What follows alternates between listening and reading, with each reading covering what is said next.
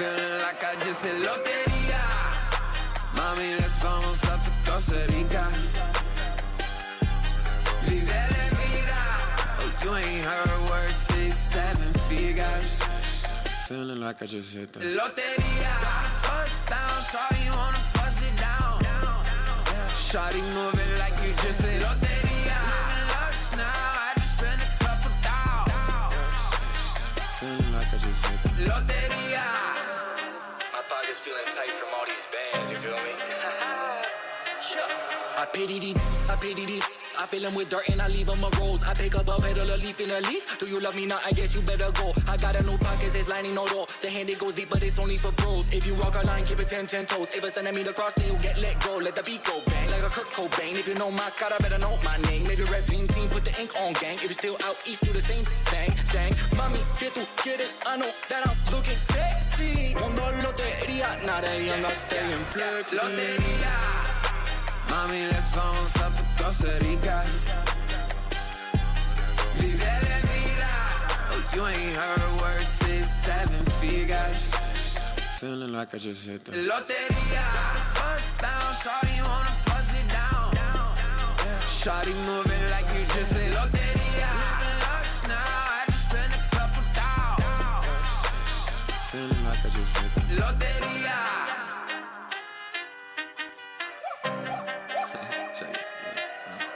I hit the corner store to grab my 40. Pulled up, just me and my shorty. Need me a pocket thousand to get lit. Then I hit the lotto, might cop a whip. Cop a crib, cop a zip. Copping anything that boosts my confidence. Then I cop the fit that got me compliments. Now I'm starting to forget what being honest is. Head to TJ, tip the DJ. Tell him go play them slaps. Then in the boat, doing yoga. Working them hips, no cap. Tell me the vibe, then I key and bring it back.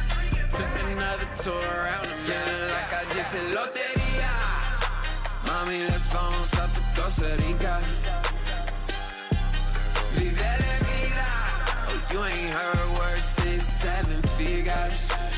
Feeling like I just hit the lotería. Bust down, shawty wanna bust it down. Shawty moving like you just hit lotería. Living lush now, I just spent a couple thousand. Feeling like I just hit the lotería.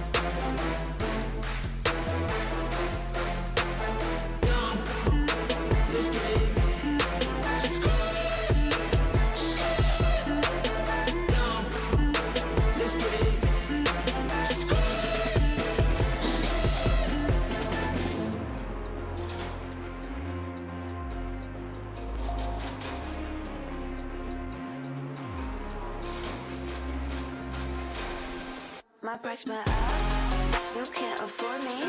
I'm everywhere, I know you can't ignore me. I cost too much, yeah, I pay just to see me. They're taking notes, so yeah, I know they wanna be me. Money makes a girl act different. All couture, yeah, I made it out the kitchen. I don't wanna listen to a boy with a severe lack in vision. I'm on a mission, yeah, I don't get stuck in traditions, nah. I'm on my business, y'all are my witness. Fill my cup with a splash of citrus. Make them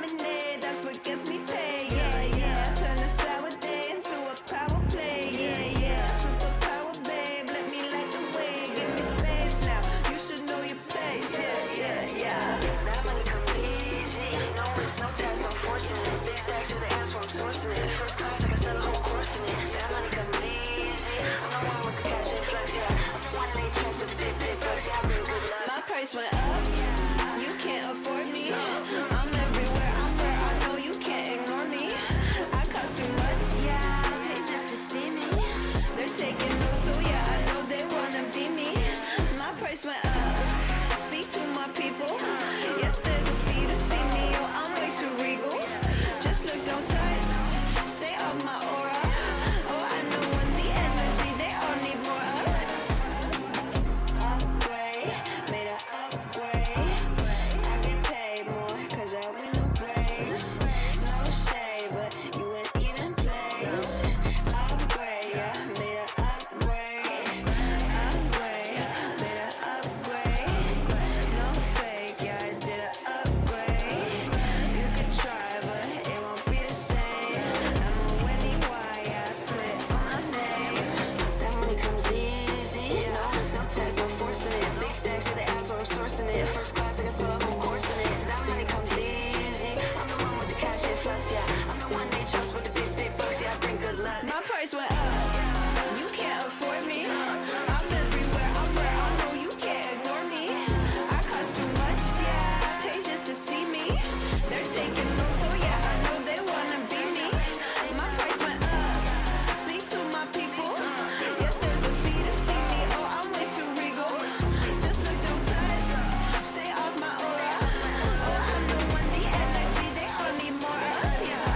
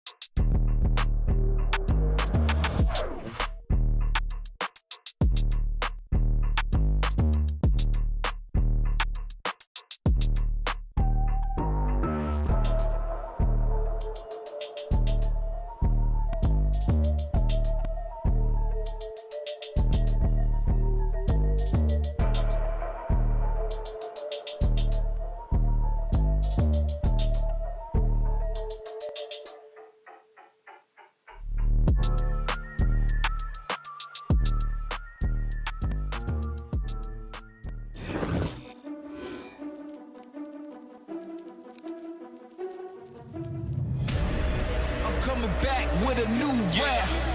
Lighten up the dark on a new path. Never can be stopped, I'ma prove that. Tough as a rock, I'm a shock, I'm a champion. Brighten up the night like a full moon. Ready for the challenge, overcome it too. Never can be stopped, yeah, the chains loose. Ready for the fight, do it right. I'm a brick by brick, never stick by stick. We gon' build it so strong, baby, grit by grit. Let's go. Thought I wouldn't make it was inch by inch. Moving step by step, quicksand so thick. Pain bite like a pit, but I got a fire in me. It just lit like a bomb tick tick. I move like the champs do, microphone spit. Lyrics in the mix, make you smile and take a pic. Hit another level every single day. What we gaining power, victory awaits. We about to break through the gate, stepping on the scene like a great. Coming back with a new breath, lighting up the dark on the night. Never can be stopped, I'ma prove that. Tough as a rock, I'm a shock, I'm a champ. Brighten up the night like a full moon. Ready for the challenge, overcome it too. Never can be stopped, yeah, the chains loose. Ready for the fight, do it right, I'm a champion. That's just great.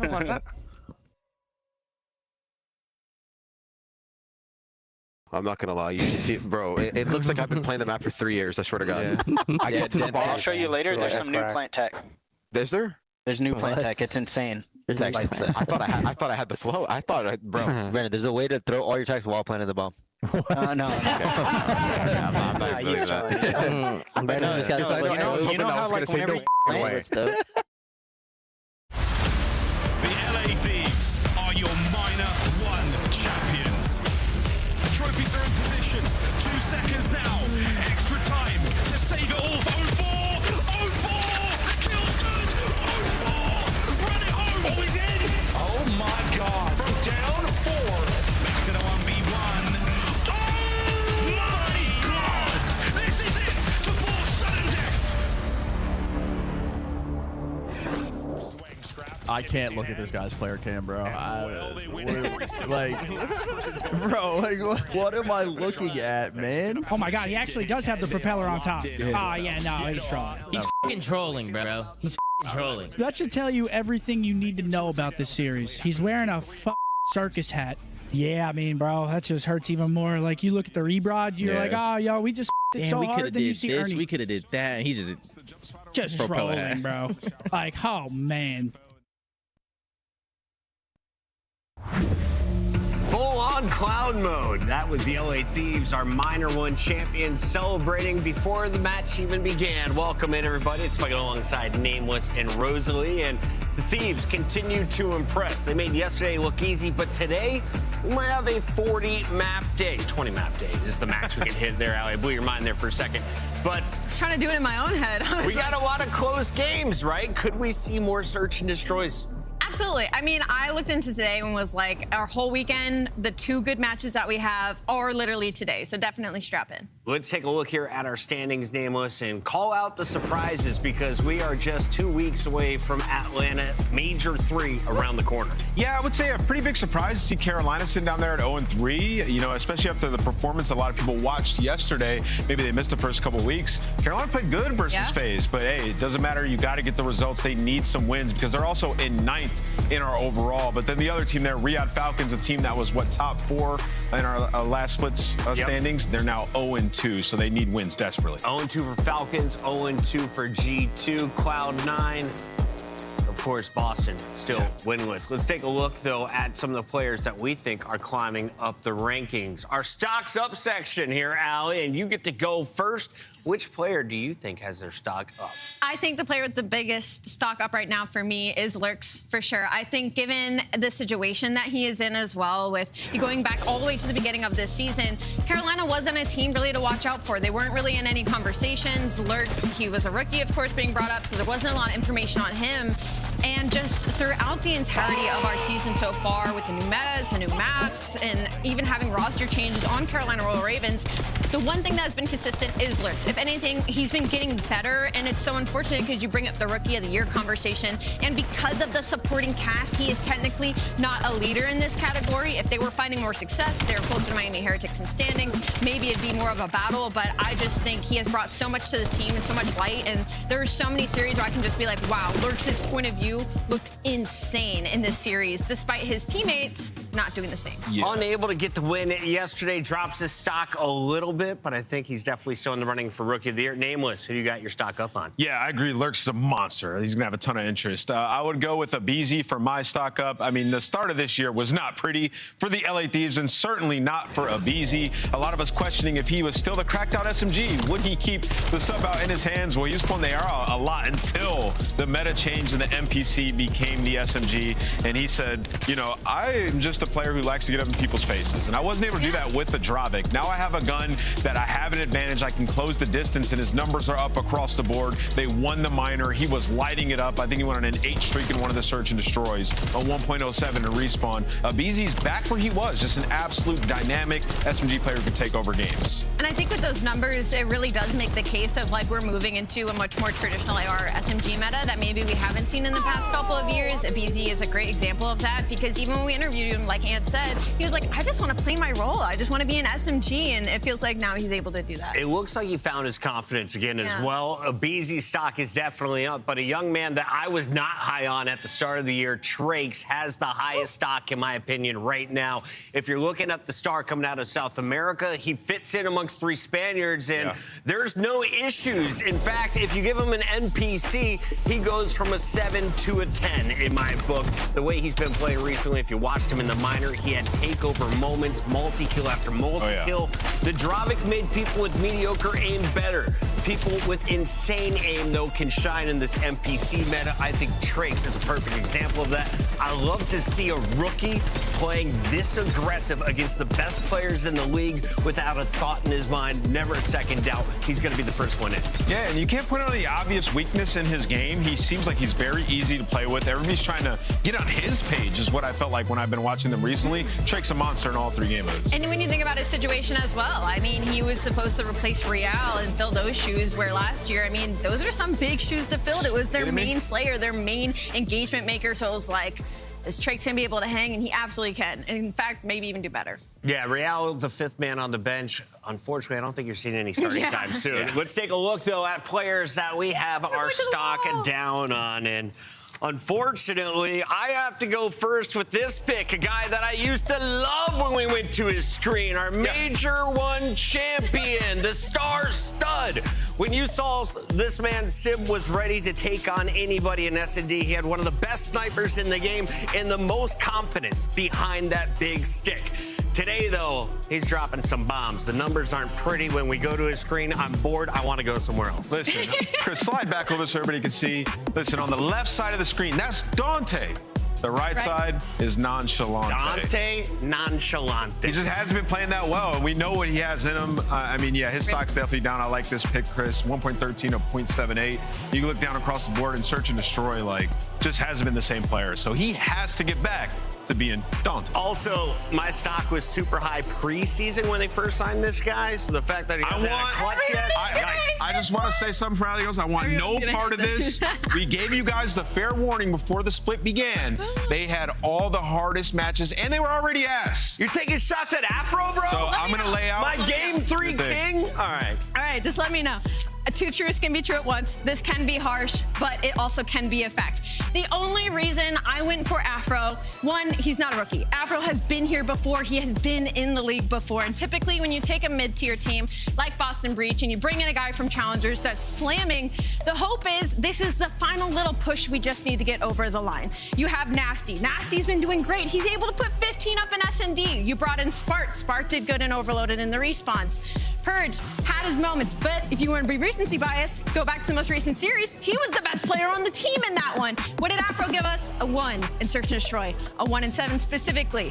The numbers, they aren't great. He's just not translating from Challengers to CDL, which I get it, but there are other players that have been brought in and able, with their supporting cast, not able to do that well, put up numbers that rival the rest of the league. Listen, Lurks is a good example. All of the rookies are a good example. Afro is not a rookie. I just hold him to a higher standard. It's her take. I don't have to agree with it. They've had a hard schedule, so let's swap spots. So here goes my angle. Stock down the stars on the Riyadh Falcons. Last split, these guys are absolutely incredible. I mean, they were a top 2 respawn team, and both these guys are playing well. I mean, look at the hot start. Celium, where he usually is with a 1.13. Pred playing well, a high Slayer rating, and doing well in Search and Destroy, 0.94. That's the best Celium's had on the year in S&D. So they were great. The hill time high, 81, I think was amongst the top of the league. Now let's swap it on over to recently what's been happening with the Falcons. I mean, they've just been falling off of the cliff. You can see Pred's now down below a 1. S&D KD is a 0.88. Celium's down here. That's probably the lowest we've ever seen. A 0.7 in S&D out of him is just not going to cut it. You're not scared of 8.7 and 8.2 Slayer ratings, right? Yeah, I mean, it's just, they just haven't been playing well. They're 1 in 9 in the last 10 hardpoints that they have played. They can't buy in S&D. And in the last series, it was Kismet who willed them to the victory. So the stars ain't starring. We got to see them start starring if they're going to get back to where they were. We've got a bunch more matches coming your way. 4 matches today, and we kick it off with a good one. Carolina, desperate for a win. 0-3 takes on Cloud9. We'll have FaZe facing off against the Heretics that beat them 3-0 in the minor. Falcons take on the Surge, and Optic plays our top 4 Koi, ? It all comes up after this first match of the day.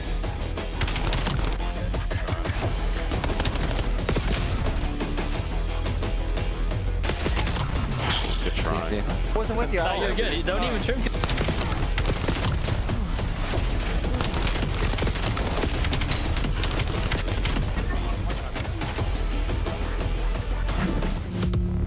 Brought to you by America's Navy and the special operators who work in the shadows. Start the season strong with the 2026 Call of Duty League Pack. Grab yourself the CDL operator by scanning the QR code on screen or check it out in the Call of Duty store in-game now. Scuff, official controller of the CDL.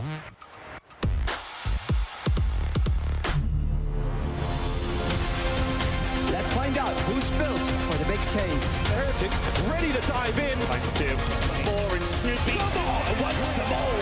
But Hydra with the switch impossible. He's making top room. So damn happy. It's Sykes. Down a bruiser. Dominance on the grandest stage.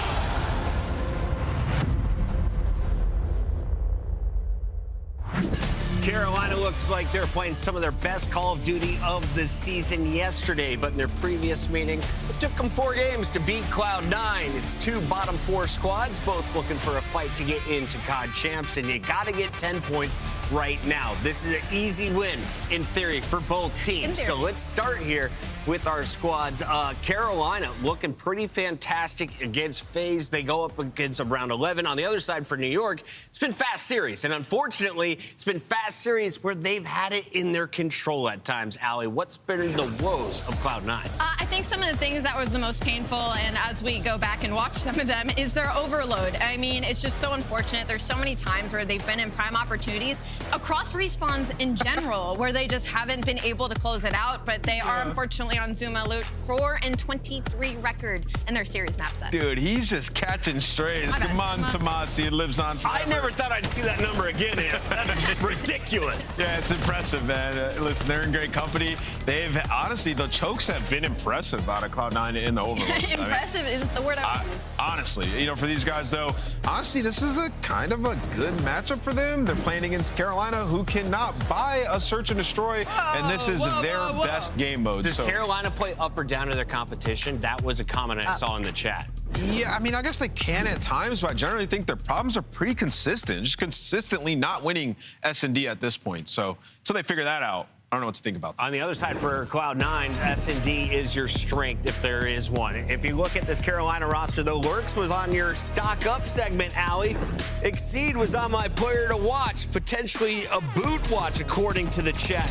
I think Exceed shut up all the haters yesterday with his play. The whole squad looked like they were clicking. If anyone had a rough one, it was Lurks, which was a surprise to me, Ant. Yeah, I mean, I thought, you know, yesterday, the search and destroy, yeah, you'd probably want a little bit more out of him there. The respawn, he was great.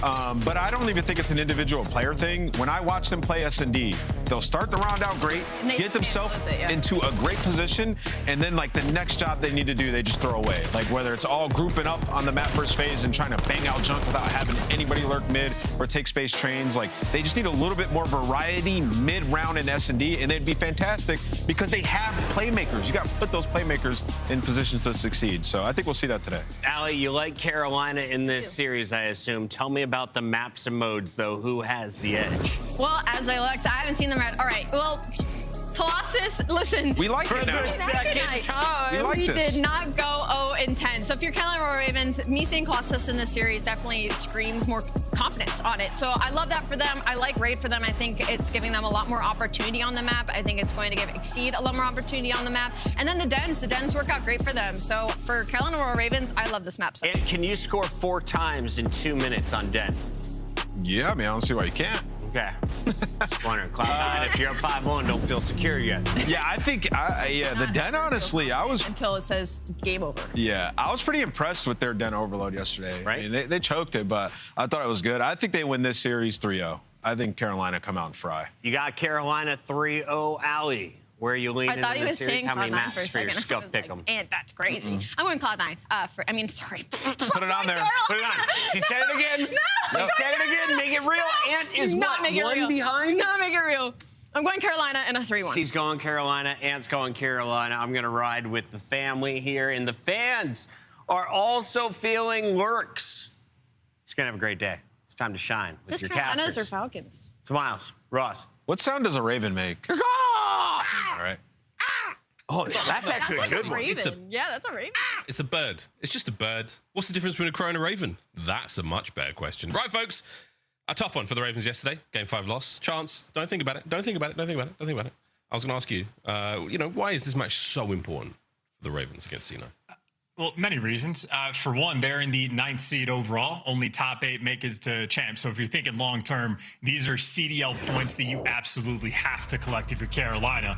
On the flip side, though, if you're C9, maybe a good opportunity because their biggest strength so far has been search and destroy, and they're going against a Carolina that has lost 7 in a row. So if I'm C9, I am feasting for the opportunity to get my hands on these birds. The bird joke's catching me off today. Well done, team. Yeah, very, very excited to see how C9 do today. A little bit of everything, man. These boys have given us something to root for. We've been cheering, we've been jeering, we've been crying, and we've been praying for success across the board in some way or another for these lads. What an interesting journey they've had in the league so far. The Ravens, man, I mean, you played such a good series yesterday. Surely this one's a breeze. Surely this one is an easy glide back to the nest to look out for your eggs and be wary of any predators. Surely. Chance. Surely. We're gonna find out. This could get ugly real quick. You can call me Shorley or Shirley. Miles, you can call me whatever you want. Just to add to sort of the points for Carolina as well. 9th seed, looking to try to take over Falcons for the 8th spot and make it champs, needing these CDL points right now. Another beneficial thing in the Carolina camp is they are actually now officially winning Colossus. This is something Exceed spoke about in an interview maybe a month ago, that they're like a, quote, low-key good Colossus team.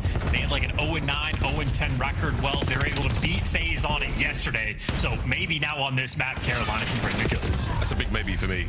So far, it's a war of attrition towards this P1. Neither team able to get some success. It finally turns that right shade of Ravens blue. C9 on the counter-attack now. Craze had himself a fantastic day yesterday. Some superb individual moments. Let's see if they can keep shining out later on.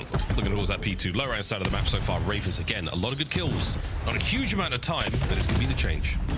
As far as P1 goes, like a decent chunk. You're not upset with it if you're dodging all the barrage invades that have been rolling through to throw up 13.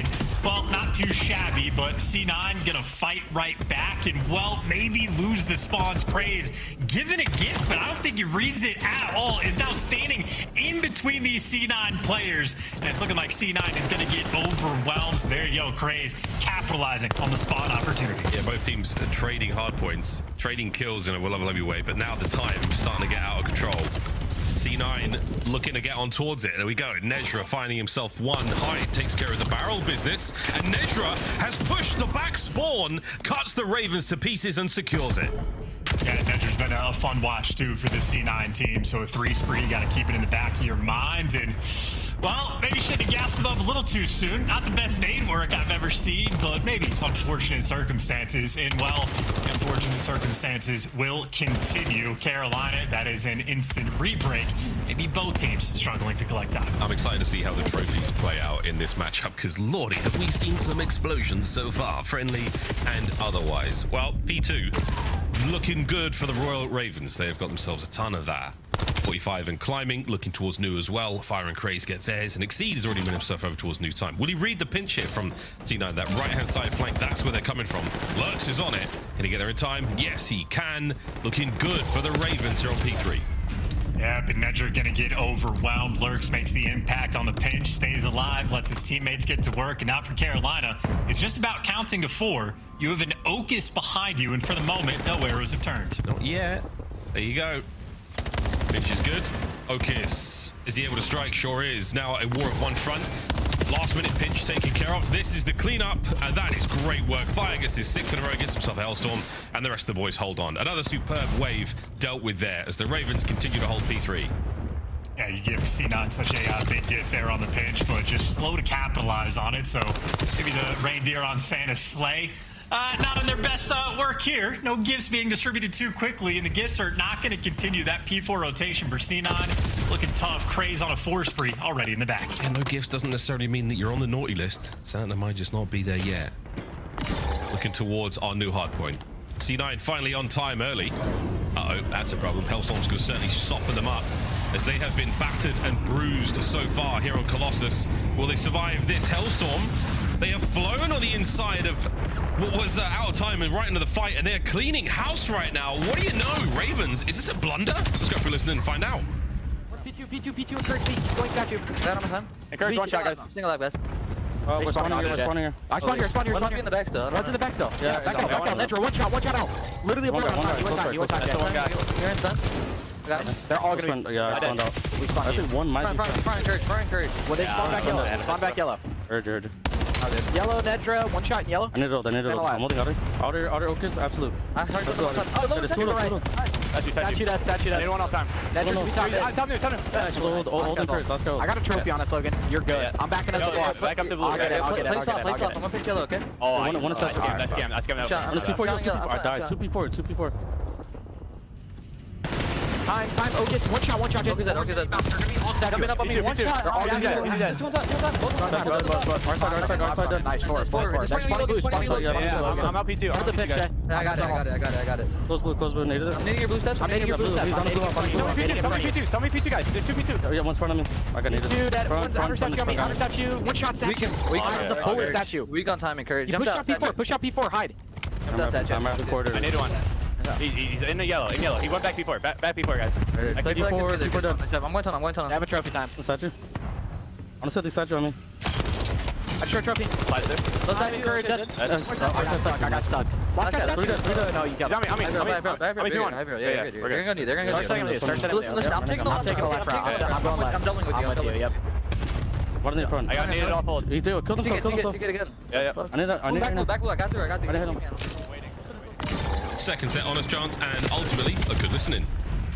Keeping track of everything when they're making the pinch plays, calling out where everybody's going to be, good facilitation, and calling out the names. So, yeah, stress-free from Carolina, but maybe the stress starting to ramp up just a little bit. Another opportunity for a C9 hold on P2. This time, they should have some trophies. Well, the stress is rising with the kills of C9. They're finally getting on the board in the eliminations run. Hardpoint still, yeah, all Ravens. A lot of friendly fire in this game. A lot going around. Hype, what a snap. Beautiful work towards time. Gonna get closed up. Nedra on the pinch yet. Times it off just a little bit and encourage. He's gonna be held back. A kill or two is all good here, but he's still gonna give that time to the Ravens. Ravens still good looks here on the P2. Back to back, first set to second. Yeah, I mean, it's super easy when you get a walk to time for free, shoot a guy in the back off the time because someone on C9 just isn't covering your teammates at all. So Ocus, a small mishap there, and it's going to be a costly one at that. A 70-point gap maintained, and Carolina ahead of the rotation. The kills flowing their way, and now it's Lurks' turn to be the one on a streak. He's got a 5. Yeah, last time we were here was great for the Ravens. They held it all together. Craze of fire, get theirs. Fire streak from last time round. It does get the Hellstorm. Lurks playing it safe. Wait for the boys to cover. You have the coverage there. Now the attack from C9. Dios mio! No, not another. I was talking about the friendly fire, and that might be the double nade cherry on top of this cake. Yeah, Ocus having a tough one in Hardpoint. Certainly for anyone coming over to Call of Duty, actually not probably, the most difficult game mode to actually learn. I mean, don't watch side door for a teammate. It's not great. If you get 3 team kills on a single hill, also not great. Somehow from that, though, C9 have at least managed to get some of that scrap time. So you'll take what little bit you can get. Of course, though, you're about to lose spawns and rotation again. I'm going to guess, though, that it was a sort of martyrdom, a dead drop.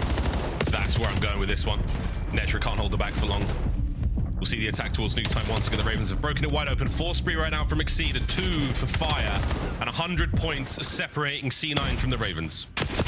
I mean, every single player on Carolina's gotten spreed out at some point. So, yes, adding Colossus to the pile, trying to deepen that map pool for Carolina. In the long term, this is a great thing for the team to win the maps that they've been picking so much. So, improvements getting shown off and teeing off on C9 here.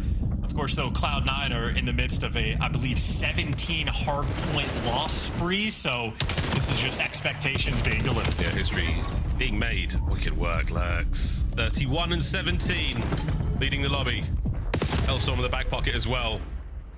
The hardpoint has been so good, we've barely gone across to it. Observers knowing that the fight is on the far right-hand side of the map for the most part there. Back over we go to P1, and the Ravens hot streak continuing here. Trades complete. Only a single man left up in that Carolina blue. Now down, over to P1 once again for the final time this map.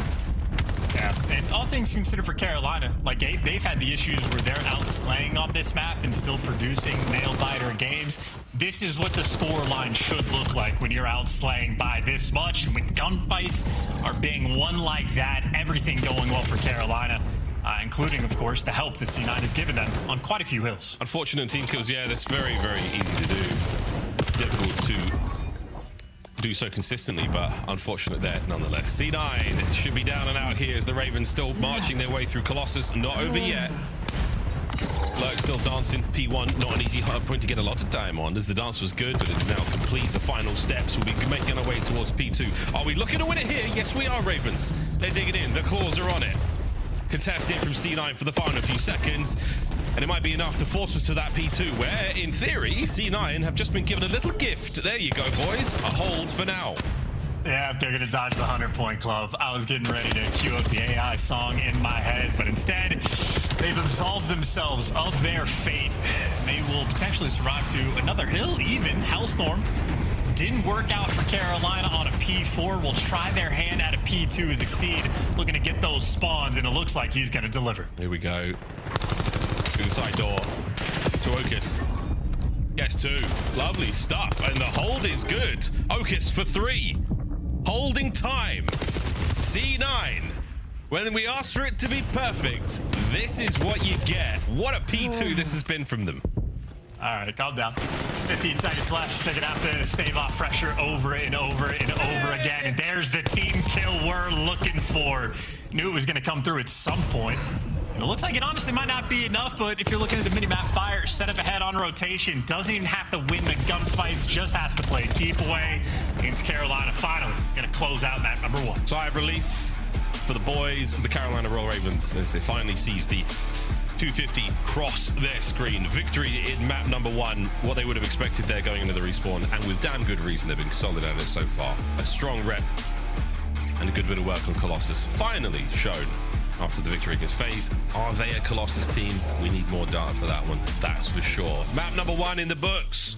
Search and destroy we go. And this is now officially the real test of the series. If there's, you know, this is the stoppable object for, you know, whatever the saying is going to be. It is a team that currently cannot win Search and Destroy going against C9, where that is their best game mode. So look at the scoreboard there, and that's just Carolina players doing exactly what they should. Praise and Lurks leading the charge, 36 kills apiece. Great job there in the damage department. Fire, new man on the squad, 2 minutes of hill time. That's exactly how they want the Colossus to go, but the real meat of this series is, in fact, the 2-3-5. And this is where we get to find out exactly what kind of Carolina we're going to get to see. Yeah, we'll get to the overload in a moment, but for now, your Search and Destroy, C9 have definitely found it. The squad not afraid to pick up wins against big squads and big teams in here in the league. Royal Ravens, good luck, lads. This is going to be a fantastic rep for them against a solid team in the mode. We'll see if it can translate into anything a little bit later on. But yeah, team kills. This was so tough. I'm not sure what that one was. That sort of fell down the stairs. I might have to rewatch that one again there. But a lot of unfortunate moments there from Cloud9. Back to the lab, chaps. We could see them play on lab for the first time. Whoa, it was an absolute doozy. God damn. Oh my, what a beast that one was. Okus happens to the best of us. And unfortunately here in 4K on the Call of Duty League. Damn, absolutely insane. Well, Lurk's getting big map out of him. The team kills, hopefully none of those in Search and Destroy. Colossus is a mess. Colossus is a small map with a lot of small hard points and some serious damage to be done. I wasn't kidding when I said we need to get a trophy in play. And even during the listening with the Ravens, I mean, someone said, I have the trophy for you. You are so good. Yes, that is exactly what I needed. Thank you. Christmas has come early. Map 1, Carolina. Here we go to Search. Oh, man, you're trying to sell the martyrdom story, and instead... I was like, maybe that's what happened. Double homicide, Miles. Double homicide. Fratricide. You know, when you talk about Colossus being like a small map and it happens, this one's unlucky. This is bad bounce trajectory. Like, this is not Hyde's fault. But the rest of them, it's a small map. You should know every single nade you're throwing off spawn on this map and have it dialed in. This is just... That's cold-blooded murder. Also, outstanding work, observers. You really caught that one. Yeah, I'd be pissed too. Hyde, though, admittedly, yeah, the stair bounce, that was a frustrating one. Well, shout out the production team and sorry to C9 fans for that little montage of shenanigans, fun and games. Big separation there in, of course, in our first hard point. If you just joined us, bit of a blowout. As to be expected, C9 not the best respawn team, and the Ravens looking good after the match against FaZe yesterday. However, though, to the S&D we now go, Chance. What makes C9 such a good search and destroy team at times? Difficult to play against in that they have like a unique dynamic of players. Like Hyde has been very creative in search and destroy. Nedra's been a guy that's bringing the goods, excuse me. Encourage definitely seems to be like a good sort of classic style Call of Duty player. And then Ocus is wild card, baby. Is he going to snipe? Is he going to be a turret AR? I think they're just very difficult to predict. And I think that they're just like very willing to be playmakers, very willing to bring out almost like S&D kid strats, do things that don't necessarily on paper make the most sense. But like if you're executing even a bad strat as a team in Call of Duty, as long as you're doing it together, you're going to have opportunities. And I think Hyde and Nedra have been especially fun to watch in this game mode. So it just is a situation where Carolina, honestly, a good opportunity. Like it's going to be good practice and good reps and force you to actually like work the map. And for Carolina, that's been like the pain point. Like they've been, you know, putting themselves in good situations at the start of some of these rounds, able to get some of these bloods. But the mid-round adjustments have just not been going their way. And against C9 specifically, that is exactly the type of thing that is going to be tested. I think at the start of the season, and I mean, for a while now, we're always interested, excited to see how well the Carolina Royal Ravens can creatively lose maps, especially of search and destroy. And that is a lot of L's. The last 5 S&Ds in a row. Last time they got a search was 42 days ago. I don't know who it was against, but this could be the day they break it. But again, a very, very challenging opponent. Have they learned from their mistakes? Have they got into the lab? We're about to find out, ladies and germs. C9. Bounce back is on. Here we go. What, 2 defenders for Carolina over towards A. Ocus with the snipe already getting shots off to sort of back you down. For the moment, Carolina, not a ton of motion. It looks like everybody's grouping up for the 4-man laundry retake. Hyde. I said Hydry, and he has got the intel. Good lord, he's danced throughout all of them. Damage is dealt. Can we send in Nezra for it? No one from the Ravens going to commit to too much there, but again, we're keeping the kills going. Back laundry, not a safe place to be. C9. Pearly White's back there. They've done the job. Last 2 members of the Ravens now still committing. Test the retake as well for C9. Every single player back down. They do not have much laundry pressure. Nedra, though, creeping up. He's got the credit spot. He should be good for 1, and that's absolutely outstanding in this position in the 3v2. Clock goes red. Opening shots. Oh, lordy, jumps right over it. There's the 1. Not enough for the 2nd, but he was good for it. That's the round. C9 starting strong.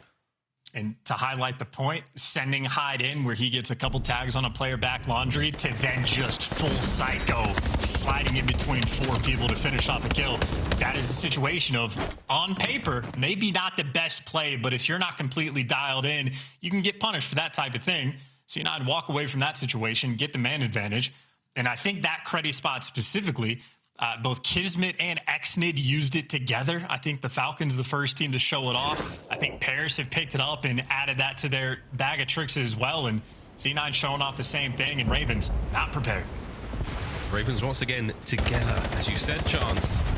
Craig's looking to be the playmaker. Gets right to the front line. Brought down. Lurk's looking for a trade. Doesn't get a thing. Hyde farming the Ravens. Yeah, wow. I mean, Ocus, nice shots down range. Last one to die is going to be Exceed here.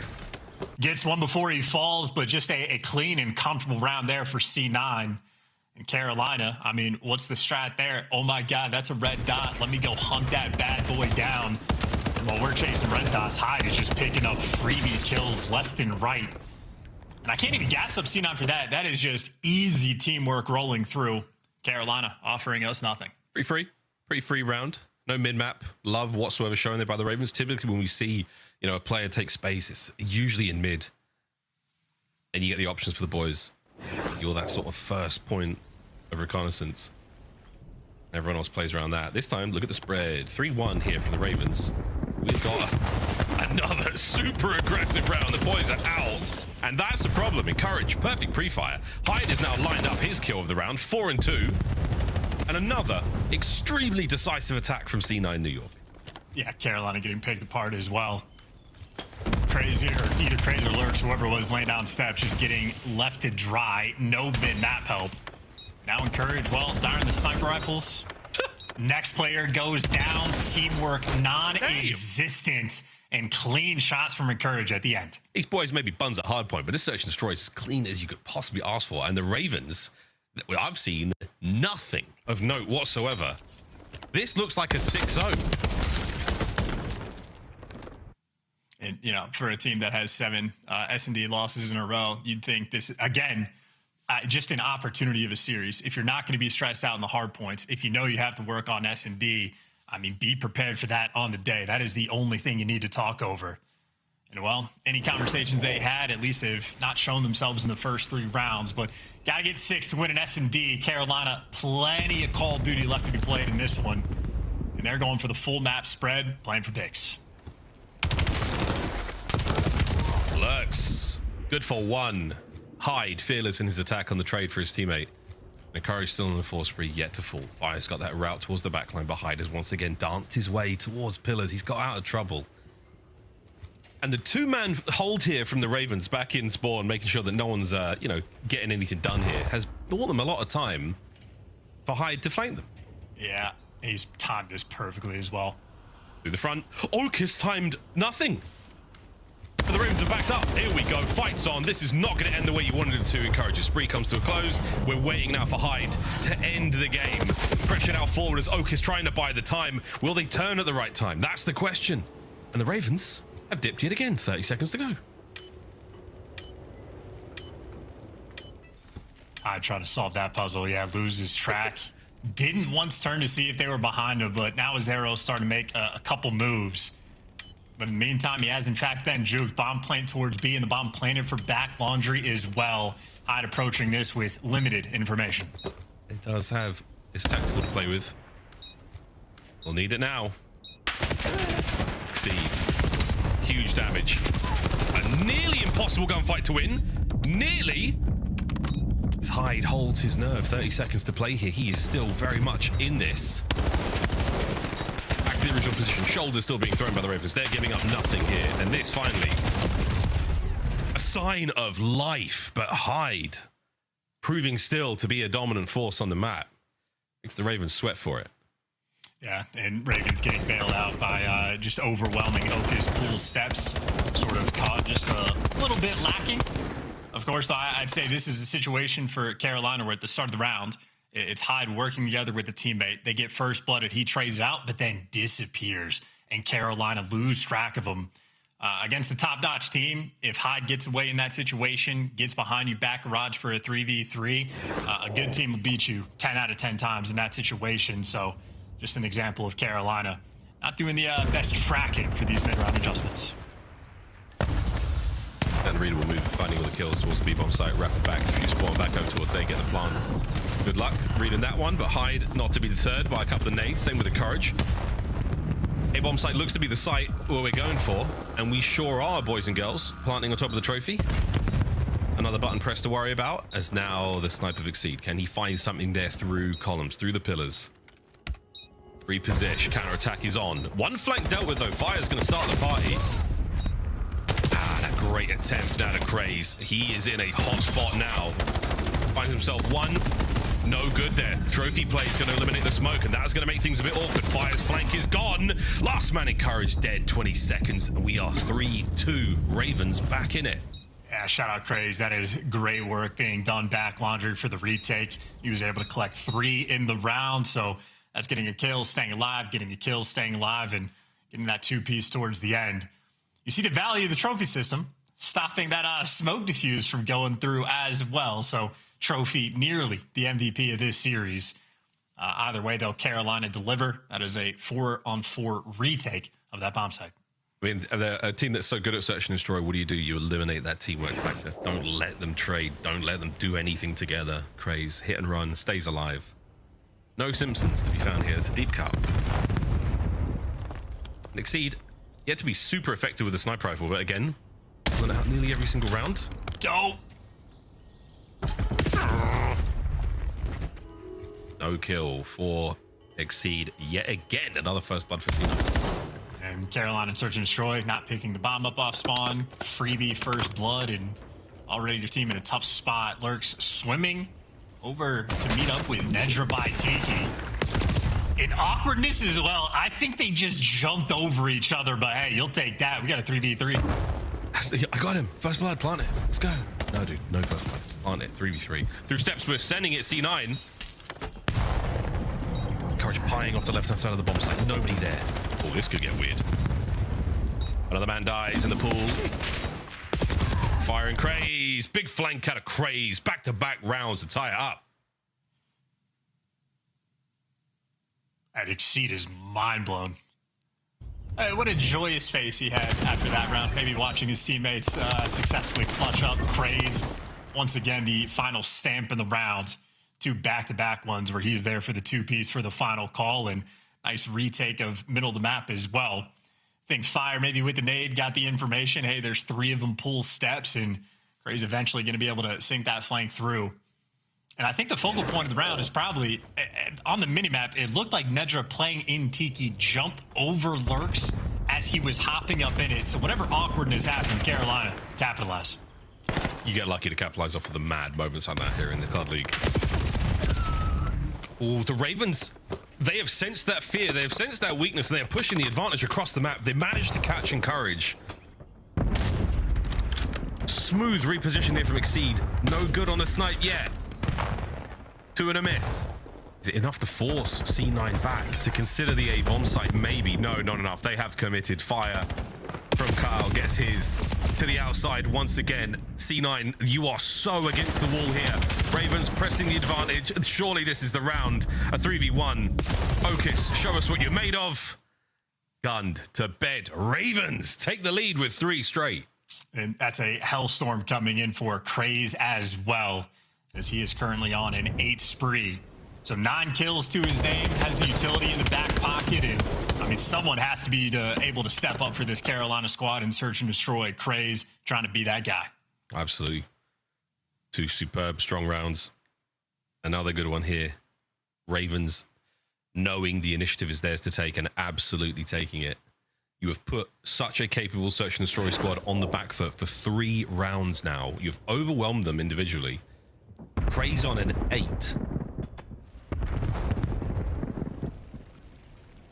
Giving him the bomb as well. He's got the call.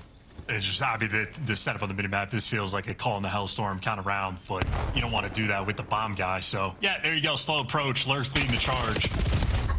And a lot of action. Another first blood by Encourage defensively on this side of the map. And Encourage gives you 2. So Carolina turtle up. I'm thinking for the hellstorm. And in reality, it's just so they can get picked apart and have no map control. Yeah, Encourage gives you the double lariat there over by Ring. Craze still roaming. Follow me, boys. Trust me, I got this. We've changed positions, pole to pole now. Ravens with a free and easy open A bomb site. Will they plant? Well, here we go, folks. C9, Encourage is going to catch the side of Craze out. Will he try to cross over again, doing this without a single bullet being fired? This is going to be the end of the spree for sure. Encourage, an easy pickings. A patient, a very sensible C9 here on the retake, 3v1. And they're just waiting for information on Fire, which... Oh, 1v2 now! Wait a minute. Wait a minute. Hide on the defuse. Fire will not be able to see this, nor check it, and that should be that, ladies and gentlemen. What a round. C9, 4-4. I mean, nominate that one for one of the worst rounds of the year, by the way, from both teams, start to finish. Some of the ugliest Call of Duty you're going to watch. Doing nothing off the opening break if you're Carolina, just turtling up in spawn for Encourage to pick you apart. Craze going to a cruddy spot that I think we've seen succeed once in the preseason, and every time since then, you've just gotten obliterated. We got guys falling off the map, which is not an easy thing to do on raid. I think there's probably been years where it's not even possible. And here we are, tied up. Not had a chance this disappointed. This is the last time we've played. And then they didn't even play for the middle of the map, and he's playing for the clutch. They handed you a 1v3 clutch, and it's just not even possible to get it. So this is just... It's okay, we're swimming. We'll swim. Hyde should be on for the flank here. Nice nade. Exceed's gone again. Minute to play. Bring that bomb up, boys. Courage has been a force here on Raid. That 10 and 5 looking good. Should be 10 and 4, but it happens, ladies and gentlemen. You got the flank here, brother. Oh, he gets it. Nice work on a Craze. 2v1 down to fire. Last man up on towards the bomb site, showing a little bit of pressure, so showing some presence. Nezra with a bomb, he's out, he's planting A. Heads up moment, and Fire knows it's going to be a 2v1 over by Ring. Yes, and Nedra plans for the art side of the map. He should comm that to his teammates so they know exactly where to look and play from, and C9 doing exactly that. So Fire needs to get eyes on bomb real quick to start to break this one down. He's cleared half the map, but yet to find either player, and he doesn't check the default spot. So yeah, well, that's how it goes. Cut down. C9 take the lead. 5-4. Come on, Ravens. Give us the round 11 because you know it's going down there. That spot, by the way, sort of in spawn, like the zig steps towards like the back middle spawn. If you're trying to play this map in ranked, steal that one. That's had success in 3 different rounds so far on this map. Meanwhile, the Ring credit spot, 0. Front laundry spot, fantastic. Laid down front laundry for the post plant setup works like a charm. Got to add these to your repertoire. We have seen 0 success from that spot, as good as it looks with the Ring spot. All right, Craze, here we go. Hellstorm. This boy's gonna be able to safely make it into kitchen. The kitchen has an open roof. Laundry should be safe. Basketball should be safe. Take over that B-bomb site and get that bomb planted. Here we go. Might be good for 1. No. Excellent work, C9. Dodge that Hellstorm. Map complete control now to the Ravens, and that's gonna be the bomb plant. Courage gets himself in there. That first kill, great. Okus picks up the next. Man advantage to C9. Oh, baby. Craze sends it. And here we go, Hyde. It's all down to Lurks. This is for the search and destroy. We're on the defuse. And that will be that, ladies and gentlemen. C9, 6-4 final score. They tie up our series. Yep, and just an opportunity for Carolina to get some S&D rep practice in, and well, they need some more practice. Took a long time to get that bomb plant down, even with the Hellstorm sort of forcing all these players through, and then your coverage over the bomb planter guy. I mean, he gets left out to dry. You at least trade the kill, but I mean, Courage could not possibly be more exposed, standing on top of the bomb site effectively out in the open, but him and Okus there to back you down. And it continues. C9 is a team that will force you to bring the goods in search and destroy. If you don't, you will get punished. That is double digits for Hyde, double digits for Encourage, who also managed to get 4 first bloods. So Encourage threw up a very solid performance. And the rest is C9 right there to follow him up. That's a clean 6-4 victory. Meanwhile, Lurks 2-9. Damn. He might be the guy to figure it out. Just channel your inner Abizi. He's got the talent for it. Run it down. Be the first blood guy. Plenty of VOD available. VOD in real time if you're watching on YouTube. You're able to go back and literally piece it all together right then and there. Well, folks, C9 started things off very strong. It had the makings of a 6-0, but 6-4 our final score. Well done to the Ravens for showing us something there in the middle of the series, or the middle of the map. Towards the end, though, absolutely not. C9 tie it all up. Not a massive surprise. The surprises are in now. Coming up in the overload, boys and girls. Strap in, because quite literally anything could happen after this break.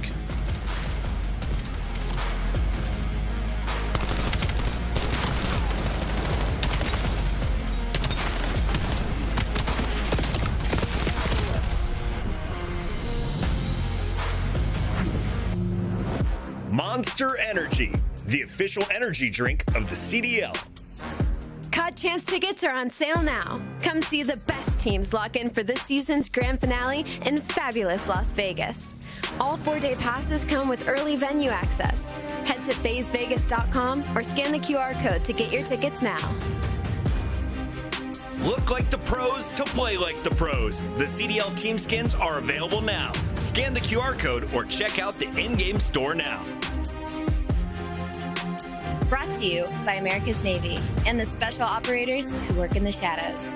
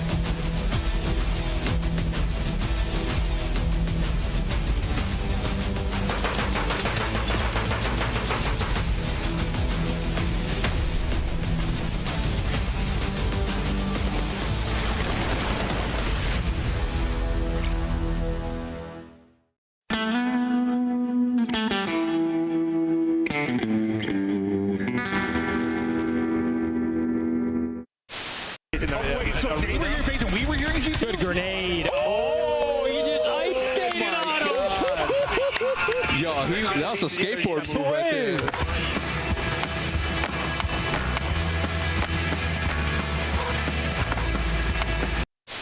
We got Fame here. Fame, how you feeling, man? I'm feeling good. Happy to be here. Fantastic interview as always from Fame. Wonderful lad. Trusting, go back, rewind it. What happened, bro? Huge upset. Right at it, huh? Man. Oh. In a grand final. What the is going on? It has been a number of upsets in the opener in our winners bracket. After that, things started sorry, Puma. Massive. He's dead. Making that little. No, if you would really call it. Find me this guy, bro. I'm pretty sure it was. I'm pretty sure it was Cowboy. No, I need somebody to find me this guy. Whoever this guy is, whoever's at the venue right now, you find me this guy. Yeah, Tom's got a 10K reward.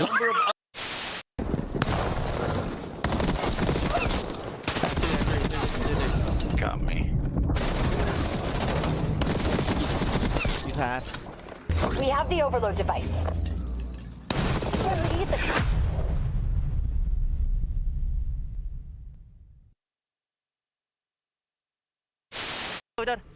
Yo, one break now. That's great. Lost his front. One more. Heavy on AG. Get him. I'm blocking. Let's front. Lost his front. So nasty. Go, baby. Holy that's the one.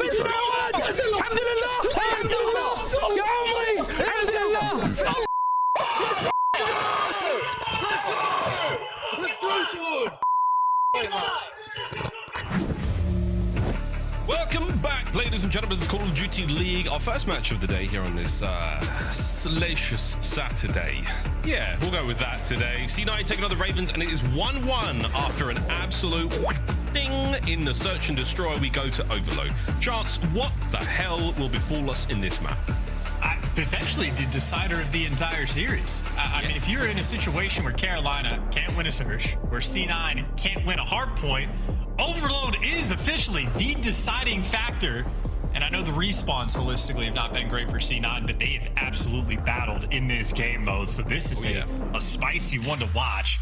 You might have a situation for Carolina where they are around the way from dethroning the Major 2 champions and getting a really nice win under the belt. Well, they might fail that and then a day later get beat by C9. So this is the opportunity for Cloud9 to devastate them. That is right, boys and girls. Not a lot of Fridays left. I'd be telling you to buy the 3-day or 4-day package, but that's gone, boys and girls. That is sold out. You had your chance. We told you week after week after week. Here we go. Into the Overload. First half. What an incredibly important one this is going to be for the Ravens, boys and girls. If they lose it here, you might as well split the team up. Well, they're getting split across the map right now. Hyde pierces his way through, gets the kill up in top window as well. And if any of his teammates were remotely near the objective, man, they could have cooked something up, but they've just not made it here. We go well. All of the mid-map covered in C9 right now.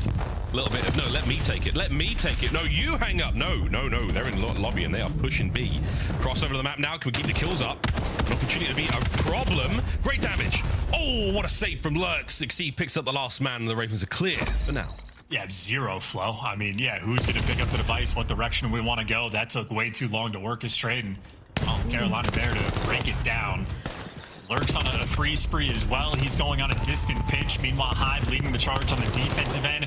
Right into nades, but trading back and forth, and Exceed doing what he can to slow these players down.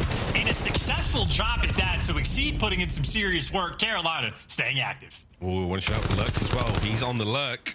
Quite literally. Hyde helping out here. EMP making its way through the middle of the map. Options for the Ravens, and possession makes sure that C9 are unable to make any big moves happen. They still have to contend with this, and this is the move though from Hyde. 3 dead, straight across the map. He's put himself in the right position. Can his teammates help out in this regard? Got to get the kill on the mid-cut guy, or grab the EMP and just run it, lads. We've lost the man on the front of the column, so now C9 back to mid, back to the drawing board, and back to reality. They should lose possession here. And C9 Yeah, that's the back foot. Ravens attack again. Perfect. Waiting for someone to fall off the map so I can go, whoop, there goes gravity.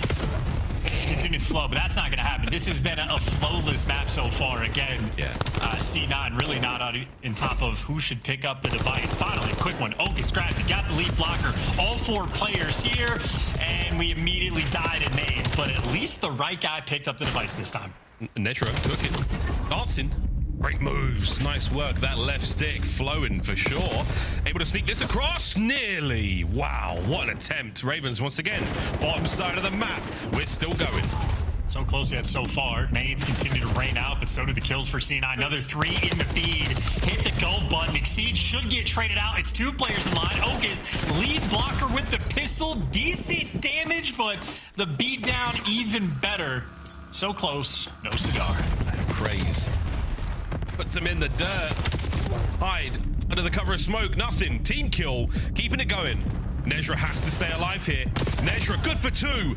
The third. Nezra saves it alone. All right, boys. We've had enough of this bottom map shenanigans now. Looking towards the top side. Fire already on the rotation. Already defensively in position. He's pulled them across. Mid-map. Here we go. Ravens, how will they respond? Well, I mean, hey, dude, if you're C9, why not rotate it? You've been stuffed. How many times do you have to get smoked over by Dojo before you realize it's just better to go the other? Why would they not? Is it in yet? Is it in? It's not in yet. It's a cross up towards A. It's up. It's good. It's in. It's 1-0 Ravens. You know, all right, Miles, for all the trash I've talked to you in particular about where we're taking the device in overload, I take it all back. If we got pro teams making these types of decisions, you're in the clear. Thanks, bro. I'm absolutely still in the clear. Shots from Nedra once again off a spawn, but an ugly but effective capture nonetheless. It's on the board. It's in. That's all that matters right now. Exceed brought down finally on that little run towards Tin. Now it's Lurks. He's gone as well. It's a 1v1. It's over. It's done. And surely someone from the Ravens picks this up and keeps the play going. Well, and again, this is day 1. If the device is on the low side of the map, this is a long-term advantage for Carolina because it's just easier to score in this direction. They're trying to set up the play with Lurks on the pinch. For the moment, nearly everybody on C9 is a little bit turtle. So Lurks is the thorn in their side, allowing guys like Exceed to get to work. But Nedra, again, defensively, huge 3-piece to slow it all down. Yeah, I think defensively, you just send Nedra in alone. Everyone else watches the flank because that seems to be how it goes. Well, 20 seconds, folks. We could tie it up here. Encourage. He is sending it straight into the hands of the Ravens, who now have possession with 15 seconds. We need to see this change hands for C9 to stand a chance here in overtime. It's not going to happen. Final few. We're going to get the attempt. We will get extra time. An opportunity for the goal, and it's good. It is in 2-0 at the half. Thank God for the Ravens. Again, just to highlight it, if you're playing this game in ranked, and this is really at any level, if it's a mid-device spawn and you're going the direction that C9 was, so you're attacking the right side of the map, your primary route, if the device is middle or low, is to take it through mid. Your secondary route is Dojo, but that's really only if you get the kills. And if you ever have the opportunity to wrap it towards lights, the top side of the map, that is delightful for you. That is where you want the device to be if you're spawning on the left side of the map. So just the fact that C9 had the opportunity, the map played into that, and they just constantly said, screw it, let's go get smoked again over by Dojo. Well, you saw the instant response. They get wiped off the board. Carolina get a cap all but 20 seconds later. It is really important at this time of year, and again, I'm speaking to my diamond lobbies at this point, to do the default stuff or you will get punished. Keep it simple, stupid. It's crazy keeping it anything but simple on a 4-spree. A sneaky Nezra for a second, but he's brought down. Possession right now to C9. The attack is on. Which way will they go? Chance, they're on this side of the map now. How would you like to see C9 approach this? Yeah, primary, you always want to go through low. Occasionally get forced through mid if you want to set up something fancy. That's great. But if you try to jump it into top broken, well, that's just going to be a nightmare to ever go and collect. Yeah, good luck, mate. Well, Praise will be in position. Look at how difficult. Why would you ever bring it up top broken? Miles, this is actually the thing I yell about. You don't run it mid. That's not the first thing. You take it low. Guys, it's getting very personal today as the overload devices reset back to mid. Okay, so encourage fighting their way forward. And again, Ravens have been very much trapped on their side of the map in this half so far. Encourage gone. 2 from Craze there with a superb Semtex. Exhibit B, why you don't want to run it through mid. Again, it is very situational. If you got the lead blockers, if you got clearance, if you know guys are coming off spawn, but if you're just default trying to make that happen, fade it. Kills there towards the bottom side of the map. Dojo looking full of C9 players. Lurk set up for the mid hit. Oak is about to make some noise upstairs. He's surely not going to let this EMP device get through without some damage. You don't have players in position to pick this up, though. If you are C9, you have fanned out across the map. You found all the kills. The Ravens, ineffective so far in their mid-map pressure, even with the snaps from Lurks. They're going to lose another one here in Craze. Again, a lot has happened for no movement of that EMP in the last 2 minutes. Well, in Carolina, of course, no, they don't need to move the device right now. They just need to play protection. You get 2 in the feed, maybe there's the idea, but as Encourage strikes back, for Carolina, their job is one thing. It is to play keep away. Keep that device out of their hands right now. Fire the tiptoe towards mid. All the corners checked. Nezra walks away with 1. Fire once again for that mid-cut position. He is on Overwatch. Don't let it get picked up. Don't let anyone get near it. C9 back to spawn. Dojo starting to get flooded. We could see the Ravens get a pick up here and make a run. There it is. Go button has been hit. Encourage massive damage. Whoa, shots on the next map, but no good for the kills. And again, we're going to run this right through the middle of the map where the defenders are. And what do you know? It's down and out. Nezra once again a big save. Craze can't get the kill. And here we go, C9. We're on the attack. Yeah, 2 minutes left to play in this one. Lurks already with the corner. Well, he makes a little bit of noise so they know he's here. Does a good deal of extra damage, though, so his teammates coming in for the cleanups. And as you take down 2 players, well, I don't have bodies for C9 to get the score just yet. They need the reinforcements, but the troops are here. Yeah, holding in position, waiting for the go button. Mid-map, starting to stack up. There's the first kill on the man through Broken. Exceed playing the box close. EMP makes its way through. A spawner there towards A. Lurks is on it. Instantly back off spawn into the fight. The lineup is good and they get the kills. EMP so close you could taste it. Okus, last man, holds his nerve, holds the kill. As another defined, but it's Fire who puts the play out. 1:30 to go. And already, well, Exceed, he's pushed up well, truly past Dojo. So if his teammates can at least trade out Hyde, you might be good to go for the score, but they've slowed down tremendously. Now you got players in towards mid-cut, and Exceed might just be rendered useless on the map. Yeah, gone. Cut down. He's still going to stay alive behind enemy lines now. He doesn't have the hit points or the resources to keep it going. His boys have got to fight forward, and wait, they're doing just that. And Exceed somehow, he has survived. He has survived. But the defender's there onto Dojo. Craze making his way forward. Superb work with the Pistola. Is it enough, though, to keep this play going? You've got the numbers. Ravens looking for the 3rd. Ravens off the backboard! And he does it without getting a kill. 3 for Fire in the feed, and 3 for the Ravens. Fancy moves and a nice wall hop. Again, Dojo might not be the preferred route, but once you're getting those frontline kills, got a guy in position, well, you can facilitate like this. Now you got Exceed on the foot race, trying to slide it through, and he gets the detonation as well. And Craze gets to pick him apart with a 3-piece. Would have been a close game, but instead Carolina just simply snap, and C9 has stopped shooting back. Craze is feasting in their spawn. Bam! 6 in a row. 5 captures on the board for the Carolina Royal Ravens. And they can now taste that 3-1. It was 2-0 up until 40 seconds ago. And the Ravens will close it out. Bye-bye, Den. 5-0, the final score. We just played an entire game of Overload where I think the top side of the map maybe had a single Lurks pinch roll through to go over towards P2. We just played 2/3 of that entire map virtually for 10 minutes straight. So not necessarily playing with the ideas, but for Carolina, the bully ball absolutely shining through. Just outmatch them with your firepower. I think Craze especially lighten up the kill feed there towards the end. Really impressive stuff. Yeah, man. He's had a couple of great days in the league so far. He had a strong showing against FaZe yesterday, and now search and destroy every now and then. What, 3 rounds, 2-3 rounds here or there? Good work in the respawns. 35 and 25, north of 4K in the damage department, and you certainly managed to cut the legs out of C9. Their series looks impossible now. We will have to see the finest hardpoint they've ever played in the next one in order to stay alive. If we go to the search and destroy, you may as well give it to C9 then. But by God, it feels impossible now. It does. And how about this stat, Miles, as well? Kills as carrier. That is 7 kills holding the device for Ravens, and that is 0 across the board for C9. So even for Carolina, just keeping control of it. We had a great example of Exceed early on with the pistol, where he held the device for maybe a minute, waiting for his teammates to sort of get in position, buying time for them to go on the pinches. Carolina ultimately with better flow in this regard. And this first capture was a great juke as well.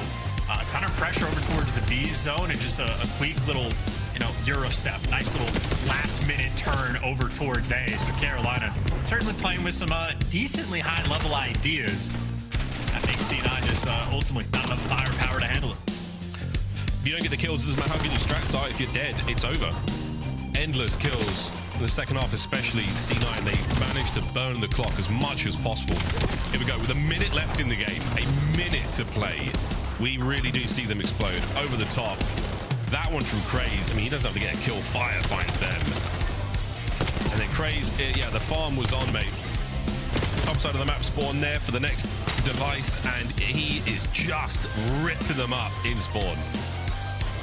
Just an example of how to demoralize a team, maybe going into map 4 as well, because Craze definitely a nightmare in those final moments, applying the pressure, but that might very well be the series. Then Hardpoint, where C9 is going to be forced to respond, where they're currently on an 18 Hardpoint loss spree, so a very tough task. And then a map as well that is very punishing for mistakes. If you're talking about the tippy top level, if you're having any moment on a hill against a top team where you double team kill your teammates with a nade per se, might be the type of situation that'll just straight up lose you the map. On Colossus, you have more bailout opportunities. On Den, you do not. If you do not play this map mistake-free, you will absolutely be punished. You will be punished from start to finish, one hard point to the next. Here we go, folks. This is possibly the last map of the series. We're going back towards what map 1 looked like. Talking of that Colossus and Lurks and Craze, they had themselves a time. 251-38 was the final score. These boys, absolutely instrumental in it. Got warmed up, man. SMG is on Colossus, and they're just having that neck-and-neck sort of kill race battle. So Lurks had the edge there in the KD and damage department, and the hill time as well. So Craze obviously bounced back in the S&D, played extremely well in the overload. But I think Lurks probably wants to take his turn to tee off on C9 here for map number 4. Well, we'll see who gets to run it. But both of our players excited to see how this one goes down, because again, for the Ravens, you are so comfortable and much more confident going into this map now. The 5-0 score was ideal. Another hard point. You know the mode. Your team has shown it. Surely you close it out here. For the Ravens, this is it. This is your series. You lose this, and it's basically done.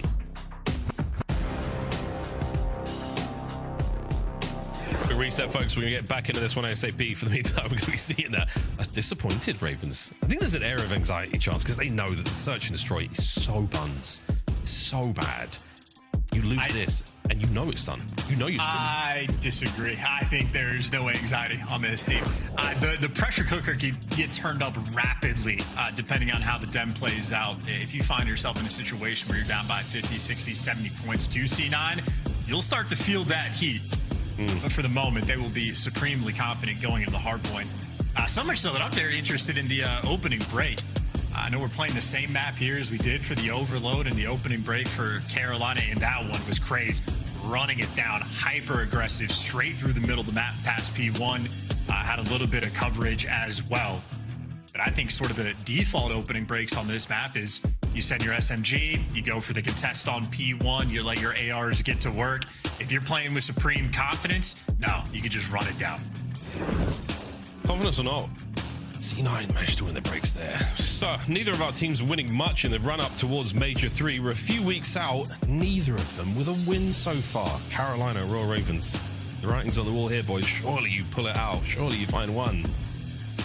Sadly, they could not put a blemish or a stain on the record of FaZe yesterday, who sit 3-0 atop our standings.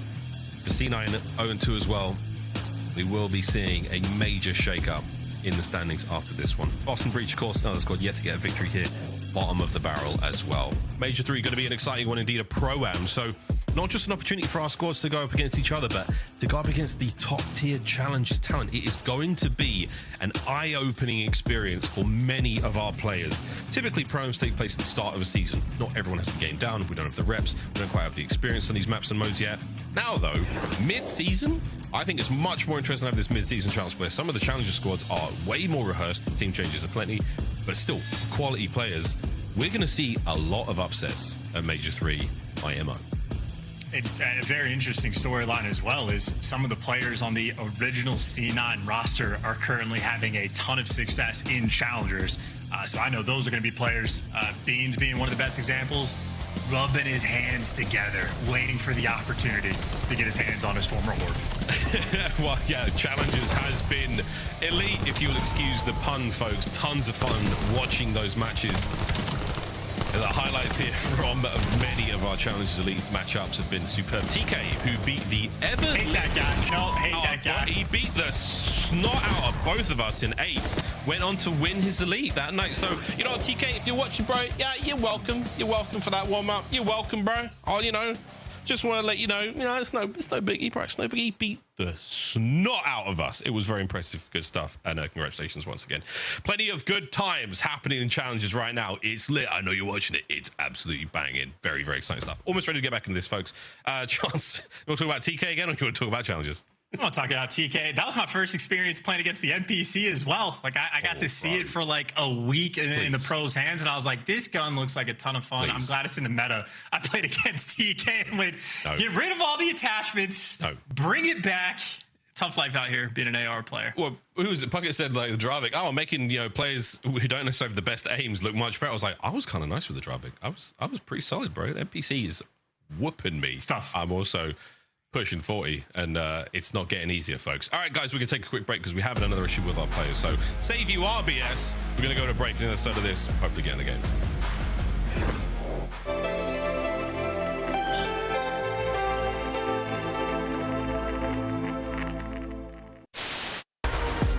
Welcome back to the CDL. Wow, what is going on? He's the master of fight. This guy is just, that's unbelievable. Okay. I knew we were coming back to him. This is not what I was expecting. Happy birthday to you. Oh my God. Happy birthday. Too weak. Get killed. There's two. You can refill your secret in a second. She's one more back door. I know your secret. Secret. Back door. One shot. Holy Eric. Last one. Nice, Eric. Good story, man. You can't kill me. What's your... I have a streak. We gotta find him. You guys get smokes if you're a little weak. He's from the outside. Eddie. You're right. Close, you're right. Let's go, baby! Come on! Let's go! Let's go!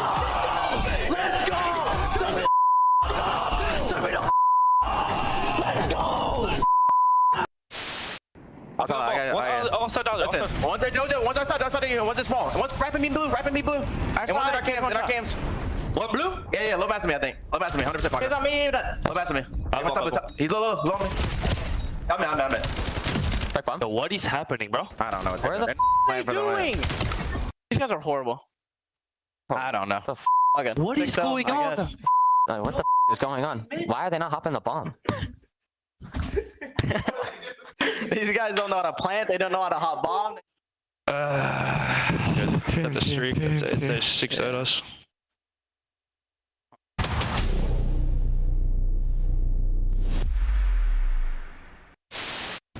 Behind one. Top one now. Frosty dead. I'm in their spawn. There's gonna be another one on me. I'm pressuring. Was Rooks or Jay?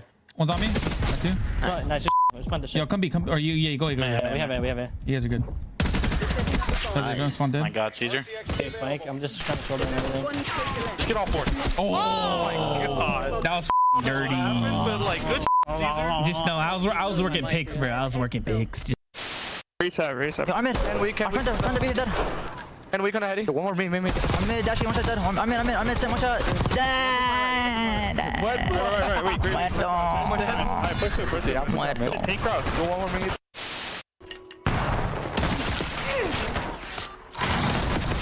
Oh my god, you hit that as Jeej.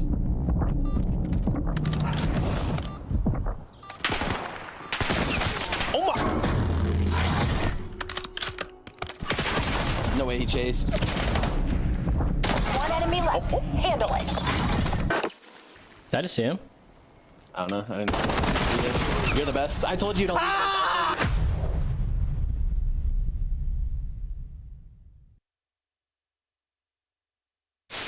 Pistol on. Wait, try the bombs, guys. We're planting the bomb. Oh my god. God, ball, come on, give it to me. Bomb is armed. No, I don't know if he gets some. Behind you.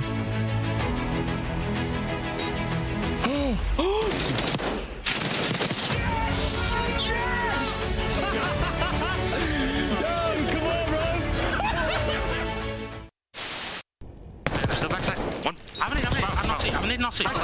Stuck. Hey. In the corner. Absolutely. Coming. Hey! Holy shit. Let's go, boys. What the fuck on? I'll take that. Defuse. Come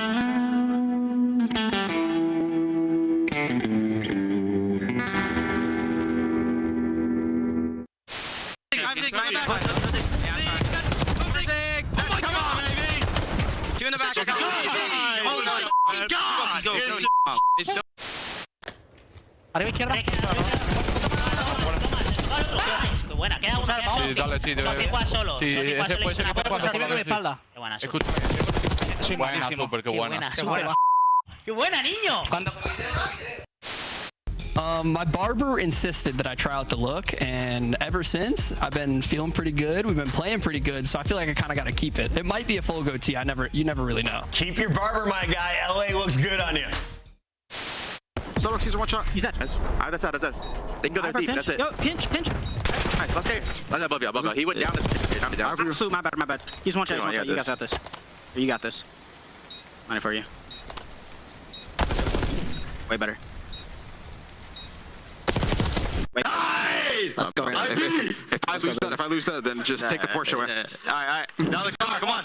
Yeah. Here with you. One shot. You one shot P2 if you need.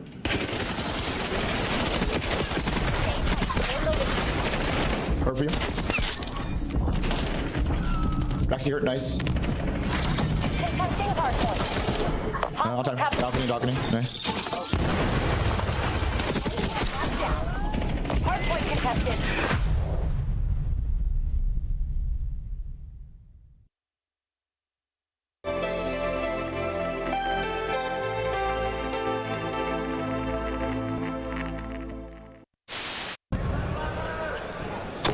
In game 5. Oh no! 4v2. 30 seconds. You see him? God, 81 bullet. Both of them. God, 81 bullet. I just shot the ball. Good try. I didn't know it looked like that, bro. Bro, I saw the guy on the left and I just tweaked. Nice. Come on! Let's go! Come on, Benjay! Come on, Benjay! Oh man.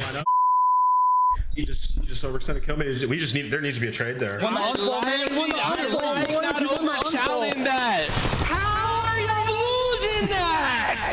Oh my god! No fundamentals out of the full pro squad? GG. That's the problem. You gave them all the time in the world, and now Ultra have set themselves up perfectly for the barbershop hardpoint. The apartments, the alleyways, all the nooks and crannies are now full of Canadians. And you have a BZ at 9 and 22, and this is only a 20-point game. You're looking at big plays in the final moments, but Envoy takes down 2. Envoy the front line. Second tick is done. A BZ is cheating. A BZ is cheating. That is filth. Series isn't over yet. FaZe now a chance to smile.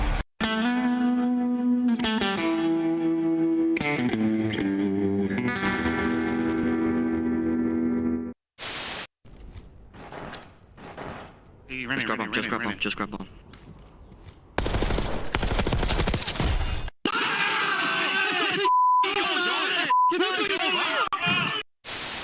Don't don't play with this guy, bro. The number is right now. so like, Investigate him. Actually, does it?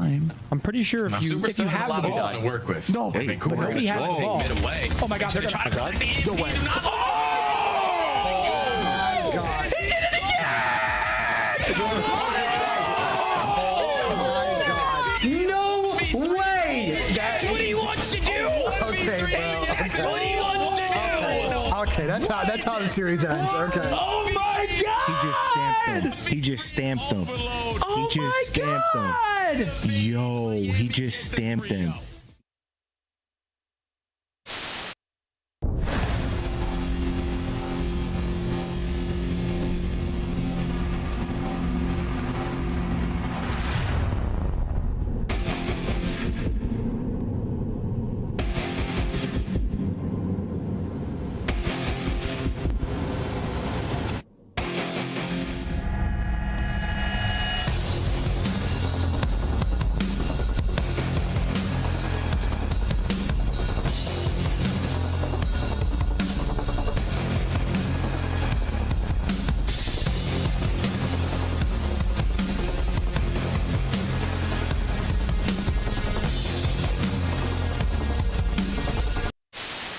Listen, where am I looking here? It's Mother's Day, all right? Call your moms, all right? And maybe I'll call them too. Stun Zig. Zig dead. Weak. Front window dead, damn. Back spawns. I'm gonna get one more kill here and then I'm rotating. Alright, lad, I'll get 2 more, then I'll rotate. I'm here. He's dead. Got one, there's another one in the back on me. In the back dead. Last guy hill.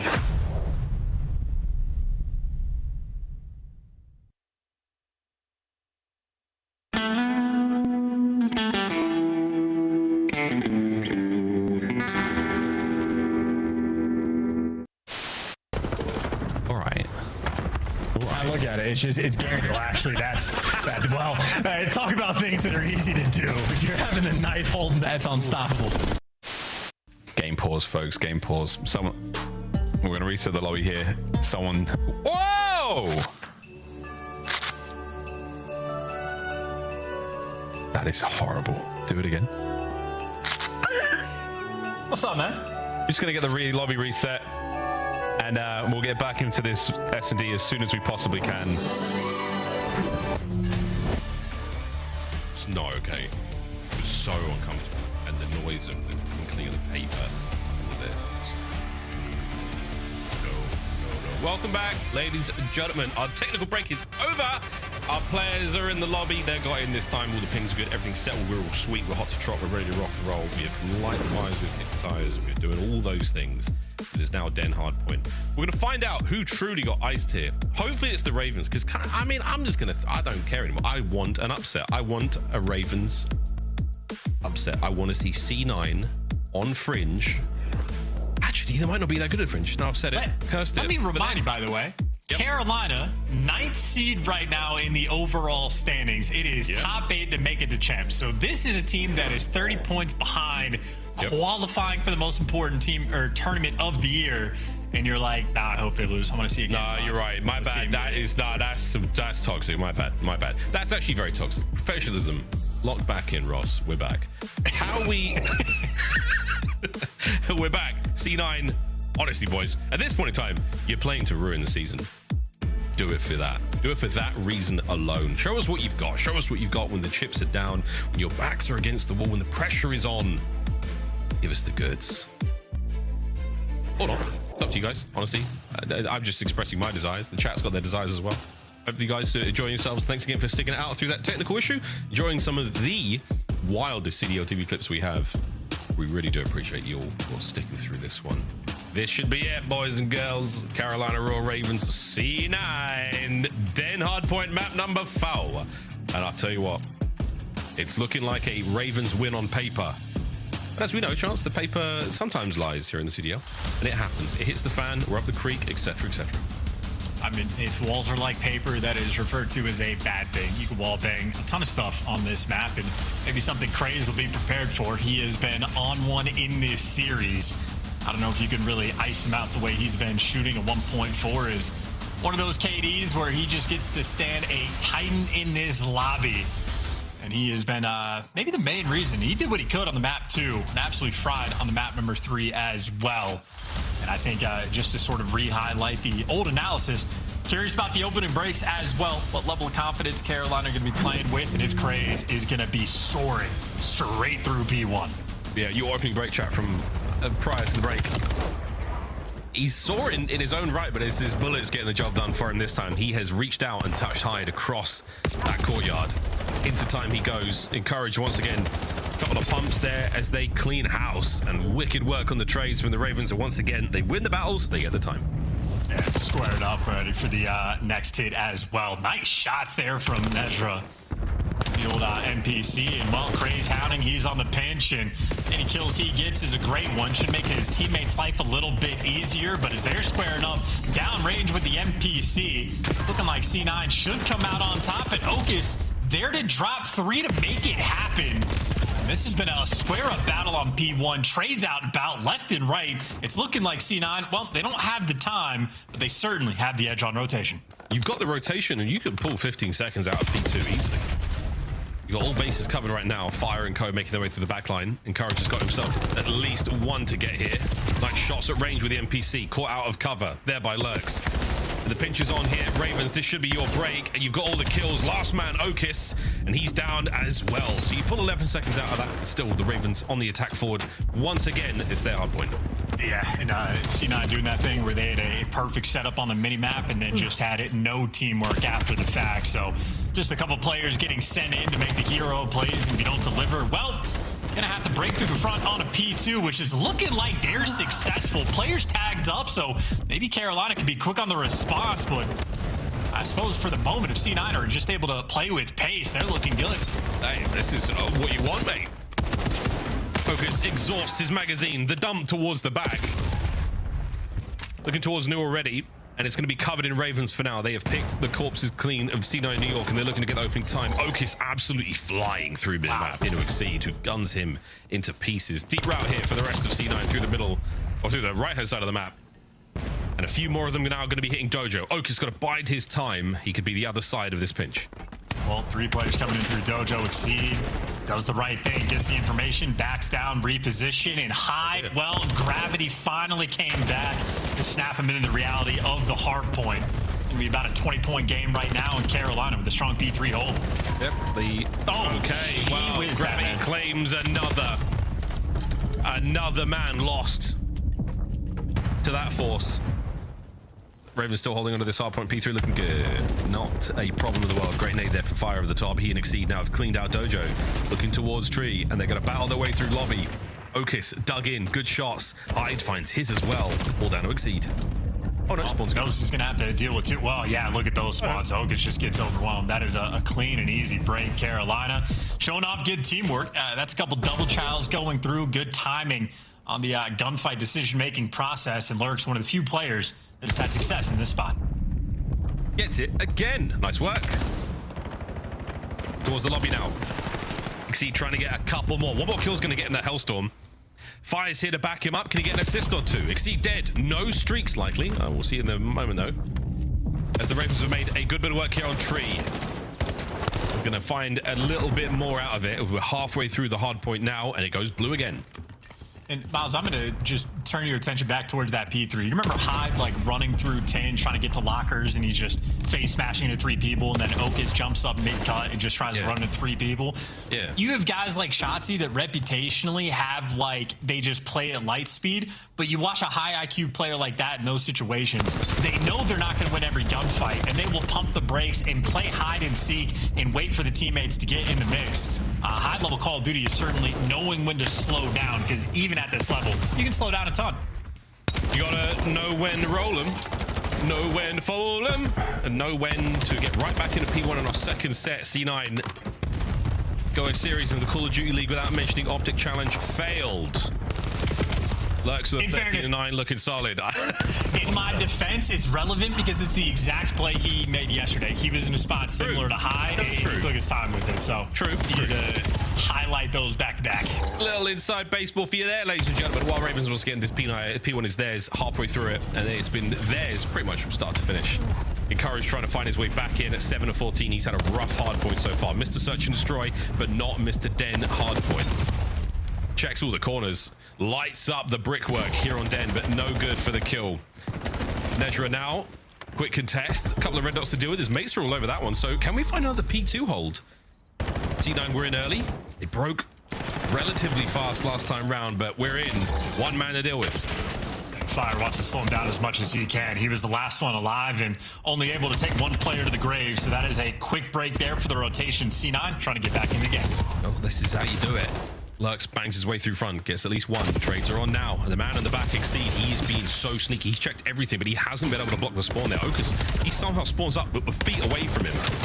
Nejra snaps onto the second. Great work. We still hold. C9 still kicking.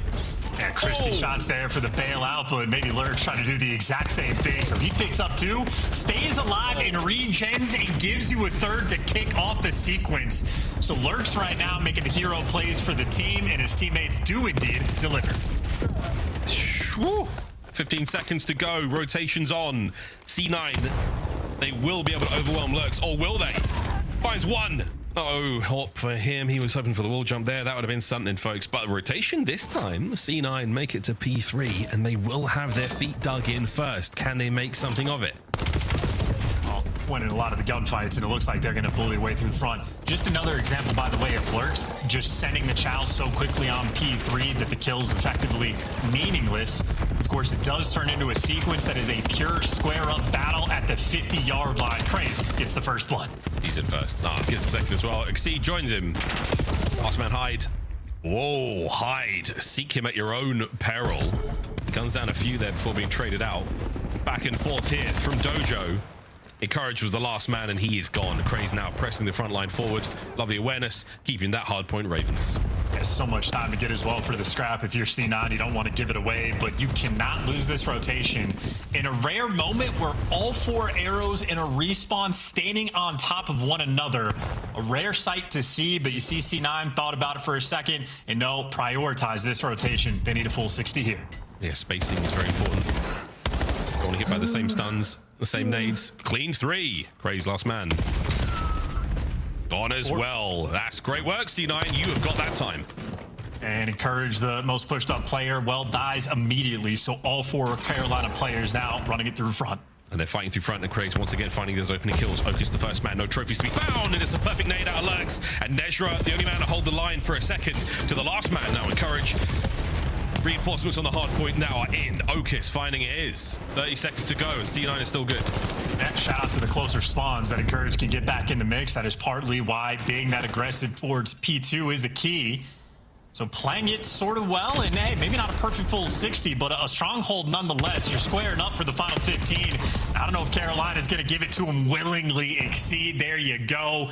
Pops the two, gets the back spawns, and just a little bit more chip damage. Going to be about an 80-point gap after the second set of rotations. Yeah, third set starts now. So far, all good. Oh, no, there you go. Craze once again. He is Mr. First Blood. He's the entry man for the Ravens. Encourage, good for one on the corner. Fire with the trophies on time. They've been a godsend in this hardpoint. Both of the hardpoints. Colossus as well, saving the skin, quite literally, of our players trying to soak away that objective time. Battle's on now. Nejra's going to find himself another, so he keeps that run going. Hardpoint exchanges hands. Even with the Ravens over 200, this is still doable. Winning some wicked ones, too. Nejra's been an absolute force, by the way. He's got 23 kills for his team. He's locking down mid-cut, and now Carolina just trying to flood through the front. Getting good damage off, but yet the moment you make a move, Okus is there to pick you apart, so Lurks has turned his eye towards this rotation. And I think C9 more or less aware. Encourage trying to trap him in. Now they have the intel. I wonder if he got spotted out on the top there. The stun shoots past him. So Lurks is still made unaware. The rest of the Ravens now on point. It's going to be a square up fight. Nejra spree continues. Another on time. One man left to deal with Exceed. Oh, he's still going down without a fight. Nejra with the trade. Can he win another battle here on the rooftops? Still good. What a 7. And we are cooking. Ravens fighting in, but they're not be able to get anything out of this. A C9 once again hold. And for Nedra, this started off a mid-cut on P1 that he has carried this in, being the soaker on the time. Well, he loses every single teammate, has to be the cleanup crew, and he's good for 2 again. There's the Hellstorm, and you want to do the dashy on this one. You want to call this in as the old time on P2 expires, leading into P3. Right now, we are squaring up for the final 20. Boy, Courage is still, he's holding it. He's holding it high now from up top. Another man of the contest. It's getting mixy. It's getting mixy indeed. And C9 are about to take the lead. Looking towards Nu. Okus finds himself there once again. Here comes Nedra like clockwork. Send it forward to see what happens. Spawns in the back of old. Here we go. This is an 18-map hardpoint loss spree. C9 are trying to break the Hellstorm. Well, at least slows fire down. You know they're going to be over towards Dojo, but it looks like Oak is going to get overwhelmed, even with the Hellstorm. Carolina in time first. Oh, he's been overwhelmed for a second. Fire from the wood wall there of Dojo. Lays down a carpool, superb suppression onto Nedra. He's now backed up. Encouraged from mid. Lurk's finding a few more, and that's going to be the hard point changing hands. The lead will change hands soon, unless we can get Hyde and Nedra into the fight. Well, they got to worry about the Dojo pinch. Couple players behind him. Well, now the arrows react in turn, but Okus on the pinch through lockers as well gets a freebie. And now for Carolina, they're going to get eviscerated off the map, and the spawns are going to get weird. Can you even read these? You got to exceed tucked away back lobby. And he is motor mouthing it right now, feeding the boys the intel, keeping everyone afloat, but this is getting dangerous right now. Ravens have got lobby control. Ravens are all over this. C9 have got to check these corners. They know that not a lot has happened. The spawns are probably good, but it's 2 sets of kills, clean ones at that, over the Nedra on the front line. Can he make anything happen? No, he's been sniffed out. Ravens, here comes the lead change. I mean, listen, one break for C9 and we're going to a game 5, but this is where you get to test the mettle of a top-notch hardpoint team. You have to deliver in these moments. Craze delivers the stick, and now he's holding on to servers. Through the outside roof, we're going to see this happen. Again, slow and steady. A gift. Oh, Nedra checks nothing. The man over the top gone. Craze looking for another. Can he wait for the reinforcements? Pressed out. That's going to be it. C9 on time. The contest is there. Lurks is holding it together. The slide. It's down. Last man in Courage. He's been wiped out. Fire is in.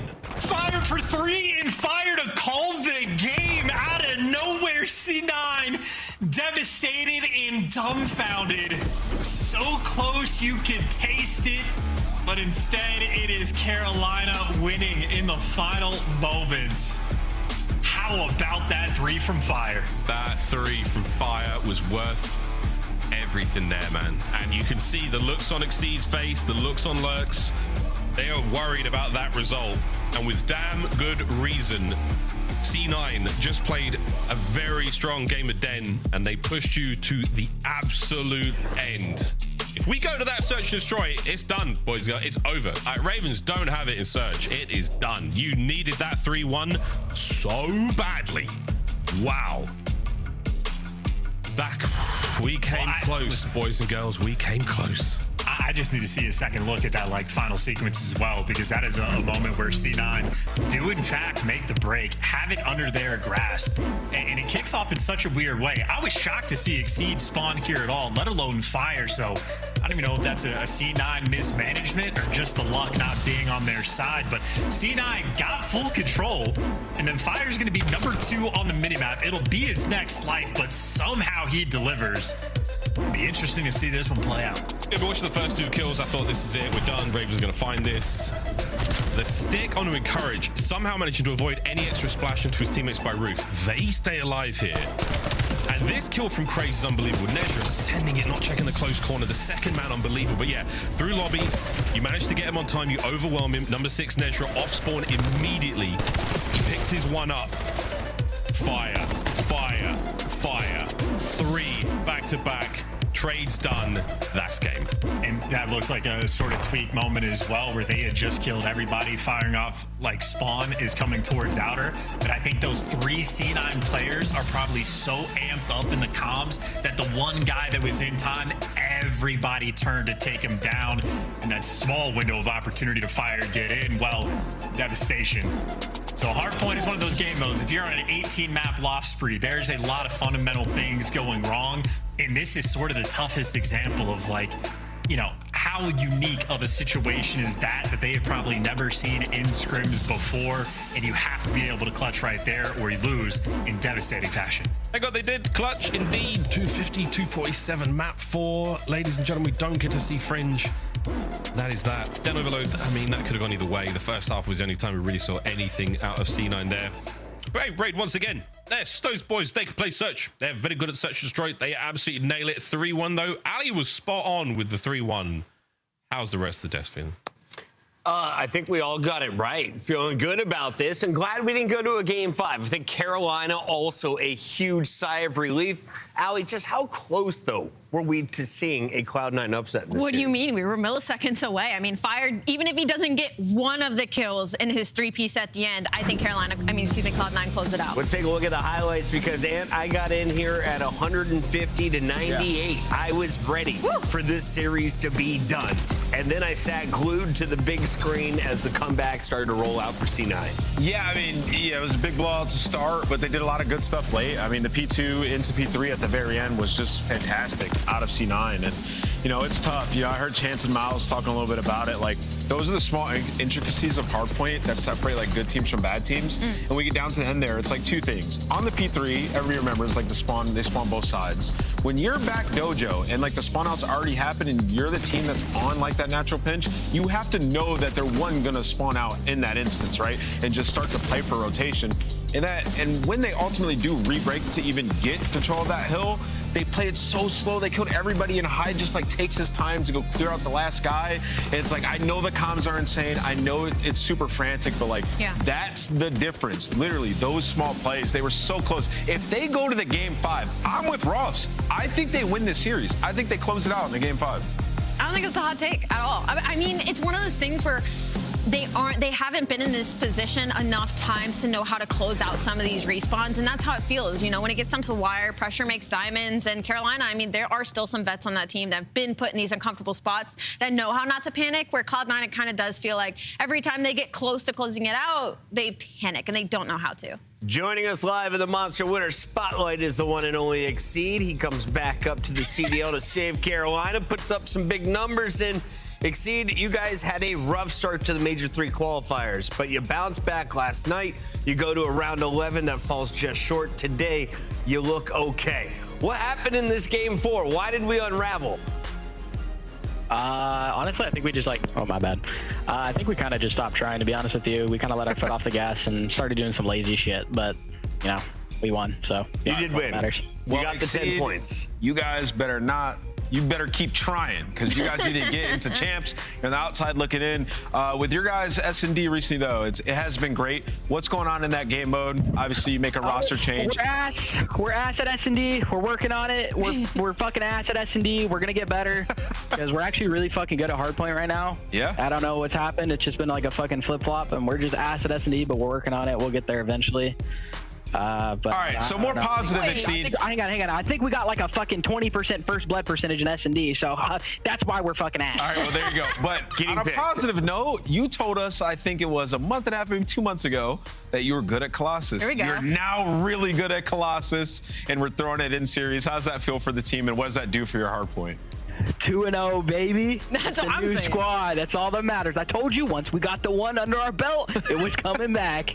I'm so glad you brought that up, man, because that was my next thing. Is I was like, whatever Exceed says about this team, I'm gonna believe it. It might take some time, but I'm gonna believe it. So you said it's the first Bloods in Search and Destroy. I'll believe it to you there. I want to go back to the series you guys have versus FaZe and kind of like the playing up and down to competition that we were talking about a little bit before your match started. Do you believe that's true? Do you guys feel like you have a really high ceiling, but sometimes you can have a really low floor depending on the squad you're going up against? No, not really. I mean, the FaZe one, we just got Nezloed, and then this series, like, we literally just stopped going hard in map 4. But, I mean, when we lost to S&D, the other 2 maps weren't even close. So, I mean, it literally just got, if we win in S&D and one of these next coming up series, like, I'm confident that we can roll through anyone. Can't wait for that. Just got to win some Search. We've seen it before. Good luck. Thank you. That's Exceed Carolina FNA in different games. In the meantime, we got to take a look here at the lurks update. The stock is rising with the young man. Dude, he's unbelievable, especially in those respawn. And I think I know exactly what Ant's going to say. And He beat up the worst team in the game. It's not awesome, and also that. But look, dude, honestly, I actually kind of want to shout out Craze in this series, because if anybody did well completely across the board, even in the search and destroy, it was Craze. 1.25 ain't bad, though. This is, I love Lurks. I've been bullish on him. But this is where you get your stats for the stage. You get the C9 match, you know, I got to pop off. So at the end of the stage, it goes, I had a 1.2 in stage 3. So good on you for doing your job, Lurks. Lurks is just 40 damage shy of 13,000 for the series. He takes it in a 3-1, and it's just our first match of 4 on the day. When we come back, we turn it up. It's Miami versus Vegas. Ding, ding, round 2 after the minor.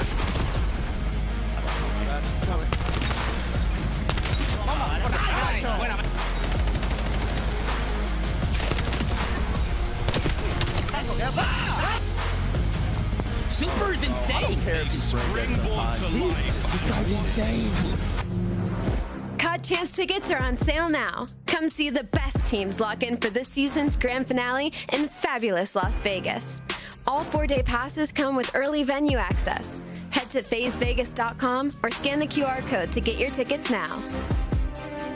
Brought to you by America's Navy and the special operators who work in the shadows. Scuff, official controller of the CDL.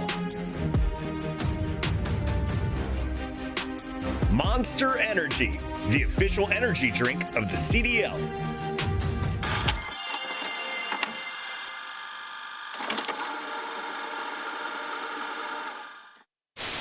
Open time. Quinn is in. Real gets it. 5 for the win. Real holding it on.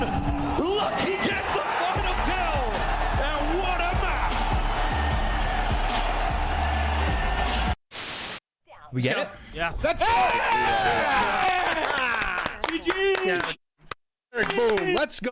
I want to say that I was not trying to curse this. I did not. I thought it was 250 kills.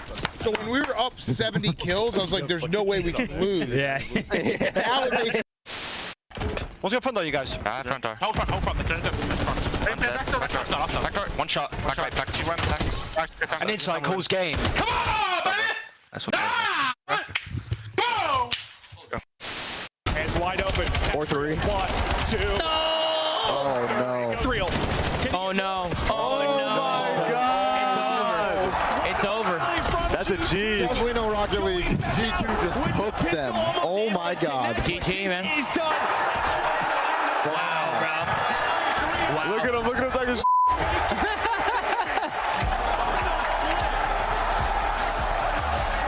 Oh, He said, I run you motherfuckers. That's it. Oh God. oh.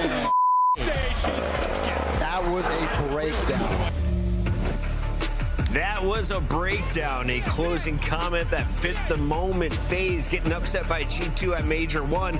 Then they go and win Major 2, but in the minor number 1, it was Super and Friends with a 3-0 alley. It also included the longest overtime in Overload we've ever seen. What did you learn in that series? I learned that Miami Heretics is on the upward trend, and they're a team with this new meta that we should be especially terrified of because of their pace of play and how consistent they're able to play at that pace of play and put up the numbers that they are. When you look overall at the team KDs between these two squads, of course, Miami Heretics has a 1.11 for their side of things, on the flip side for a 0.89 of FaZe. But the edge there still will be in the search and destroy when it comes to the FaZe. And 0 series wins, 0 respawn wins, 0 search and destroy wins. You are mapless against Miami. Yeah. What's going on?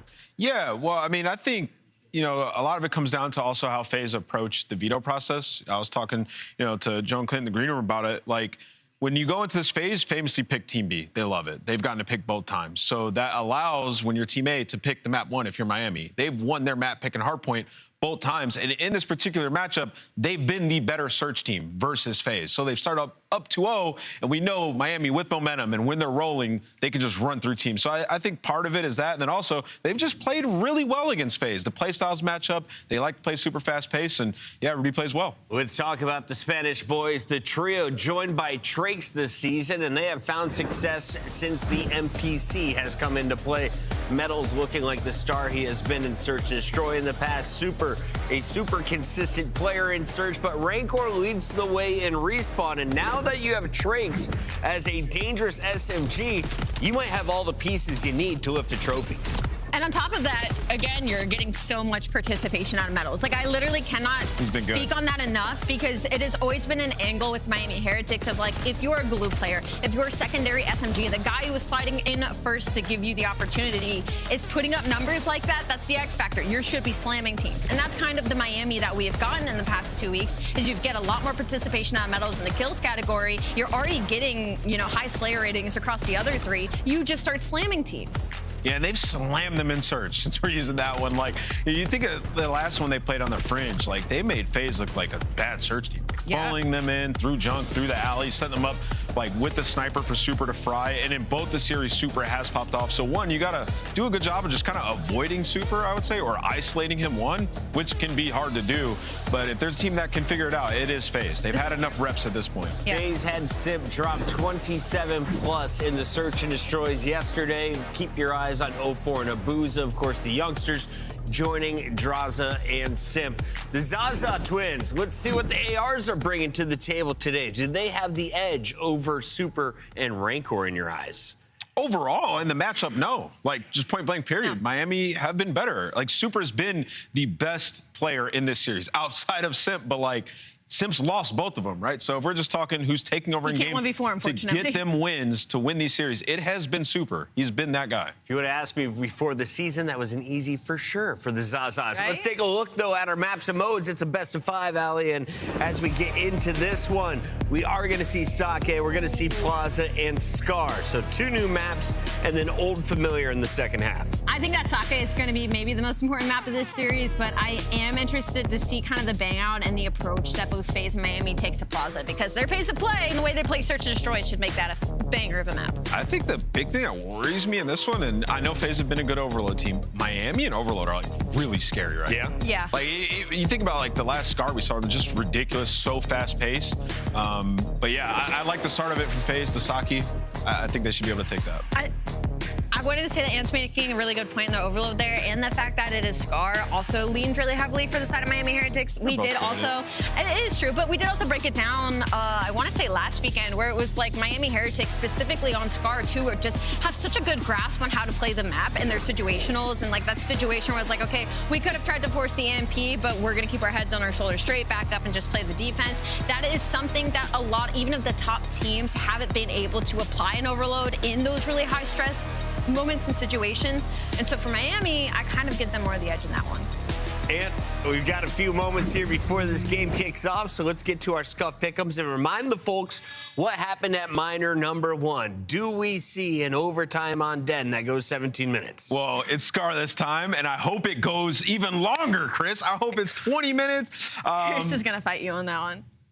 Yeah, Scuff Pick'ems. I'm going to go with FaZe. I think FaZe take this one. I think they win that map 1, and it changes the trajectory. So they go from 0-6 in map count to 3-6, 3-7, 3-7, 3-7, 3-1. Okay, Ali? I'm going to go with Miami Heretics. I think that this is a style matchup, a mismatch for FaZe, so I'm going to go with Miami still. Well, we're tied for first. Let's go, baby. No way, you just already decided phase one. Ali, I hope karma gets you. I too will ride with Rancor today. As good as Simp is, they for some reason cannot handle the intensity of Miami. We got some screen swapping up on the players' side. They're plugging in, getting our Astros and our headphones ready to roll as we jump into this one. We got two great casters in a game that is just moments away. Final thoughts here as we got Merc and Maven loaded up. Joe, yes, is this going more than game 3? I can see it, yeah. What was your pick? I went with FaZe. And what, 5? Yeah, and 5. Just with the sort of their hardpoint struggles, but then you see map number 1, Miami, they haven't won a Saki yet. And there's a lot of new maps in this series. This is a completely different series than the Minor 1, right? Vetoes are different. No, neither of these teams have played Plaza yet, so this is brand new. And listen, I don't have the exact stats of me from last year in front of me, but like it felt like this was a matchup thing. This Miami team, a little different, obviously, with Real in there, but they gave FaZe trouble all year. You think about, I mean, the moment that comes to me is that 250, 249 Hacienda, which, you know, we casted. There were just a lot of crazy moments where it felt like, say, times FaZe was the better team, but still lost in this particular matchup. Is it something about? Is it just like a matchup thing to you with these? Well, I think it's just two of our better search teams. That's it. And I think FaZe are the best search team. They always have a shot, but a team's better than them in search. They're screwed. Type thing. It's like, all right, if the conversation with FaZe was like their respawns were like around 50-50 in Hardpoint. They got to a game 5. You felt confident enough, but that was kind of Miami's way. Yeah, true. Right? Like they felt the same way, especially with the addition of Super. Yeah, it felt like they kind of outdid. They're not like similar teams in gameplay necessarily, but in like strengths, I guess. In strength. Yeah. Well, Search and Destroy will be a big one, but this will be a big one for Miami. Again, no wins yet on Saki, so this will be FaZe's pick. They'll be Team A. In this particular matchup, you heard and talking about the fact they'll be Team B more often than not, but this time Team A, they'll take the opening hardpoint, or try to take the opening hardpoint with their pick. There's a reminder of the overall best of 5 at the bottom of your screen. Plaza and Den will be the Search and Destroys. And as you said, very different with regards to maps of what they just played at the minor. FaZe looking for a little revenge. And it's crazy, dude. The fact that Miami are 0-1 and FaZe are 3-0 already, the qualifier. It's just how it's lined up with their matches. Miami will be playing today and tomorrow, and have 2 next week. Yeah, and I mean, just going into that, I mean, you don't want to start off 0-2, right? You want a winner start. Obviously, everything is trending in the right direction if you're Miami after Major 2. But the fact is yeah, you got to get to that winner's bracket. We expect them to be there, but hey, you never know who those 5 teams are going to be. And well, it is a very strong start there for FaZe. They get the flip. Abuza's 4-0, and you already have them in a trap. Yeah, and I think we're Abuza and Simpa pretty rock solid. The reason they won the major was, I think, due to how Draza 4 performed. They're going to be sort of the question marks at times, and World 4 has been terrific, really, since that final. Not really the best series against Heretics. Well, at least in the minor. Yeah, not there. And even yesterday, right? They dropped 2 hard points, and it kind of reminded you of the old FaZe yesterday. Luckily, you had Sim drop the search record across 2 maps. But yeah, this has been an unreal start here for FaZe. Look at where you have them spawning all the way through. You have the P2 spawns if you are FaZe. Things looking good. And they still, they still get picked apart mid-map, for God's sake. They got to deal with 04 before they develop this first push. They're able to do that. Metal's able to snap and deal. He's weak, so Booza will push out and finish that off. He's just a bullet. He'll be able to shut it down. Nice little snap there from Booza to take down another with him. As he falls, there'll be pressure to the hard point, but step 1 is just like getting inside on this hard point, and then that's a battle in itself. No, it is. Yeah, clearing out all the corners, P2 and P3. It's a whole nother fight. But this is at the point where FaZe are like, all right, let's push out of this. If they flip this and get the final 15, we will take that all day. You can see the splits right there. Super's going to spawn at old. Same with 04. So both teams just running across the map, trying to get into a spot for P3. Dross tries to get to his spot. Tries to trade out his teammate. Not going to happen. Trakes will be able to take down 2. That's a fast kill there with the pistol on the second. New hardpoint pops, and well, Heretics has struggled. This is where they really need to put up a full 60. Yeah, they do the first step, which is, sort of don't allow them to flip right away. Get yourselves with those spawns, and now trying to find some space. But you really didn't push out after that. I think you got a little bit nervous, and there was no room to work with. But the next 2, you get to follow up. But 04 playing well today as well. FaZe rocking, rolling here on Saki. 04 on 5 in a row. Let's hear the comms from FaZe. I'll left pusher. They're coming. Yeah, I'm flanking left, give me time. One left. I can one left. Flanking left. Right. Go play back or right. Spawner back. I'm right there. I'm getting you back there. I have your bridge cross. I'm gonna play left over. Take your time, okay? I'm gonna bridge. I'll see you. One is definitely on the back door. They're all playing back left. Hard get kill. Nice funny. Yeah, come with me, I'm gonna play. I'm calling window, Chris. Back. I'm here, go look at him.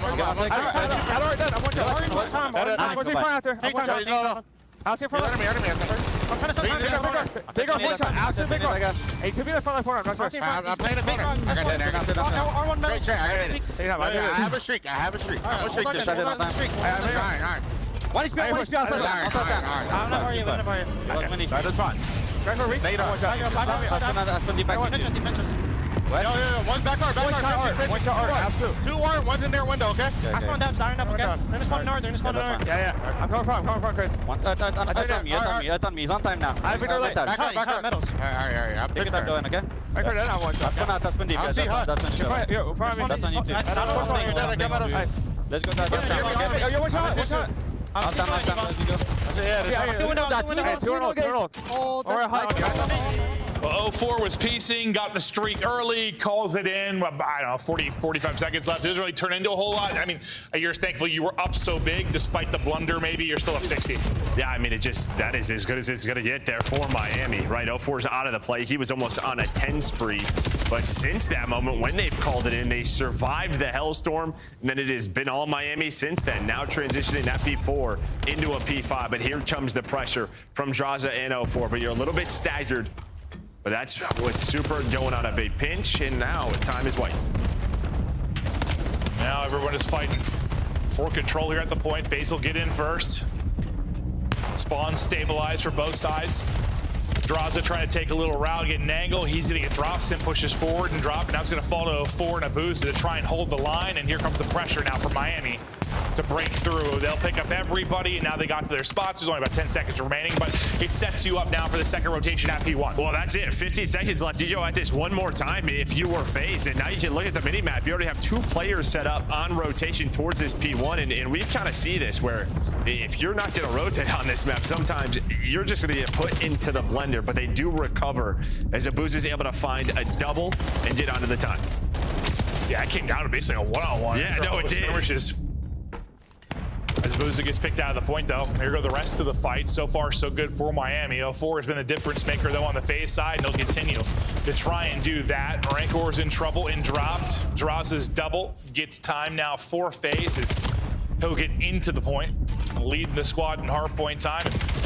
Sliding-wise, 04 is going off, but outside of that, nothing too crazy. Yeah, I mean, Miami have really stepped it up here the last couple of hills, sort of even out that scoreboard, but this is where FaZe dominated, was early on in the map, and they're trying to do it again. You can see Super, he understands. They're trying to get those P2 spawns, so wants to play for any kills that he can, and well, gives his team an opportunity. See where Abuza is? Now you see the pressure, all the white arrows flying on through, so Sim trying to play his life. Not gonna happen. Metals gets through on the headshot, and Heretics will be in their chance to have a real solid P2. You've got a 3-on-3 towards the point for a second. We'll see if FaZe can break in or break the back 4 spawns. Nice little shoulder there from Draza to pick one. Metals is where you can be the playmaker, though. Getting in is step 1. Then it's a difficult fight to actually hold on, and that's a very good example of it. We've seen so many SMGs make big plays inside this hardpoint.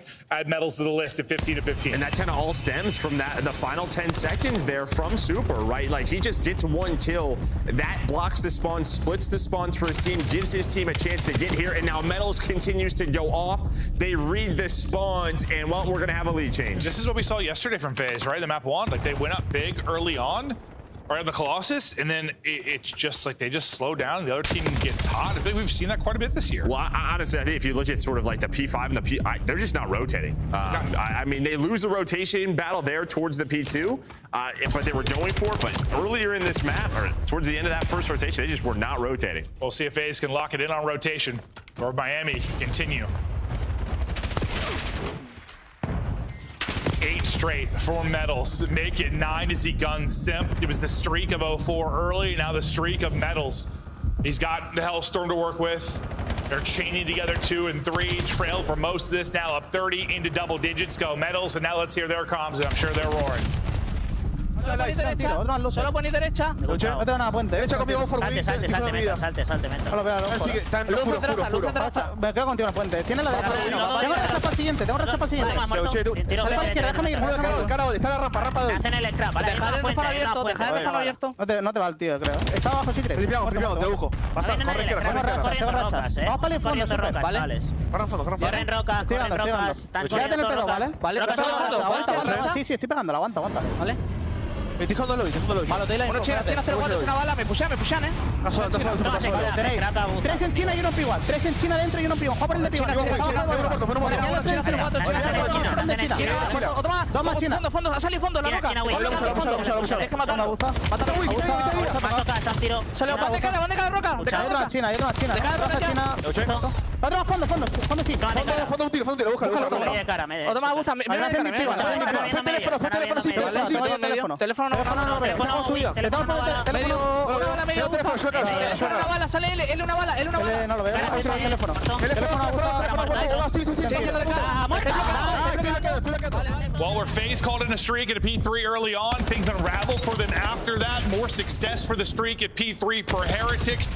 Yeah, they've outscored. It was what, 110 to 50? Like 40? 110 to 40, maybe after that streak.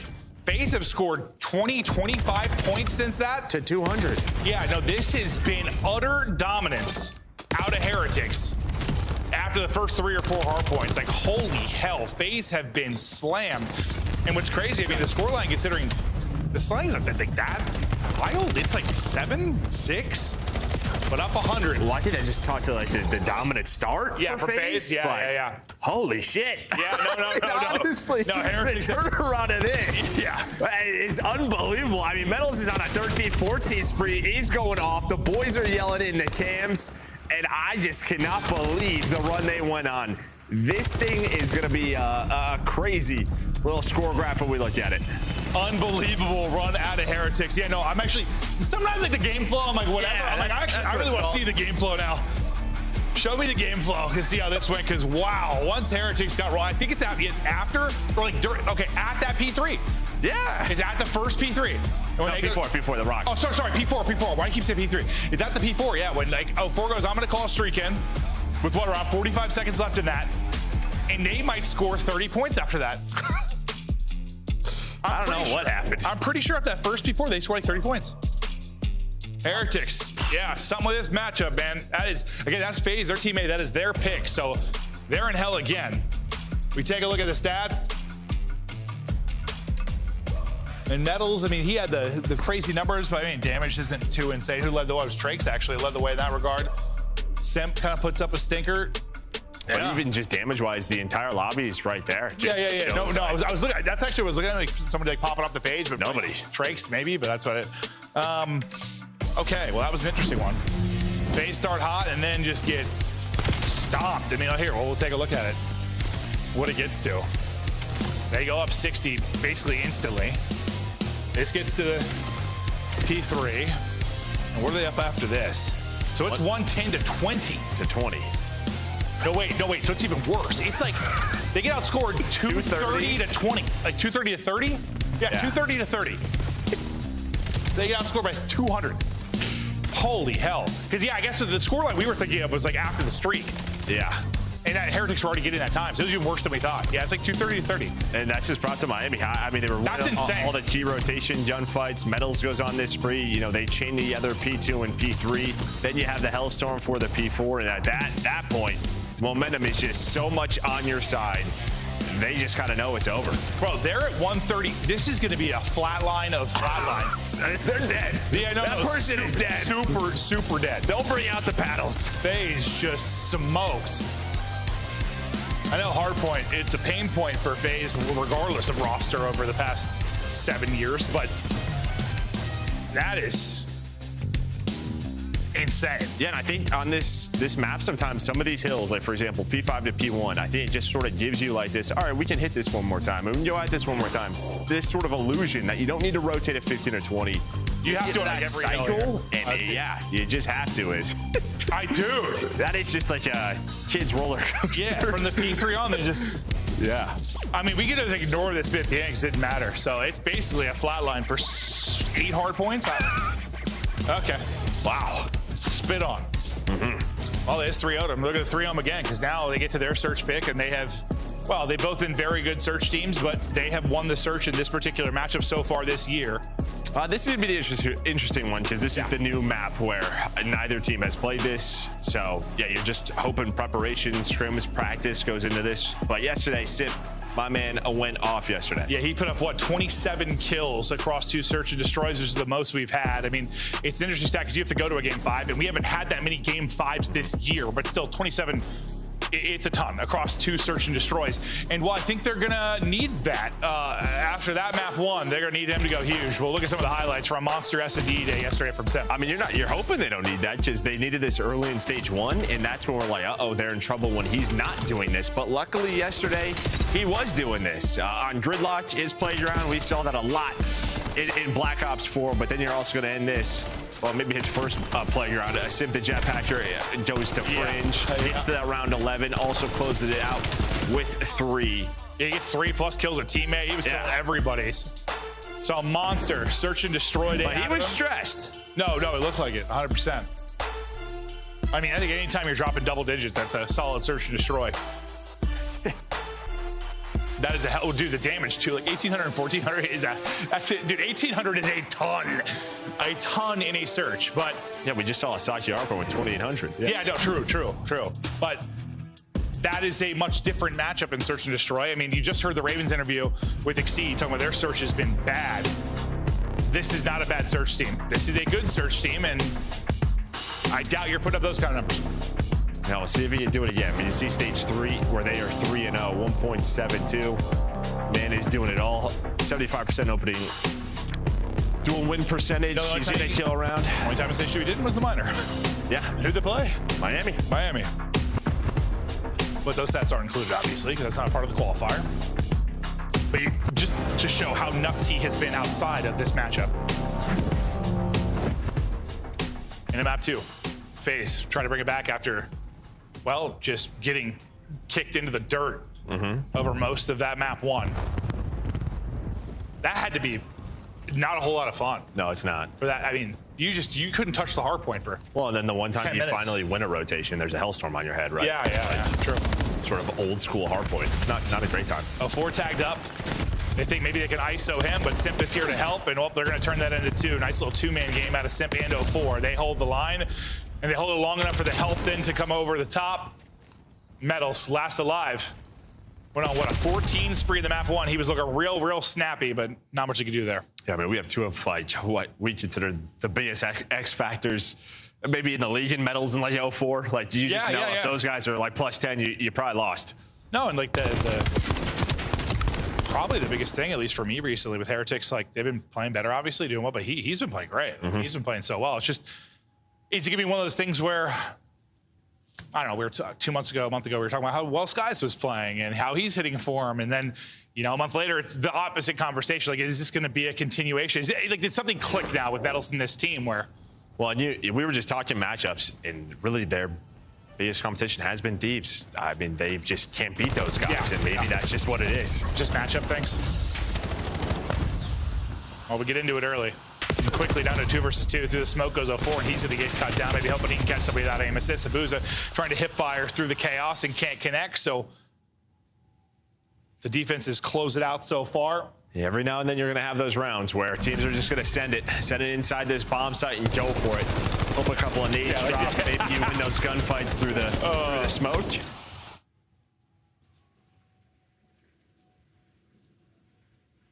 Drakes was just, dude, they were always laughing after that. Like, those fights didn't look fun. It's almost like you wish you, like, turned down your sense to 2-2 for those. Yeah, right.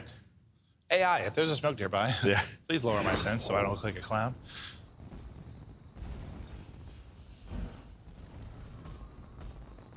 Defensive setup, definitely different for FaZe. This time, not like that 2-2 split. They're going to be real aggressive over towards A, see nothing's home, and now likely play the retake or try to find a timing maybe where they can catch them on the plant.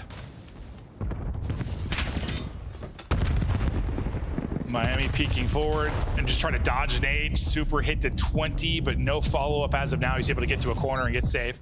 Plant will go in, and now, FaZe will play this 4-on-4 retake. Yeah, it feels like this should just come down to 04. I mean, he's kind of the guy rotating back and forth, him and Abuza. Looks like they're just waiting for each other, but he's going to be the point man. What can he find? Checks the corners, able to get it, and then Simp has his back. But Trace's nade will connect, so 3 versus 2. So far on defense, well, Simp at 04 early, but late it is Heretics. Trace multi-kill shifts the tides. Does he hit the last? He might have got the. Does he get all 4 I think that he got one? 3. I think he got 3. But he just drops an 8. He's playing outer. You might be right. I think he got 3 though. And well, everybody just runs into him, and they're probably all weak. But sometimes you need a cleanup guy, and maybe this you run did it's get him. all of them. Maybe we'll see. I thought I saw on the feed at 3, but I was gonna say, like, it's similar to last defense. Simp at 04, get the openers, and turns into a round win. And then before I finish speaking, feed lights up all Heretics. Hell yeah! Oh no, he did. He had to have got the ace. All right, you're right. Trakes with a hell of an ace, now on 5 in a row. Franco will be the lone man here over at A. He's going to have to back up as the pressure is here for FaZe, and we'll see how. Yeah, I mean, I respect this out of FaZe because they just did this last offense and it did not work whatsoever. But maybe they have a trophy, or maybe they're just like, whatever, this is how we are going to play Plaza. they run that same strat again, well, maybe they just think, all right, if you're Miami, you're probably not going to It's going to be computers on protocol over again. Yes. Yeah. Can see that. Metals somehow walks away with a kill. Super's got a snipe out and plucks ahead. 04's double, though, makes it interesting. Doesn't matter. And, okay, back-to-back rounds where the team that gets the first 2 kills loses the round. All right. You got nades everywhere. You got Super with a snipe hitting headshots. Metals hit the wall bang, but Draza and 04, the 2-man game, dominate. I mean, you just got some vicious headies you got to get through. That's why I thought Metals kills sealed it, honestly. I was like, okay, that wallbang finish there, insane. I thought that was going to set up for the full break. Even the gravy on top with the snipe, but not enough. I mean, they're real fast, but they are 2v4s, back-to-back 2v4s. Not like your typical 2v4, I guess, but it's still a 2v4. Back and forth we go. It's again kind of an A-stack and retake type play, it looks like, for FaZe. Do have a Hellstorm, so that's why they're playing this outer bomb site. They want to get this down and then back trace up. Oh, I didn't realize he got that on the 5 spray. Okay. I didn't either. I just saw it. Yeah. Metals, 10 HP. In trouble, and well, the one-shot call gets called in. He's going to fly 4. I thought Simp flew in to get the kill, but a 4 actually got it. Simple drop. 3v2 for FaZe. Still have this Hellstorm. He goes to pounce, not going to play the Hellstorm. Gets shots into 2, but not able to finish it. Super will get caught, and this time, FaZe able to retake. And well, I don't know if he was planning on using that at all. No, maybe not. Yeah, because they kind of went back to their default post plan where he was just playing that outer ledge again. So normally you plant that bomb or you have the Hellstorm, you're just thinking, I'm going to try to get all the way back or find a corner. To be fair, I don't know if we've seen it really used here. No. I mean, usually the uses in search are pretty similar, but like I don't know if I've seen one here yet. Like for all I know, there's a vent you could fly in and on a day bomb. I don't know. Shotzzy will find a way. Wrap that thing. With a missile. Yeah. Okay. I've seen him do some wild stuff, Joe. Oh, here we go. Good old-fashioned meet and greet. Abuza with 2. Rangor all alone. Oh, ace 1. Hold up now. You catch a timing where the plant's going down, but they'll send it and he will drop that nade. He somehow gets that nade off like a second earlier. Maybe they both slide into it. That's just tough. You stun and you're not thinking they're going to slide at me. He stuns him and he's like, oh, maybe I'll hit this nade and then I can go. Instead, they just get off this bomb because they have tac mask on and they fly at you. Here, let's see him. I mean, bang it out, Joe. FaZe have ran this strat every single offense. That seems to be their plan. Yeah, this is all they have done. Yeah. Okay. Well, it didn't look good at first, but now you've won 2 in a row. It's all right. looking great. I can see Draws like they just send it. Like, wait, didn't Draws used to do a giveaway if they lose a series or something? Oh, there is yeah. If I lose this series, I'm doing a giveaway. Okay, he might have done that to gas himself up, but he might be doing a giveaway. Hold up now. Will this spot for Metals pay off? Do they check it? Of course, Sim checks it. Well, I don't even know if he did. I just think that Metals started shooting, and then 3 people in on your screen. And you know how that is. Like, yeah, which target? And then you get melted by 3 NPCs.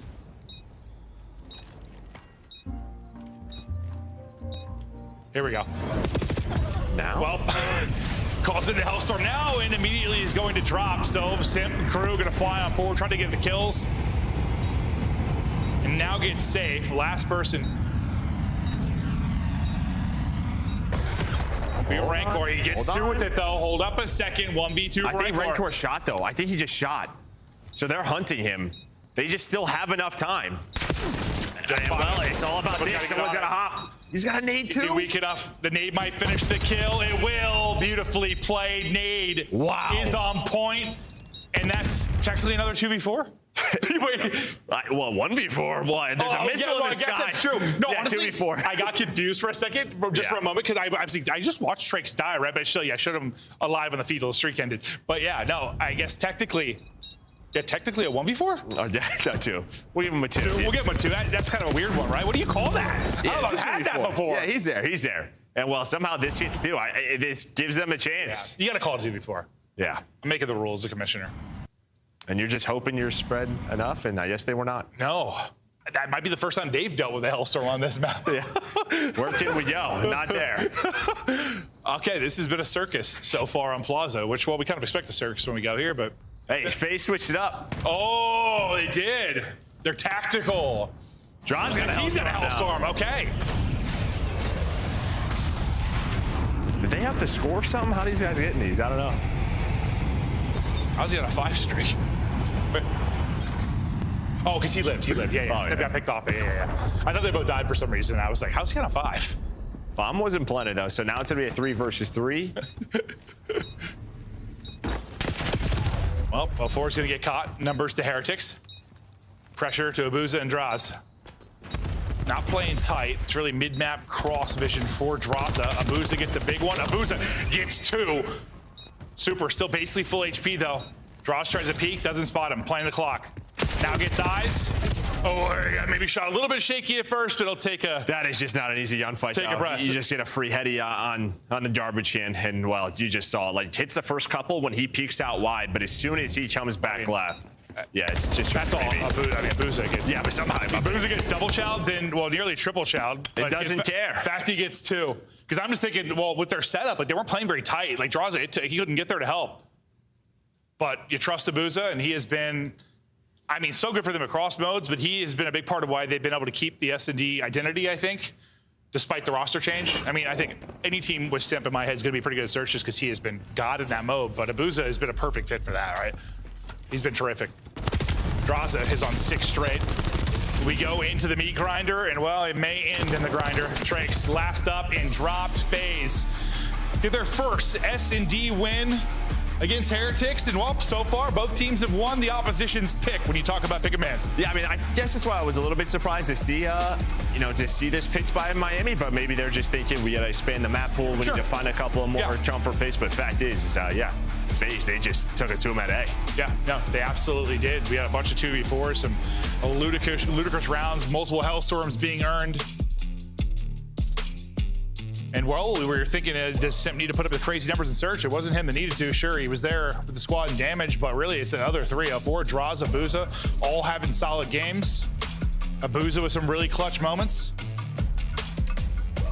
And FaZe get the search win. And I mean, this is going to be one of the more riveting search matchups in the league, really, with these 2 squads. Yeah, in Miami, like, it's tough to take much away from that because I thought their attack over towards the B zone looked pretty good. Or towards the B bomb. It's just their defense in A just got wiped. So they're going to have to figure that out. Either we're playing a retake or we got to figure this out. Yeah, no, 100%. But all right, that'll do it for the first 2. We're tied up 1-1. FaZe finally get a map in this series. They finally want to search in this series. We get ready for the Overload Scar, which will come up next. But for now, we're headed to a break. We'll be right back.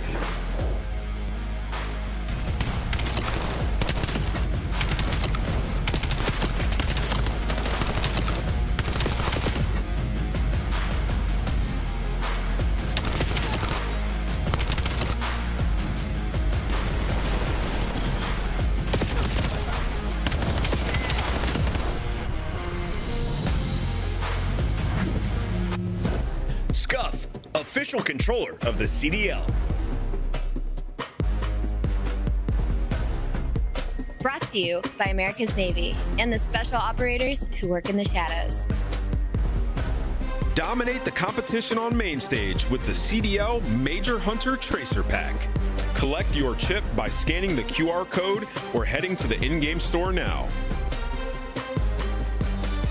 Black Ops 7 returns to the Esports World Cup in Riyadh this summer. Scan the QR code to be notified when tickets go live later this month. Oh, great. This again. Oh, they're gonna dig this. Enemies up in my sight. They better run for the night. There's when we show up, cause we load up, then we pow, pow, pow. Finish the mission. Hoorah! Can I get some help? On the way. Look out, freak bag. They climbing, guarantee we never stop. It's you and me against the world. Controlling the show. Blow for blow. You cannot see me. I leave you exposed.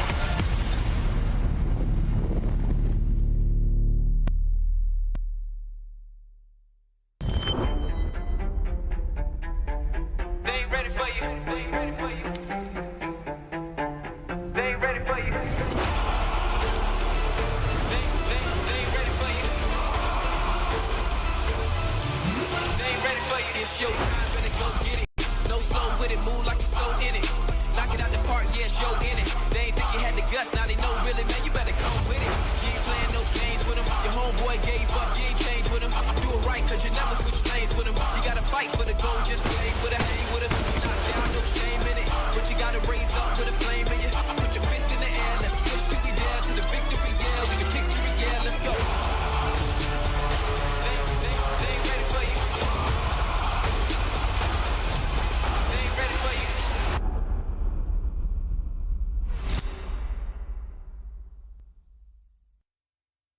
At COD Champs, it's more than Call of Duty. It's you whipping an F1 go-kart at the Grand Prix Plaza, testing your aim and movement at Summerlin Paintball. It's you driving supercars at Speed Vegas, surviving the best escape rooms at Escapology, experiencing the immersive art in the Arte Museum. It's you taking a picture in front of the Bellagio Water Show and seeing Vegas from the largest observation wheel in the US. It's you and the squad making memories for life. A weekend in Vegas that you'll never forget.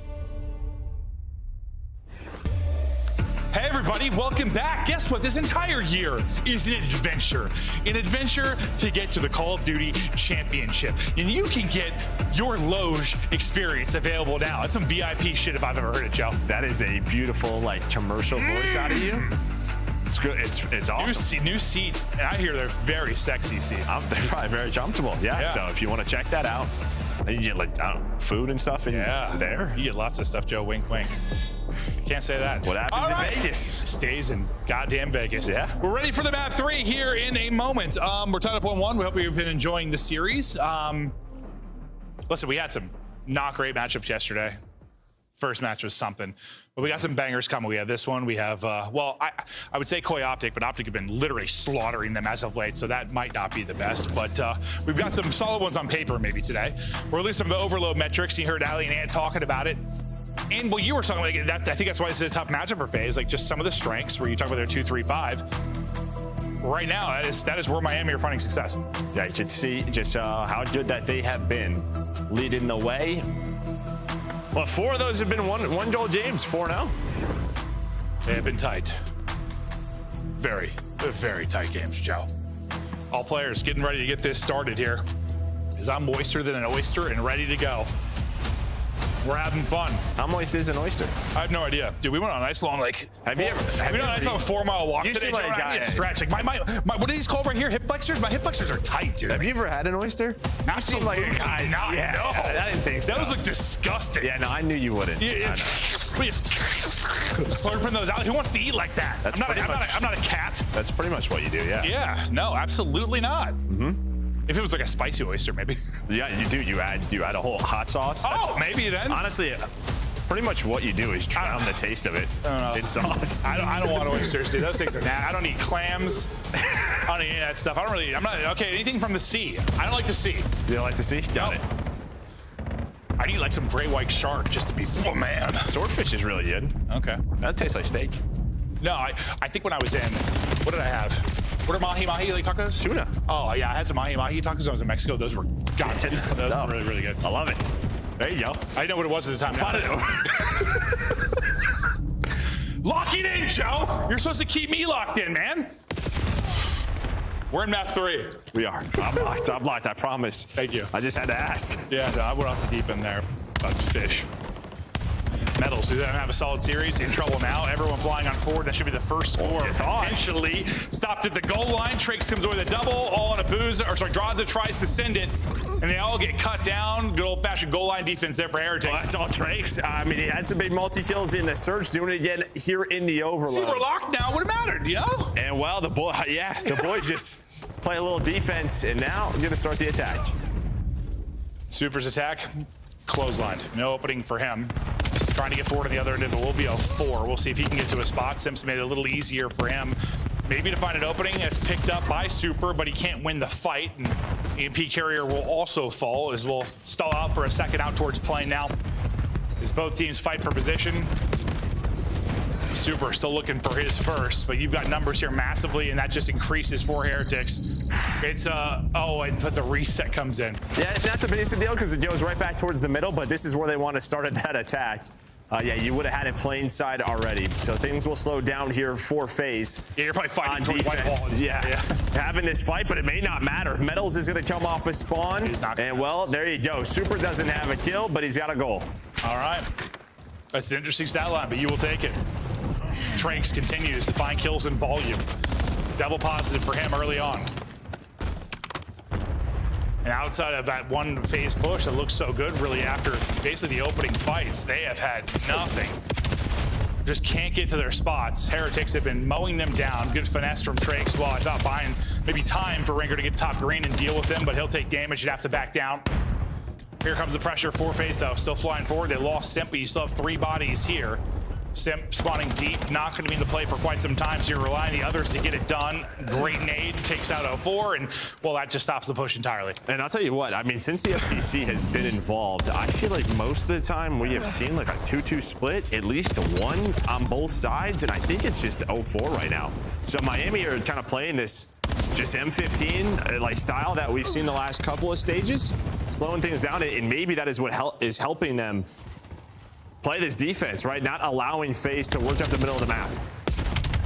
I just feeling that way. Metals. And Trace is also just frying. Yeah, Trace is frying. You're getting good effort out of Metals as well. Pressure again. As Heretics are in attack mode, start to get going forward. They've got numbers. They got to deal with 04, maybe on the cross, who can shut this down. And while he kills the EMP carrier, Simple get 1, but it doesn't matter. Super still able to get through. He's 2-8 with 2 scores. He's the objective man. I thought, honestly, after 04 got the kill, and we'll Simp the follow-up, I thought they were stopping the score. What happened there? No, I did too. I just think there was a timing there, and then Trace got right back involved. Just one of those middle-of-the-map spawns where he's able to pull out the M15, get a kill that just relieves some of that pressure where they can go. And that's an example of like what could happen, especially from this side. Like, I'm trying to think of like, yeah, like the last FaZe push when they lost Simp. Like, you're pushing pretty aggressively. He still spawns deep B. When you're pushing from the Heretic spawn, yeah, I mean, you've got EMP control. You'll sometimes get that mid-map spawn, and you could just, that's why it feels so relentless. It's just push, push, push, push until you funnel it through. You've got to take advantage on that side when you're in positions like that, and they've done that so far. Up 2-0 with a minute to play. We'll see if FaZe could find more success on the flip, because nothing happening until right now. 3 dead, chance to go. Rago trying to shut it down, only able to get 1. Can Trakes be the hero again? This time, no goal line defense. And well, I think the key there is your front guy in 04. He's able to play his life, and then he finds a couple of kills. The last 2 times when FaZe have been able to move the EMP up towards B, that first player has died or got naded. So that player's just pretty much cut out dry, just trying to run the EMP. So finally, you get some production from 04 as he gets forward. I think you go down 1 into the half, I think you feel okay if you're FaZe, because it has not been the prettiest half. You really only had 2 opportunities. You turn 1 into a score. We'll see if Heretics can muster up some late half magic. Gonna have an extra 30 to work with here in a moment. For FaZe, just gonna have to kill EMP carrier. And for the EMP carrier and Super, he's been making good decisions. See if he can do another one. He has their 2 scores. That'll be 2 dead. Another chance for Heretics to get one through these final 30. No, you can tell his stat line. He has been the man with the EMP in hand, right? Just some of these engagements, he's been hanging out with EMP. Just not involved as much, but it has not mattered because they have the lead. But yeah, you get 3 dead, but he just gets taken down in overtime. I get so flustered sometimes. Like, that was an example of it, but when teams like, oh, there's like 30 seconds left before OT, and like they're trying to set up the perfect push, but it doesn't come till they're in OT. I'm like, take a shot before OT, because once you only have to kill the EMP carrier, you can just do a naked hit. Like, it can just get shut down with like, not a blunder, but like one nade hits. Like, take a shot. It's not going to end the half. Metal's shot was crispy. Trakes was really in takeover mode.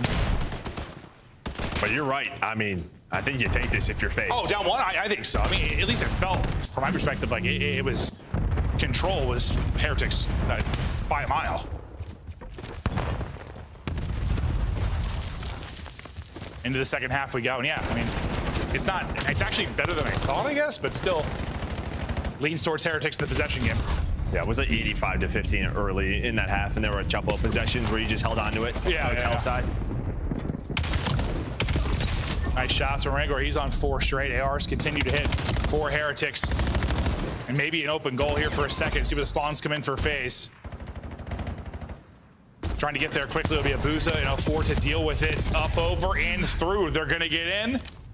Nice strike from Heretics early. Yeah, 3rd hat trick on the season from Super. But again, yeah, I mean, you're seeing it every now and then just based off a spawn or 2 where someone is pulling out like an NPC for them. But for the most part, they're just rocking these M15s. Maybe it's been working recently for them in scrims. Well, what? It was thinking it was DM you were talking about. It's really on the Heretics defense towards A, where he was pulling out an extra NPC and really making an impact, right?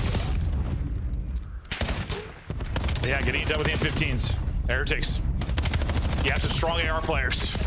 Trake showing he can get it done with both weapons. He's at 24-15 now. And once again, FaZe just on the back foot. Last time these guys played the minor, that goes to the crazy overtime. I think FaZe scored an overtime of regulation to extend that. might need a similar moment here. Chance now for them to get a little bit of control, maybe get this forward through top side. Abuza working mid-map, everybody else working through plane, maybe relying on Abuza to find a pick for them. It's not going to happen. And I mean, yes, it's only a two-score game, but just control of the map has felt very Miami favorite. Maybe that's why just from the slaying. The slaying. Like, it just feels like even when there's where the fights were happening. Yeah, where FaZe are fighting from. Yeah. When they have EMP in hand, they are not getting many follow-up kills. We got a slaying what it's at 11, negative 15 for FaZe. So Heretics producing in the kills department. Well, they obviously have the talent to do it. 3 dead though, and a chance for FaZe here. Playmaker might need to be 0-4. He's gonna have to get there and provide some help, but he's able to do just that. 0-4 finds the big one to get them through, and he found the big one for them on the other side to lead to the score. Now down 1. I thought Trace was about to stop that again once he got that first kill. I could not believe he won that. I think that player had an MPC in hand. Now Rentor's trying to go on a pinch all the way through. His teammates are gonna wait for him. Now they can fight Motel because, well, if you're FaZe, you have to worry about him. But on the other side, it is Abuza trying to lock things down with Draza overhead. And somehow 0-4 to Abuza made this happen. Yeah, 0-4 was just lurking there. I feel like forever, making play on new spawn. Draza now pounces. Abuza gets 1. Numbers here for a moment for Heretics. Draws just trying to finesse top window. Hit down to 18 HP, but staying up. Oh, big win. You had 2 inside their house. Metal's able to deal with both, and that'll stall out the push for FaZe. Yeah, it's also like, again, Metals brings out the MPC at the right time because that was 0-4 and Sim both running the subs, and that is where you want them. One more gunfight win there for FaZe. If you have those 2 running around in your base, spawn killing you, probably would have been tied up. And, well, this is where Miami have been so good, these 1-score games. This will remind me a whole hell of a lot of last time they played, though. 3-2 lead for Heretics. And time starting to wind down, but with 2 picks there, it is time to go. This should be another score, and it will be. Back to a 2-point lead. Heretics, good patient plays around the point. Rancor's on 5 straight at 28-60, and they're continuing to melt. The kill differential just leaning massively towards Miami, and they're looking to funnel this through again. 0-4 is going to get shot in the back. Rancor is slamming right now, 7 straight. Let's funnel it on through. They're putting the game away in the last 90. Yeah, I mean, 0-4 had a chance there to like maybe surprise Miami because he spawns out Motel. He was the only player to do so, but he just couldn't find them. It felt like Miami knew. All right, 1 player could spawn out. Super's still here, shooting at Ghost, but it does not matter, it feels like. Yet a Hellstorm on Rentor. He's now up to 31 alongside Trace, but yeah, just the slaying power right now. I said it was 15 when I called it. It's like, it is a lot more than that now. Like, it got worse. Yeah. It's got to be around, I don't know, 25, 30 now, somewhere in that realm. Just slam them. FaZe get a late one. Not sure it's going to matter, but hell, it was Heroics last time through. Maybe it'll be Heroics this time to get to an overtime. It'll be 3 dead. The problem is the streak. If no streak, this might have been rallied in. That streak was enough actually to make sure they don't have a chance, because they're not going to have a chance to relay it. Well, honestly, without that streak, things might get a little dicey, because it would have been 5-4. They would have had a free open goal with just enough time to pick it up for extra, but they finally got blue control. That was like the first time you finally got to that forward position if you were FaZe, but it doesn't matter. Well, fact is, you're going to get outslayed by 20 to 30 kills. You're not on Scar. No. Not on Scar. And you can see the body language just a FaZe. Draza knows he's doing a giveaway. Yeah, he might be giving some away. Yeah. They're getting just eaten up right now in this particular matchup. Frustration for FaZe, and, well, success here for Heretics. 1 more map for them to close it out, and we're going to their hardpoint pick, so they're in a good spot. Yeah, going back to, well, back-to-back dens, but I think, yeah, both of these teams, all right, we've been playing this all year long, but right now, just a hot hand over on the side of Heretics is, yeah. They say it right around 20, I think, but yeah. Double 33s out of Trace and Rentor. It's just where it feels like after we saw, the FaZe team that won that final, where they've got that, they can hit that skill ceiling of the top teams. This feels like, man, Heretics are hot. Like, they can't hang with them. And maybe this looks different on land at a major or something. I don't know, but right now it almost feels like we're talking about one of the top teams versus lower tier teams with just like a talent gap. Like, they are just shooting, bro.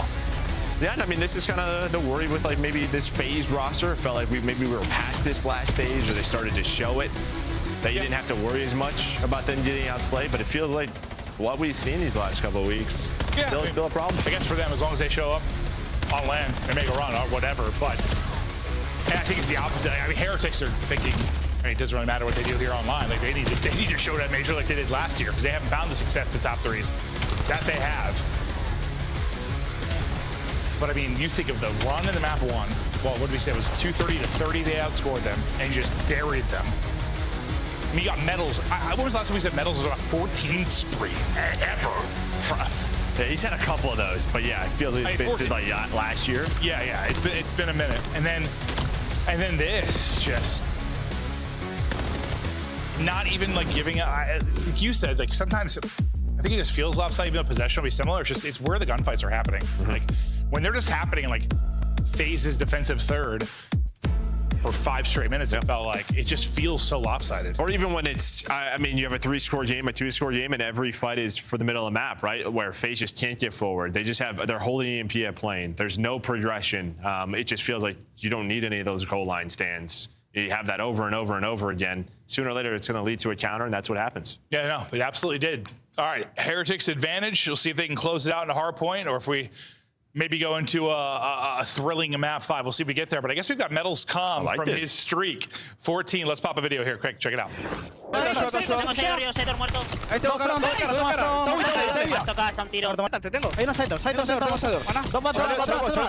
jugando al fondo de la zona, ¿vale? Te mato. Tengo recha para el siguiente, No te va el tío, creo. Está abajo, sí, creo. Me ha tocado, está un tiro. ¿Dónde queda Roca? Hay otra más china, Raza china. Nice. Buen mapa, va. Puto fraude. ¿Yo? And it might be one of those things as we take a look at Simp and Metal stats where, I don't know, similar to like when, I don't know, the Aluka noise went down and, you know, Draws started to step up a little bit, like just with the Real thing. Like, I think we've kind of understood what we've heard from players and stuff, that they want to play with Metals for the way he plays the game, but like, it's probably a little extra pressure having Real just sitting in the win, right? And I don't know if that's just what's maybe elevating his game, but I'm happy for him. Seems like he's been playing really, really well. No, I mean, you aren't wrong. Just from a, like human nature standpoint. I think like that, you know, it's hard to talk about because it feels like you're a professional player, you're on salary, like you should give it your all. But like, yes, there's just a human element. That's not always the case, especially maybe some online matches. But yeah, a little extra pressure doesn't hurt anyone. No, I mean, every conversation that we've kind of heard from that camp is like, it wouldn't be Metals because they love him. Yeah. But this guy, even more so at the same time, since that day one, has elevated.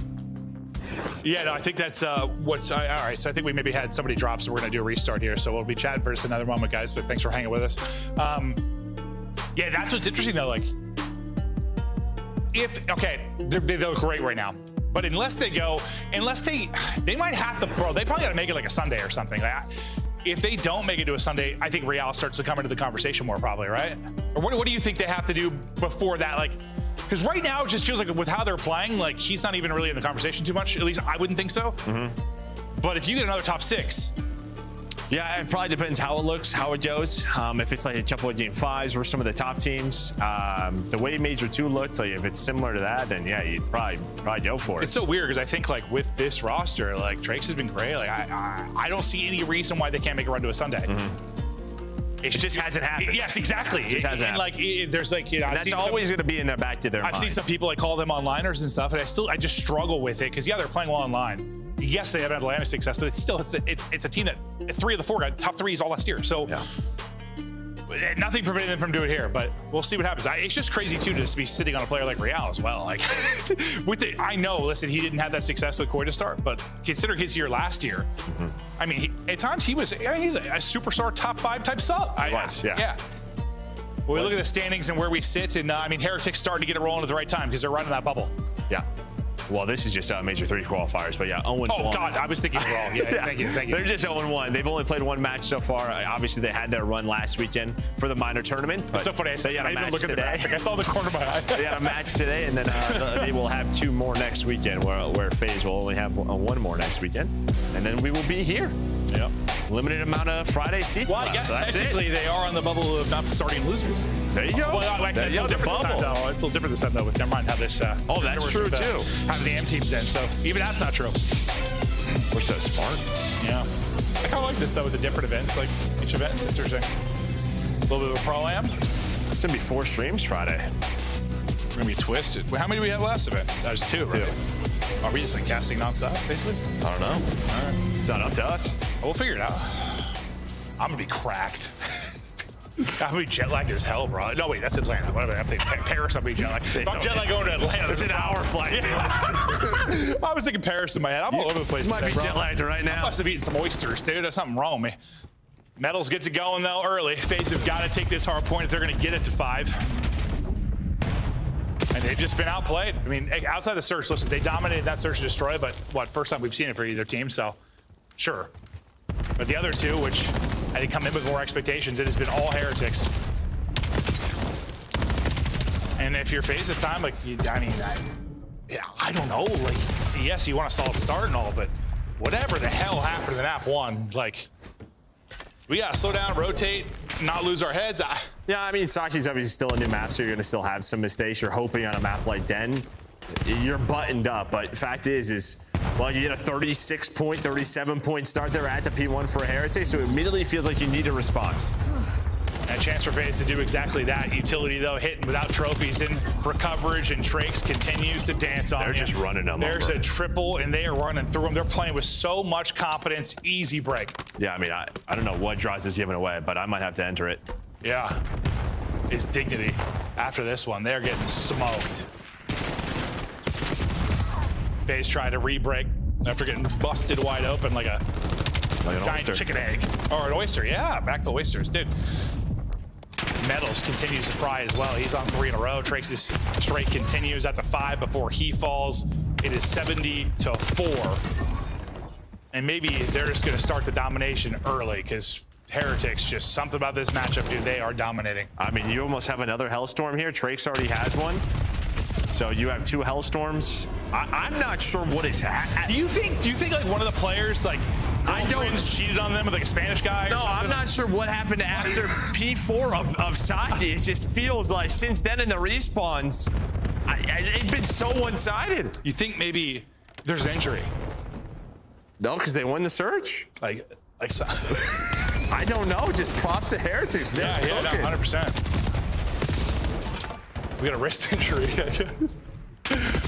104-4 is FaZe. It's a rare moment to be inside of the hardpoint. All right, they get in with 30 seconds, but Trace is already setting up a pinch. Well, it does not feel like 04 is going to read this. No, he is not. So there's going to be 1, 2 in the feed. Draws is just lucky. Yeah, he runs out of ammo. They're thinking maybe he's not going to take a route that late as we're going to be headed over to tree, but the gamble comes in. And now with just a couple of seconds left, who's forward? It's going to be a 4 forward, and he's able to find 1 for FaZe. That trade out quickly, they'll buy metals. A 2 versus 1, I think, on one side of it. And we just win it everywhere. Oh, but 04 spawns there. How did 04 just spawn there? That's a great one. Maybe it's right before the last player dropped. Maybe, yeah, because he was outside on the porch, he doesn't block it. I have no idea, but there we go. Maybe a little bit of a blessing to get FaZe started. Yeah. It may also not matter. Yeah, I'm guessing that was one of those like split-second things. But it looked insane. It looked absolutely insane. But a blessing, I honestly feel like FaZe need a blessing. They need something. They need like that blue turtle shell in Mario Kart or some catch-up mechanic in Mario Party. Like they need something to get back in this because they've. Well, that was it. Yeah, that was it. Yeah. So this is going to put them within 50 to get the rest of this time. As 04 starting to cook now, he's on 4 in a row. Can he earn a Hellstorm? Imagine that was a thing in COD. Like, team's down 100, we're going to bless the other team with a spawn. There's probably some people out there that probably probably some with the hit ray or something. Yeah, no. I think I've heard every conspiracy theory when it comes to Call of Duty. Finally, a good moment. Maybe based off a blessing here for FaZe. We get into our second set of rotations now. We'll see if they can do a bit better. 04 at a monster streak to start the map 1. Streaking here now in the middle of this map 2. Beautiful shots. Already knows Trakes is in the window. Trying to finesse, but not able to do it. His streak will come to an end. Somebody help this guy. 04 is cooking. I mean, Simp was real pedestrian in the map 1. And again, I don't know if it's just like what Miami is doing, but I feel like every time I look at the feed, it's all M15s. Like maybe they're just catching them off guard with this. Could be. Absolutely could be. Just so different than what they're used to playing it. Timings are all off. I mean, it should just be the P1. Maybe when we get to the next couple of hills, it's back towards these NPCs. But it's just been a trend the last few. Well, yeah, I think what we've been talking about with some of the Sim just got literally mowed down by Rancor. Holy, 15 and 10 straight headshots. Lead gonna be pushing up towards 100 again. And this is after the Hellstorm. So you don't get any map control. You don't get any more extra time. You've lost spawns for P2 now. So their Hellstorms are going really well in the Hardpoints, yeah? Yeah, they have very well. They're a bit of sarcasm? Yeah. Not what they want. Not what they want, but Sims double maybe gives them a chance here to win this. Draza flies on through. Looking acrobatic. Nice little bait and switch there, and okay. Despite maybe some of the blunders, they're gonna hold on to the point for now with 40 seconds remaining, and you've allowed Sim to push out and get forward. He started slow, but now on 4 spree. Trying to get it going as he's slamming now 5 straight. They need him to turn up, and well, should have probably got that one shot a little off. Yeah, I would have given him a Hellstorm as well. And I think that's a kill he probably should have got. That looks like one of those where you just jump and just a little bounce, bro, I swear. A little bounce. A little horizontal with the NPC. He just gets away. But Miami fight back here. It looked like the rest of that time was going to go the way of FaZe. But you fight the final 20, and now you're going to rotate through. You're still hanging on to this 80-point lead. Abuza's one really in hell right now. 9 and 18. And well, it's a really tough AR matchup. See if he can get it going. Well, opening kills go to Heretics, and we might have been here first. But FaZe are in trouble. Draza gonna be last guy up. It's a dojo side spawn for FaZe, and so good here from Heretics. Lead now back up to 100. And they immediately have the read. Like, there's a chance there with the close dojo spawns where maybe you get caught off guard, but they have the read, and now Super's on 6 in a row. He's roaring. Hellstorm in his hand. It is just 0-4 on this side of the map. And now they can all turn. You have P4 spawns, 25 seconds left. Man, these have been like so convincing. I'm like, I don't know. I mean, thinking about land, like they're in their head at this point, just absolutely dominating them. Something about this. Miami are just feasting. Super continues to eat. 9 spree will be the end of it. Yeah, I mean, feasting, fisting, whatever F word you want to use to talk about this They one. all work. Yeah, they all work. It is not close. But you ever been fisted in Call of Duty? Yeah. Oh, yeah. Most rain games. It's another rotation. It's another Heretics win. 30 needed for the dub, and they just got them in the cycle. What is the difference now? It's like 20 at 25, actually closer to 30, I think now. No, I can't wait to look at these. Like, oh, it's going to be insane. At least FaZe is 3-0 in this qualifier, so you have that to work off of. But they're going to get outslayed, I think. Oh, I'd be doing it too. Get spicy for me. Shoot some bodies. It's probably going to be... They've got to outslay them by 60? Yeah, we're going to find out. It's going up more. 70? It's going up. Yeah, we'll have to see it at the end of this. Holy. I'm pretty sure, yeah, FaZe might have got outslayed by 60 or 70 kills to this series. I think it's pure fear. Is it fear? It might be, bro. One of them had a bad trip to Spain or something. I don't know what's going on, dude. Holy. They're just getting fried. Like, the point, yeah, like, you get the land, like, is that in your head? Like, it's so bad. Showing Draza's tweet. He was showing the tweet off the phone, but yeah, I mean, we're just see what he's giving away. Because Miami looked damn good. Well, that's from last time. That's from last time they played. From the minor one, yeah. Well, honestly, it's like, what happened? Yeah, is there something about how they play that it's just they're not doing something that FaZe expect? I don't know. It's like, is it unorthodox compared to other squads they're playing? It's the point. Like, I just feel like, I mean, they just won the event. I know this. We saw Paris fall off. I can't even answer that because you just can't get outslayed this. No, they're getting outslayed so bad, like so bad. I'm like, what? I mean, I was a pro. Listen, if I just came off a major win, I know exactly what I'm saying. I'm saying these guys are the big. Like, if I'm in their shoes, I know what I'm saying. Liners? Yeah. But I would never do that. Draza is 1,700 damage at a hardpoint. Like, but yeah, Sim had more, I think, in the game 5 or game 2 yesterday. Like, in a search. Well, if you combine both, they don't get to 250 of their hardpoint lines, it'd be like connecting 2 rulers. 2 deaths. Yeah, 2 dead people. They don't even get to 250 points. No, I can't wait to see. Like, I usually just look at like the breaking point tweet of like the plus minus. It has got to be 60 or 70 kills. It's a lot to a little, yeah. Plaza Search looks good though. If you take away the first 3 hard points of map 1, you were outscored 500 to 110. That's good math right there. So, right around there, right? 500, 120? Yeah, right around there. Yes, talk to us about FaZe getting just on. Did I hear you combine two dead people? We Frankensteining over here? Okay, yeah. FaZe just got bodied here, Ant, and that was your pick in this series. Rosalie remains the queen of predictions. Where did you go wrong? Yeah, so I was thinking about like how I was gonna break this down coming out because there's a lot going wrong from FaZe perspective here, but I'll just come out and say this. Anybody who's like trying to tell you specifically what's going wrong with FaZe, they're just blowing smoke. This is 100% fear in this matchup. They're getting outslayed by a million. Like slammed. Like Sip was the worst player in this series. This is not how FaZe plays versus anybody else. Yeah. It's bizarre, but Miami get like a boost in energy and it feels like FaZe get the inverse of that. And when you watch it from the map one, when they came out frying, as soon as like we get to second rotation, GG's, like 200 straight points, Metal's on a 15 streak. There was at one point, they were on P5, pushed all the way up through mid, spawn killing them like across the map, like a blender that we just haven't even seen yet. FaZe just lose all composure up against Miami. I kind of talked about it, you know, being on the other side of this, kind of leaving Miami, is I just think they run at FaZe with a pace and a level of confidence other teams just do not do. And I feel like in the past that has been a conversation where it's like teams play so different when they play up against FaZe Vegas, right? Like it's always FaZe kind of in the driver's seat, and it's just kind of how do you respond to that? And Miami takes the opposite angle of like, okay, we're not going to be afraid of these guys, we're just going to play our game and run at them.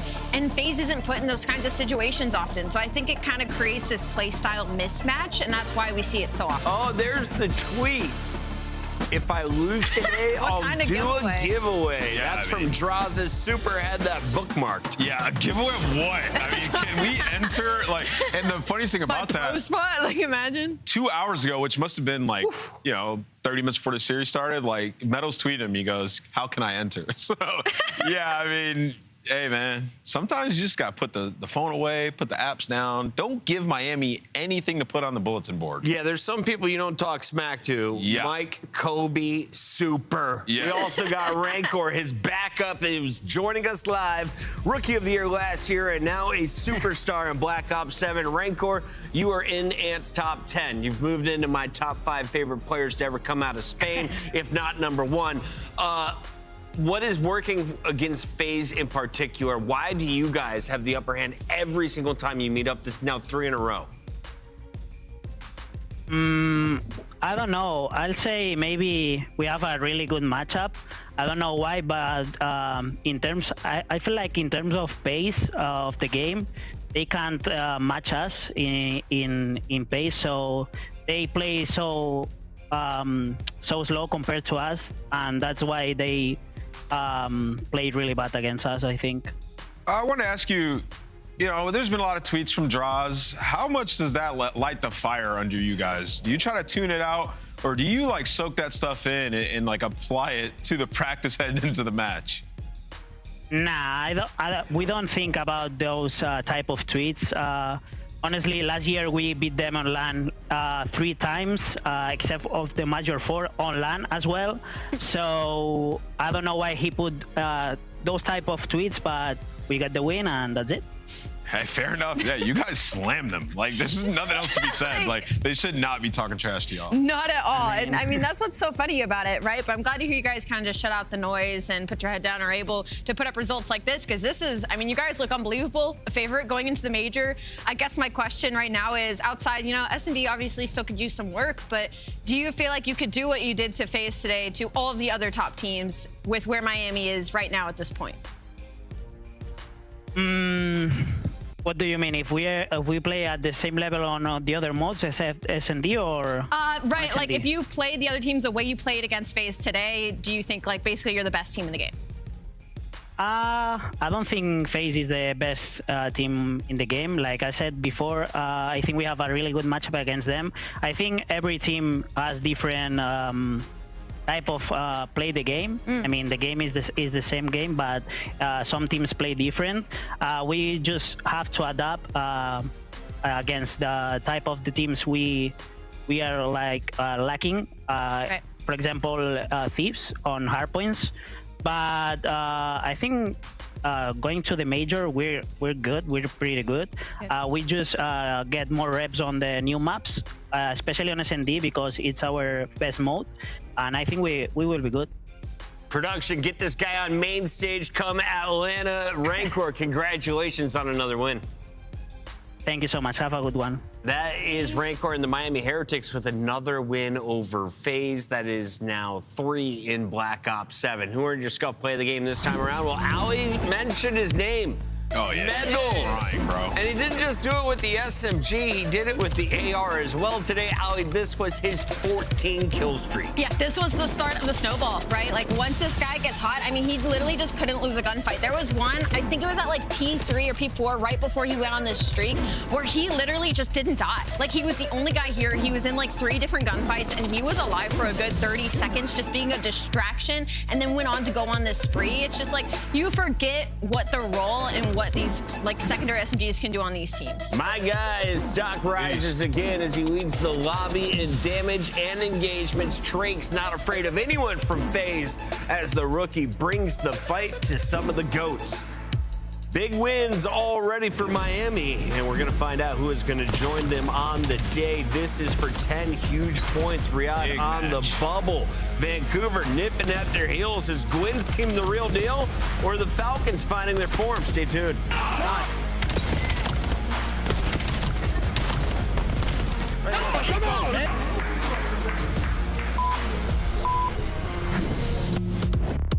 Brought to you by America's Navy and the special operators who work in the shadows. Start the season strong with the 2026 Call of Duty League Pack. Grab yourself the CDL operator by scanning the QR code on screen or check it out in the Call of Duty store in-game now. Scuff, official controller of the CDL.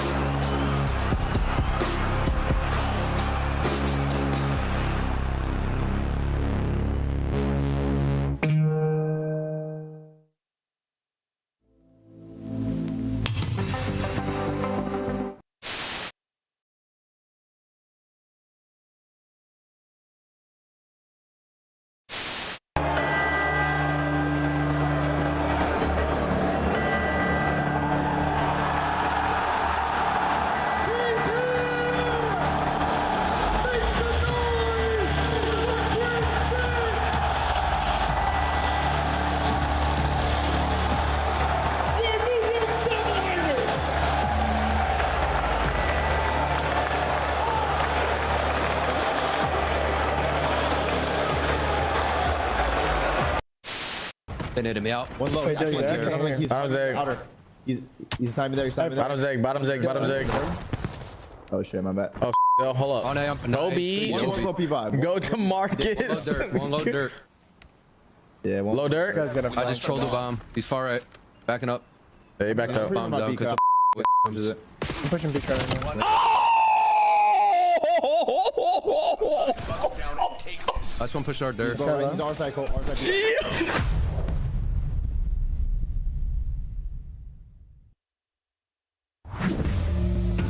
With EWC coming out, the Falcons started taking over the esports world. They signed the world's best players across every game they could, and when it came to Call of Duty, they brought in an all-Saudi roster last year. That didn't work. They kept Xnid. They brought in 3 world champions around them, and things were looking up. That was until Major 2, and it's been a downward spiral since then. On the other side, Vancouver Surge, you hit the reset button after going to multiple grand finals, and you're bringing in some young studs. Let's talk about the Falcons first, though, Ali, because this is a team with high expectations, but 8th place is not where they want to be. No, it's not where they want to be, and they just lack a lot of identity right now. Like, I can't say anything about a specific game mode and be like, this is the one that we can count Falcons to lock in every time they go into a series. It's just not there, which is shocking considering the makeup of this roster. I mean, 1-6 record over the last 7 series. They did beat Surge in the minor last week, so they're coming in with a little bit of confidence, especially because the map sets are a little similar, at least in map 1s and 3s that they're able to take. in their last series. Yeah, I mean, they need to, you said they're spending money. They need to spend money, get all the greatest minds of Call of Duty, put them in a lab, and figure out their fall off from the last stage to this one, because it's ridiculous. I mean, you're talking a team that was top 3 in Respawn, blitzing teams in Overload, had lockdown maps. Hardpoint looked ridiculous, and the tape was great. They're now 1-9 in their last 10 hardpoints. The Search and Destroy still leaves a lot to be desired, and the best player has been Kismet. The stars have not been starring. We broke that down earlier at the top of the show, so a lot of things going wrong in the Riyadh camp. This match, though, a familiar one. They did beat them in their most recent matchup. They need this for morale. The Bulldog, Kismet, still hungry for some dubs. We'll find out. Can the world champs back him up today? On the other side of the fight, we've got Gwyn moving back to the MPC. The SMG has been his star gun since the start of his career. Rookie of the Year alongside some great talent when it comes to the objective in TJ Halley. We talked about Nero's ability to be an X Factor, and Lunars is having a much better second year. It just feels like with Vancouver Surge, this could be a matchup problem for them in some capacity just because of the SMGs. I think it depends a lot on the Nero and TJ that you're going to get in this series versus a team like the Falcons, because even though they are struggling, they're able to put up big damage and be able to play at a really high pace. So that's going to be my worry for this matchup specifically with Vancouver Surge. But on the good side of things, their ARs have been much more consistent. You've gotten a lot more participation out of Lunars in the past few weeks, and they're starting to take some maps off to some really good teams. So Surge could be surging on the upward trend, but they are still in a similar situation as Riyadh. Yeah, if you exclude the minor, it's been a great start to this stage. 2-0, the Search and Destroy. I mean, realistically, the last 60 days, they're actually a top 2 team in S&D. They've been 8-4, so the Search has been good. And, you know, you look at this team, they have firepower. Like, Nero can pop off. TJ's been solid. People are starting to turn the corner a little bit on Lunars, and you just mentioned Gwyn with the SMG. So my problem with them has just been, it feels like they're playing 8s at times. Yeah. Right? They come into it, and it's like, okay. Doesn't look dialed in. Exactly. We'll make a lot of mistakes, but then a heroic effort will get us back into the game. So that's kind of where they're striving to just get better team chemistry and then maybe actually have consistent results. We want to see improvement from the Vancouver camp. We want to see if they can make it to champs. Right now, they're outside of that top 8, looking in. We'll see if they can get it done today in our maps and modes as we get to this best of 5. It'll be Den, Fringe, Scar, Gridlock, and Den. Let's talk about that Fringe Search and Destroy. Does Vancouver have the sniper rifle? Does Falcons have a sniper, or will we just straight up gunfight? Bro, you haven't been watching. Remember, it's been a weird angle for Falcons because they didn't really have a dedicated sniper. They're working on it. We're on the flip side. What, you're looking at Gwyn, maybe? Exit snipe was nasty, though, right? Do you want it more? For the couple of rounds that we saw, it was pretty nasty. But for them, I feel like it's just getting back on the respawn train. If you're Riyadh, that's where you're gonna strike pay dirt. If you're this team, I mean, the examples there, all of last stage, like they have to win their hard points and become excellent in Overload once again. Allie, is Vancouver truly that bad at Overload? Yeah. In the context versus this team, I'm going to say no, because that was a 1-point overload that they went up against each other in Scar. But in general, yeah, both these teams aren't great at overload in general. I will say I do like the first 3 maps in this series for Surge because they get rid of the Plaza. They get rid of kind of the chaotic Search and Destroy. They put Fringe in here, which I feel like gives them a lot more control on the pace of the Search and Destroy. And then they get that Den Hardpoint again that they were able to slide with that win versus Riyadh last weekend. So I think they're set up for a good point here. Let's lock in. Are you going Falcons or Vancouver? Rosalie, Ant went first last time, so you got to go first this time. That's fine. I'll go first. I don't know why my body's telling me to do this, but I'm going with Vancouver Surge. I think they get their revenge this weekend. Yeah, I mean, I think this is going to be a competitive series. I'm going to go with Riyadh, though. I mean, they just got to see one go through the hoop. Got to. Nameless knows Clayster pretty well. Clayster knows the Falcons pretty well. That's valid. But does Nameless know ball today? I'm riding with Rosalie. We're going Vancouver Surge, the Gwyn win until Falcons figure out their missing 4th piece or what's going on in that camp. I can't pick the green squad. They did win, though, in the minor. We'll find out. Do they do it in the qualifier? On the mic, we got Miles and Chance. Hello, everybody. Wonderful picks, lovely breakdown, and God only knows what is about to happen in this series. Another wild card. Mr. Ashworth, how are you leaning? Leaning neither direction. We can let map 1 truly set the tone for us if that's the direction we're going to go, but I think it's entirely unpredictable. Falcons have broken off maybe 3 different sort of set pieces for S&D. They've been mixing things up throughout the year.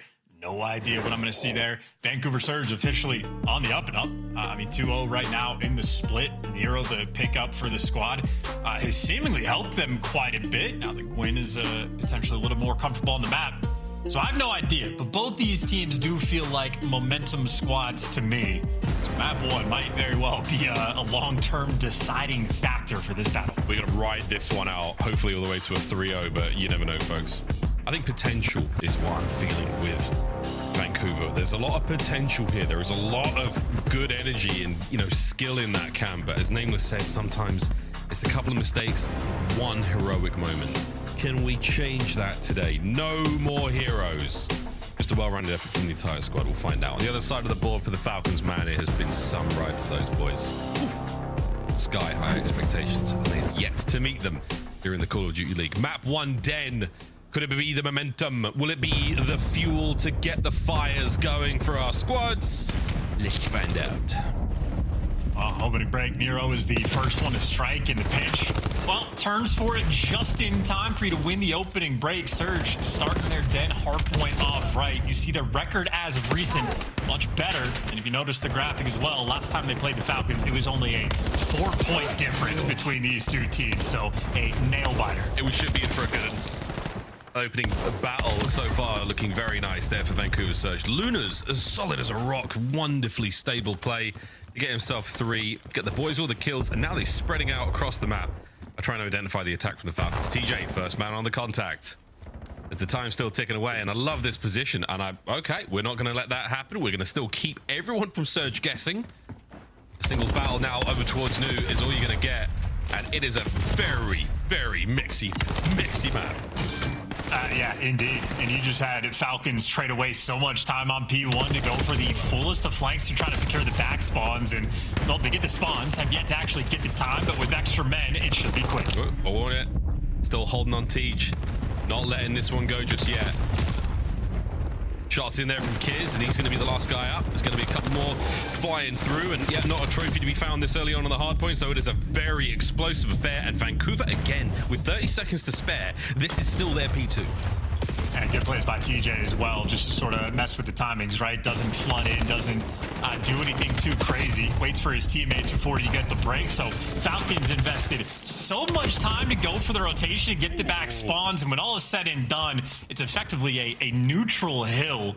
You get the final 10, but you'll be down by 40 going into the new time. And Surge have a setup all around the map, and they're prepared for this new time. That's the thing, yeah. You're going to talk about that neutral time. 60-21. Vancouver, you've started Den off right. Cell looking to get things going at 3 and 5. Well, the approach towards time is going to be a bit of a flank here, but it looks like Falcons committing to the lockers and mid-map here, and it is just absolute mania. Over to Pred.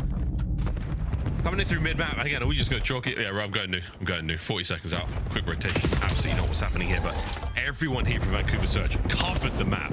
Falcons, there is no pep in these steps. And this is just like a comfort game for Vancouver Surge as well. I feel like Lunars has just been, you know, on target practice duty.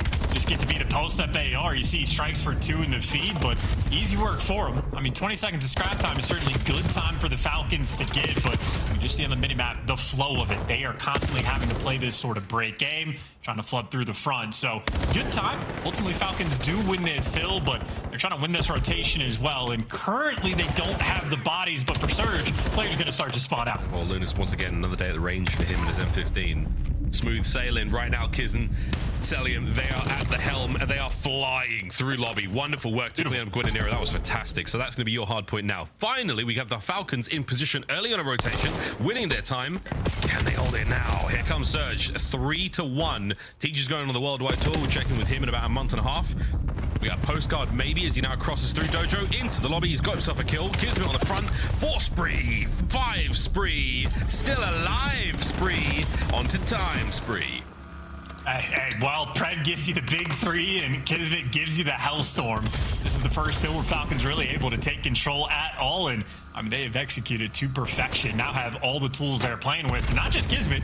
I mean, Pred might be able to get the Hellstorm too. If he's on the 4, got a little bit of hill time, everybody's getting close. Oh, that's the clean 3 and the final moments of scrap here as we end the first set of hardpoints out of Vancouver. Still with their lead, knowing they're as gargantuan as it was to begin with.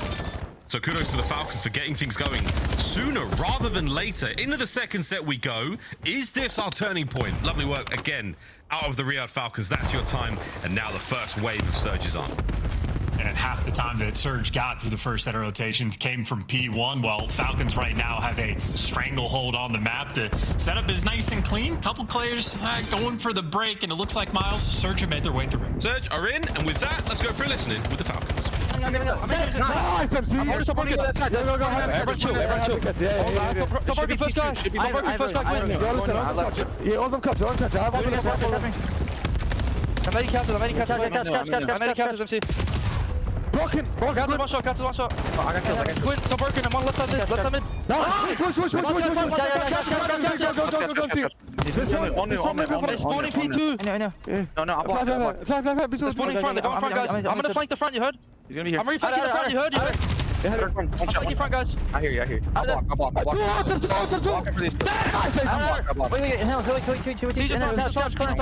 I'm playing the next guys. I'm trusting you guys. Kill the guy.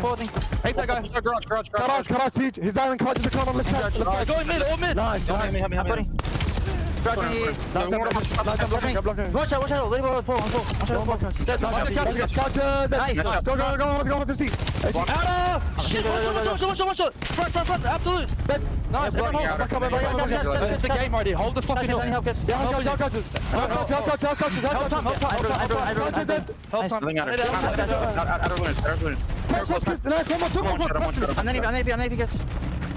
One shot teach front. Go.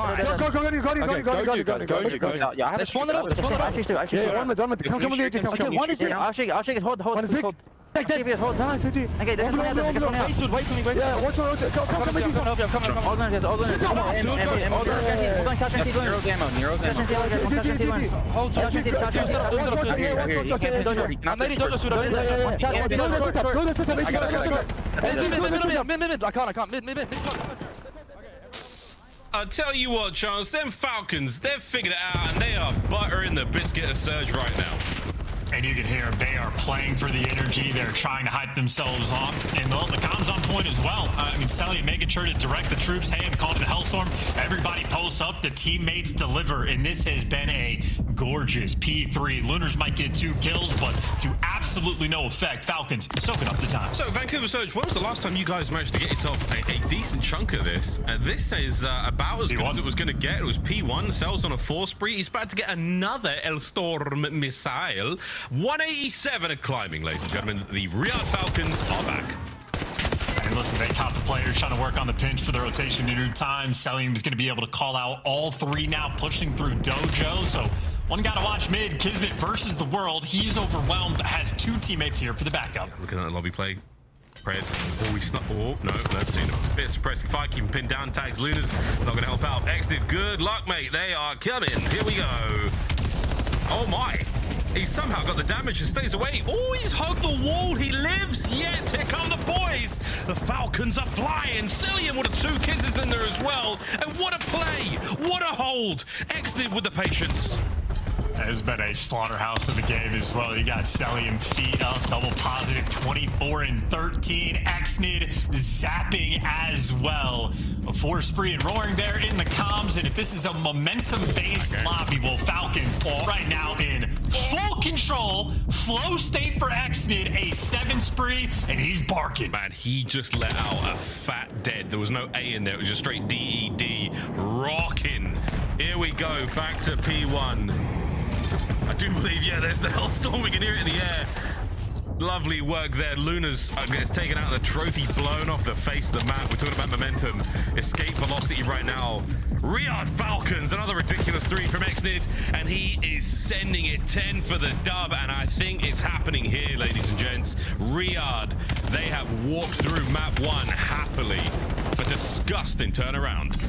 Yeah, it's such fun as well. I mean, actually, it had a bit of a slow start. He was 8 and 15, but his teammates absolutely pick him up. And I think the listening was timed pretty well because it was on the P2 where they started to accrue the lead. And I mean, right now, this is just victory lap time. Everybody's going to have some hot hands going into map 2. Oh, yeah. Oh, yeah. Talking about momentum, another streak from Exnid lands. It's like a game of Overload. What the hell are we looking at? Another spree out of Pred. Makes himself a 6. He's going to get shot there. His boys are on time. It's game, ladies and gentlemen. Throw the towel in. For God's sake, throw the towel in. Man, took a minute to get it done, but boy, howdy. No can do. Vancouver gutted in map 1. And what a collective unit padding those stats as well. They needed 3 seconds on that final P1, and they had to have just gotten 15 kills. Everybody posted up as Vancouver. Well, just flooding into death, so add it to the demoralization factor. Bad enough to get beat, bad enough for Falcons to go on a run like that where they outscore you 200 points to 20, basically after the first set coming through. That is brutal, that is beat down, and that is all 4 players on Falcons positive. Damage on point, hill time great there out of Kismet, but everybody putting in the work. You name it, assists, non-traded, everything there. Everyone had a go on the spree. Lovely work again at Pred 13 from the hill. I liked what I saw there. You never know what you're going to get, boys and girls. And what do we get there was the good out of those Falcons. GG's, Vancouver Surge. Yeah, that first set, really good. Really good second set. They were not exactly present. Pedestrian, as maybe we'll call it. This highlights hella green. I mean, Falcons all day long. Well, once like the starting point sort of kicks in, you know, Surge was able to get the first 42 points on the P1, and then after that, it was nothing but a battle. Having a couple issues falling off the map, but I mean, just pay attention to the score. 40-point lead right now from Surge. In the moment Falcons start to claw away on it, and it starts on this P4, never looked back. I mean, Kismet starts the team off right. Pred was right there for the backup. Then Celium took his turn, and Exit quite literally there just to finish him off. But well-oiled machine on Den. That is that 5-win spree for Surge gets snapped in emphatic fashion. And again, a momentum-based series. Well, all eyes on Falcons for that too. Celium with the Hellstorm. They did call him Helium for a second there. Say that for another day. He absolutely just bent that one like Beckham. Another from Exnid here. This 7th sprint was insane. The fact that he stays alive after that as well, inside time, was also very impressive. The big 3 to start things off on the final hard point we saw. And streaks after streaks after streaks. Everyone there on the Falcons having their way with Surge. Not a lot of fun for our squad from our way up north. And yeah, I think the giggles are one thing. You could tell that they just couldn't get those last 3 seconds, but they absolutely had those kills. Well, ladies and gentlemen, this series, we talked about momentum. We talked about going with this one with your head held high. Vancouver just got their hearts ripped out of them. We're going to see if they can bounce back. Test the old resolve. Test the mental, the will, because look how flat that is. On my ass after a big section in this chair. Damn. I mean, you had 60 points at the end of P2, and you scored 50 points for the rest of the game on the next, like, 8 hills. I mean, a ridiculous flatline considering Surge. I mean, hats off to him. Had a fantastic opening break, and then they had literally nothing else. Nothing whatsoever. Get me to Fringe. Give me a stiff drink after that one. Lord it, 251-13, Den. Try and forget about that one. Well, the search and destroy should be cool. Both squads raring, chomping, dying to get involved in this one. And yeah, not sure how this one's going to go, mate. I want to see some snipes. We saw Exnid bringing the goods last time. You and I had the pleasure of watching the Falcons play this map. I feel like it's a very, maybe not essential is probably the wrong way to do it because you can figure it out elsewhere, but I think it's been really influential, let's say, big snipe plays here on Fringe since it's hit. It's maybe not the preferred dynamic, like in concept, but if you're struggling in the game mode, you got to start making adjustments, and we have seen Exnid can absolutely hit his shots. I think we've had quite a few snipers in the league this year that look fantastic. Aim assist nerf comes through to where we don't have it on the snipers, and some snipers have fallen off a cliff. Exnid, not that guy. No. He's been lights out, but obviously a very tough task ahead because for Surge, been an incredible game mode for them. I mean, nearly double positive KD for 2 players on the roster, and this is mixing up with the weapons as well. Gwen has pulled out the snipe. He'll run the MPC, he'll run the M15. And Lunar's really just sort of that turret-style player. If his KD is that good, that means the whole team is facilitating. Here's Mr. Facilitator for the other side there. of the Falcons roster. I'm excited to see how this one goes because, again, we talked momentum. We talked about who's going to walk away with the hottest hand after map 1. And by golly, Miss Molly, was it absolutely the Falcons. Fringe, though. Opportunity here for Surge to pump the brakes. Try to interrupt the flow that the Falcons have found themselves in. And this might be the way to do it. Heavier stack towards the A-bomb site right now for Vancouver Surge, and they've definitely got a chance. And Gwyn not skipping a beat. He's in. Well, X-Nid, the lone defender, and he's got the boomstick. Be careful about these peaks. Oh, he's taken Nero from mid. That's 10. That's 10. Sorry, it was 10. Smoke's helping. But the rest of the boys have lined up. Falcons got the mid-street cover. They've got everything good for now. Teach is on the flank. Good luck, boys, getting in here. Nice two-man hit. X-Nid gone. There's the flank from Teach. Oh, and he tried to make something happen there on the second man. Gwyn now flooded the streets. And he is going to be a problem. Backs up. Bomb still in hand. Are we sticking it out at A? We've got the time. A little bit to work with. No information just yet either. It's been a minute since we spotted these players, and they want to get out of dodge, but you're going to have Kismet watching the cross, so easy spot. The trade's not good enough, and why plant the bomb for free when you can get two-pieced in the middle of the map? Great question, mate. That's a good question. NPC from Kit. Oh, nah. Well, the second guy was super weak, but come on. This was the first snipe on a Nero. He gets there a little late. Shows too much to X-Nid, who does not miss there. Sorry, I thought he sniped him in mid because there was no skull on for a second there. But no, I right those wrongs. Good stuff, X-Nid. How unlucky for him as well that his entire flaw this year, at least in S&D, he's been okay about getting the first bloods, but he always gets traded. He immediately backs down and then just gets Kobe. So the luck right now not on his side, but the skill definitely is. Absolutely. X-Nid, no shortage of skills since we saw him enter the league in Black Ops 6.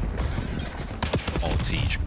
Oh my god. Oh, Teach. Oh my good lord. He went for it. 3v3. And you have pushed the Falcons back. Gwyn, check your corner. Slammed. Kiz, stay strong. Nero trying to flood the keep those boys, the Falcons, pinned in the backside of the map. Well, now you're in the middle of the map. Yeah, but traded. Granny's a dangerous place to be.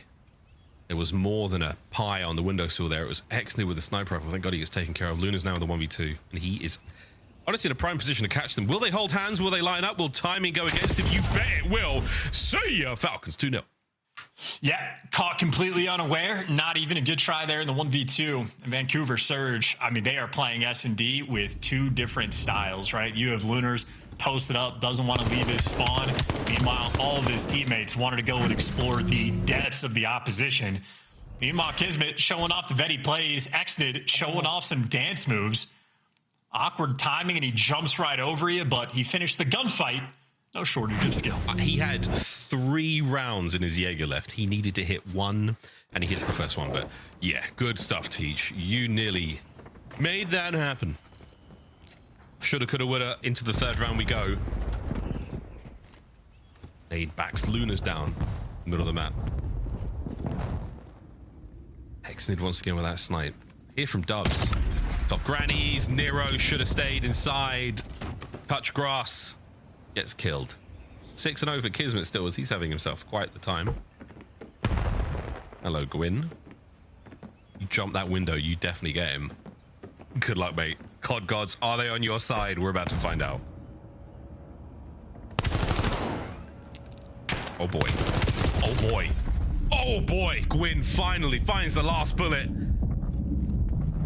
Will he get the regen? He sure will. And X-Nid thankfully picks up the NPC, or not. Gwyn's still fighting tooth and nail to retain this position. Now a 1v2. What a bizarre round this has become. X-Nid has put extra emphasis on just staying alive. So at least success in that category and not making mistakes for the moment. Gwyn can reload that gun, and once again, a free bomb plant. Falcons are happy to play this retake. It's a 2v1, but again, just to call out X-Nid's play, wonderful work, staying alive for so long. What a tremendous improvement for a player. He's got it. Gwyn's in a great spot here. NPC at this range. He should be sweet for 1. Here come the Falcons. Excellent Pred, check it. No good to the corner. Exit. Sends it forward. It's the right gun at the right time. And Kiz, you may as well give him the assist. It was his NPC from the ground. Exnid. Fantastic round. And he just stands there menacingly after the clutch. But yeah, execution there. If your teammate dies for the bait, got to get the trades. And actually, really wasn't given too much to work with as well. It's not like he's straight out a one-shot kill, but executes there on the gunfight. And again, the extra emphasis Exnid is placing on just staying alive. Because again, first bloods have never been an issue, but it's after this point, making sure he works with Kismet. When the gunfight gets awkward, he gets out of dodge. And well, when he has to get the kill, he is there ready to pounce. I'd say the evolution of Exnid as a player has been very fun to watch. Really nice, man. Yeah, lets the round breathe just a little bit more. Takes his time. He's been a player very much known to overheat.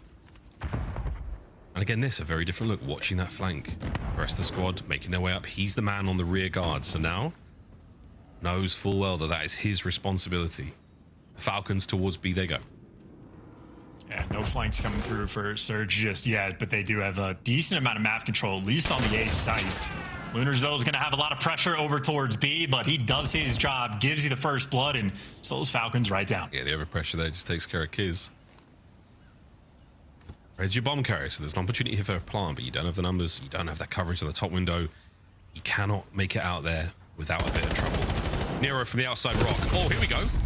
Brett sends it. He was waiting for the dinner bell to be rung, and now he feasts. Luna's gone. Managing to keep Nero out of the play as well, so you know that the bomb plant's on, and this is the battle for the flank. Exnid versus Teej. The dance is good, but Teej too strong. Oh, another from the front. Celium swaps to his secondary. Eyes on Teej. The square up. Win from Cell. Last man through the back window, and Nero stands tall on the defuse to get Surge on the board. What a mixy round. Nice first blood there for Lunars to give his team the advantage, and in effect, they execute after the fact. So nearly the read on the back window. Had it for just a moment, but it is a guessing game of where that trade's going to go through, and Nero takes him down.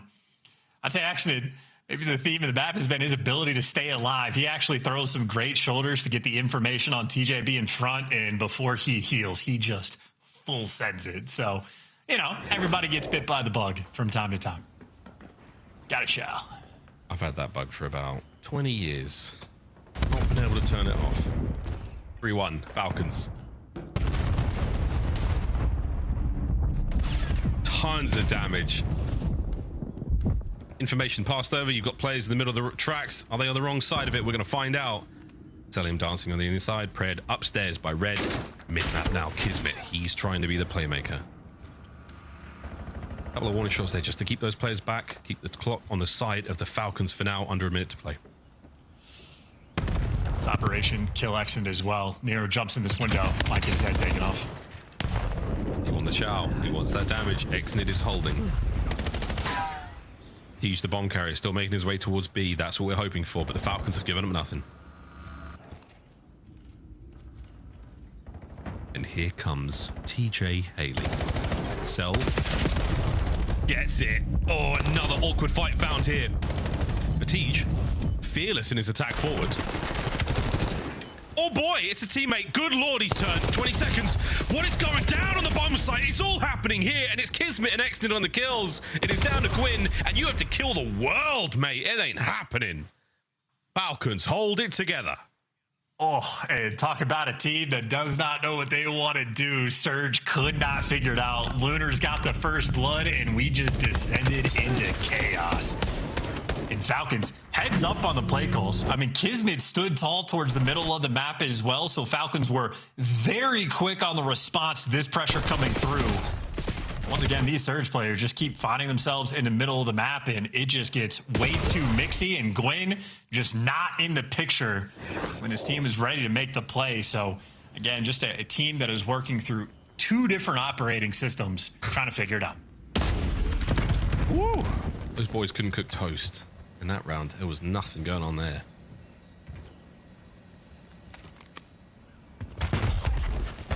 Operating system here is going to be Gwyn and Pred going toe-to-toe in tin. The trade battle complete. And it's a 3v2.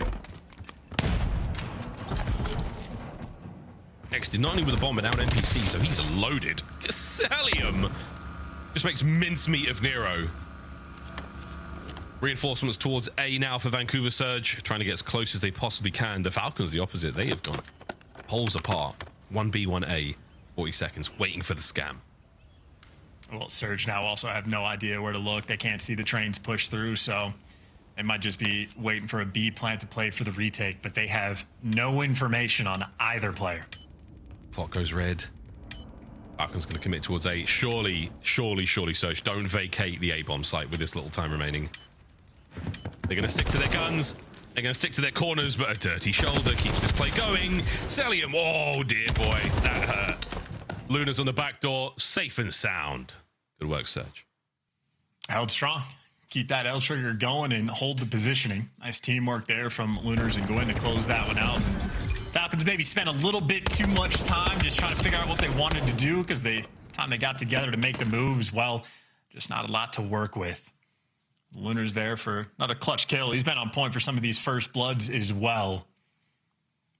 And Scott, even just for the opening break, we saw Exnid barely miss a snipe. I mean, he has been nearly perfect, it feels like, for getting these first bloods on connection, but a don't miss, don't lose type of round. 2 though, you've got a couple of rounds to throw that way. And here we go, Vancouver Surge, full steam ahead. Tej leading the charge. There's no opportunity for any weird team fight moments, no shenanigans, no mess. You've cleared out all the usual spots. Somebody plant that bomb. Let's get it, boys and girls. Waiting for the nades now from the Falcons over the top. No trophies to be seen.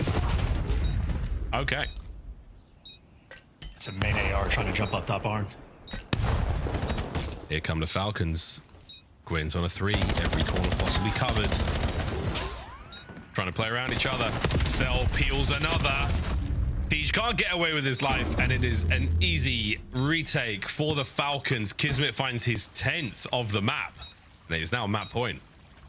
Yeah, it does not feel fun to try to hold map position where everybody is just sort of, you know, getting funneled into a small location. Bunch of corners taking control of the bomb site, and I think Falcons, as long as they take the approach slow and have good comms, not too difficult to break that one down, especially not if you're just getting a freebie first blood. I don't know what the comms or information was like, but Salim does his job. He has had some issues top barn in the past, but takes care of it there and makes light work of that round. Surge, no success on the attack. He's been a demon from that top barn position this map alone. Falcons, you forgot something, chaps. Twice now. Cells on it, don't worry. Bad news, Prez dead. Good news, Kismet. Sneaky. The bad news, Kismet dead. Good news, Exnid as a snipe. Bad news, 4 Surge players to play with. Previous 2vx duo for Salim and Exnid as well. Good news, Exnid snipes. Bad news, on go B. In a 2v2, they took a long time to make a decision on what they wanted to do. Now they could actually isolate Nero, or Nero could isolate them on his quest to find a new weapon. He's losing teammates. Good news, Exnid. Highlight clip? Question? Bad news, 3v1.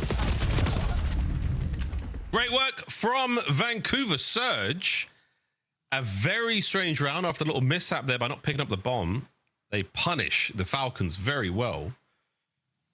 Are we in for a moment, Chance?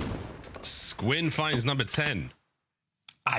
When did he find the time to get 10 kills? Who has the time these days? He's been cooking quietly. They only have 3 round wins. Whoa. He's not exactly been, you know, they've not been winning the rounds, of course, but he's been the mid-round guy. He's going to get us at least 2. He's been having a good time, mate. The rest of his teammates, not so much.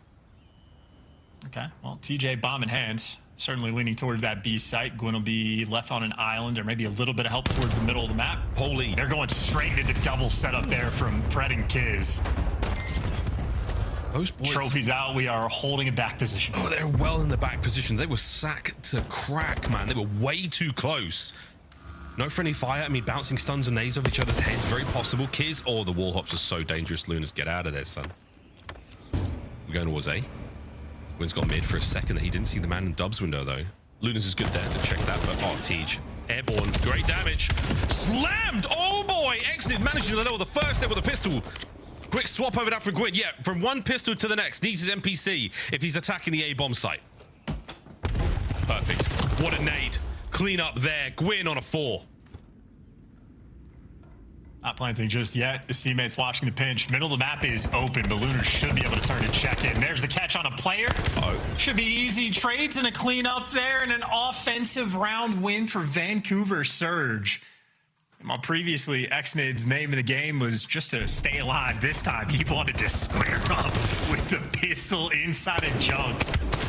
Still was able to take one to the grave, but after the fact, as you stated, Miles, Gwyn just on point. 3 kills there in that round, and nice nade, little bank shot coming through to clear out the site. He has been a very, very tough opponent to deal with right now. Falcons are starting to go a little quiet. 5-4. Come on, boys. Give us one more. Get us to that 11. Range has been a treat so far. Not a huge amount of nade pressure there from Surge, and it shows. Oh, by Junk, that's going to be a big kill there on a Gwyn. He's out of the round. Mr. 13, unlucky for some. Is this the final round? Well, he has more kills than his 3 teammates combined, who now have to clutch this 3v4, and they are spinning in circles at the wrong bomb site. Bad news. Here we go. Lunas. Drive-by check, doesn't get anything there. The corner play, though, from Kismet. You dirty dog. That's what you do. That's fantastic work. Big win there on the flank. Teej. Yeah, Lunas, you've checked everything except for the one corner where the man sits, and he does get the kill. Man advantage. Oh, and it's about to get a whole lot worse. That is it. From rags to riches, the Falcons have had a couple of tough rounds, and they find themselves finally sitting pretty. The victory theirs. That is the search and destroy.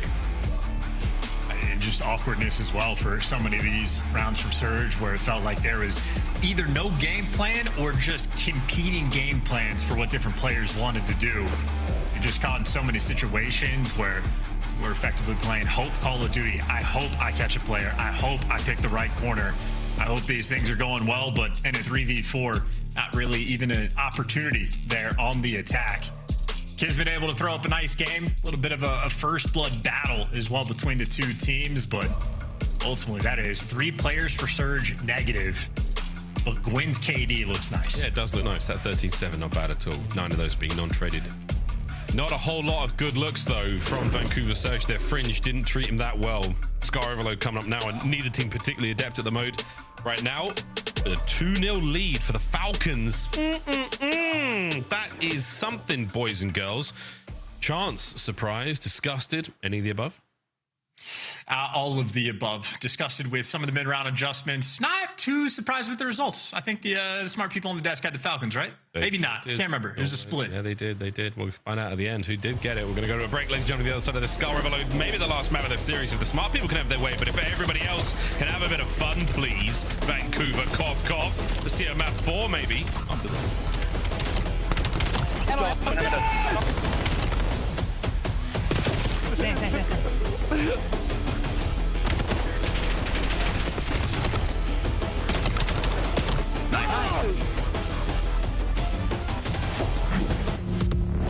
Monster Energy, the official energy drink of the CDL. COD Champs tickets are on sale now. Come see the best teams lock in for this season's grand finale in fabulous Las Vegas. All 4-day passes come with early venue access. Head to phasevegas.com or scan the QR code to get your tickets now. Look like the pros to play like the pros. The CDL team skins are available now. Scan the QR code or check out the in-game store now. Brought to you by America's Navy and the special operators who work in the shadows. At COD Champs, the fun goes beyond your seat. Welcome to Vegas! If you're in the starter ranks, you gotta slide over to the iconic Vegas sign for a quick photo. Then drop into the playground made for adults. And then go swimming with sharks at the Shark Reef Aquarium. Now at the next level, full send the obstacles at Spy Ninja's Adventure Park. Then get active at Lake Las Vegas Water Sports. For the ultimate experience, take a helicopter tour of the Grand Canyon. Then jump off an 800-foot building at Sky Jump. And that's how you make your Champs weekend unforgettable.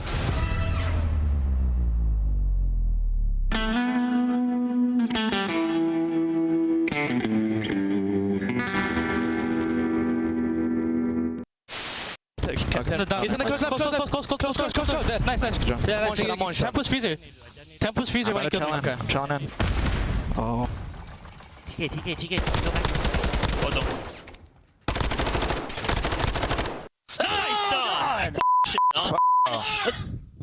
I was side door and it killed me. I was like right inside a side door. To get all the trades, and Simp by himself might have enough. Grim, Simp! The master at work! A two-man stack now on A. He is completely locked in. This is it. This is your tournament. Thieves, the last chance now in the fight. Forward they go, and it's Simp, Cell, Draza, the whole squad! FaZe! They've done it! Destiny manifest! Get back dead. White car, sell him. Lock down. On the black car, one shot, sell them.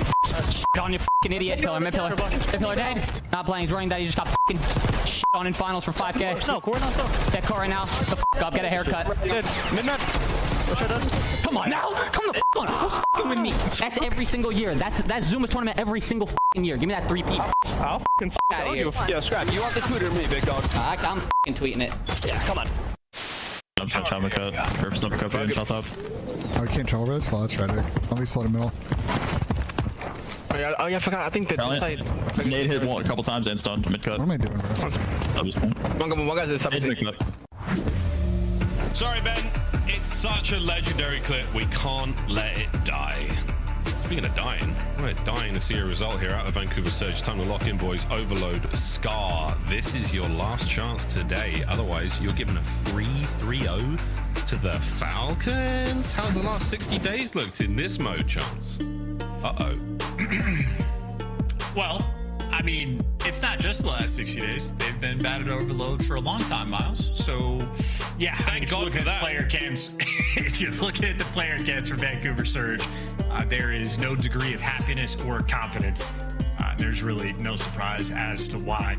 I mean, Falcons pretty good in the game mode, maybe especially so on exposure as well, but good margin, good confidence, good flow.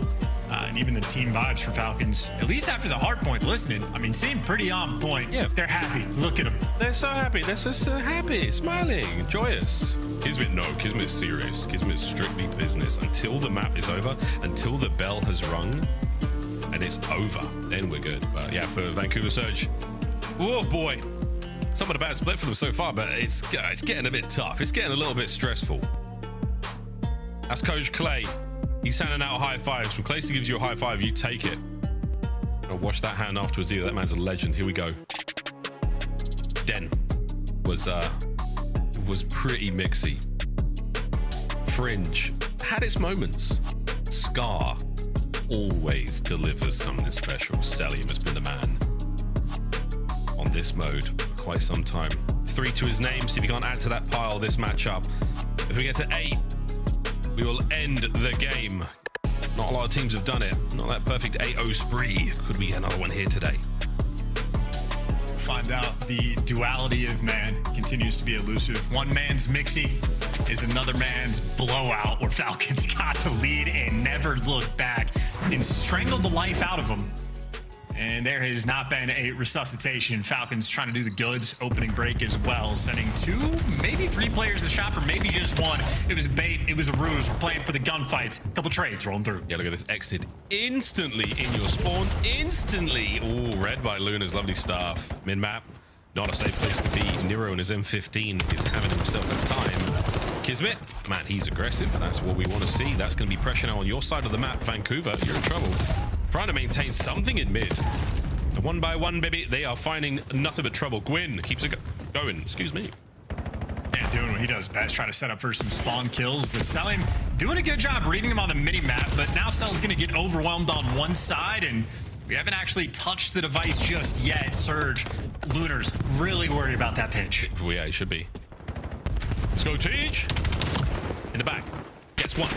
Take up the device. Nope, no one there. Exit a cell, causing problems there for the attacking line of Vancouver Surge. And now, oh boy, we're picking up and making a run for it. Someone desperately trying to catch a Vancouver player unaware, but not going to happen. Luna's, his head is well screwed on today.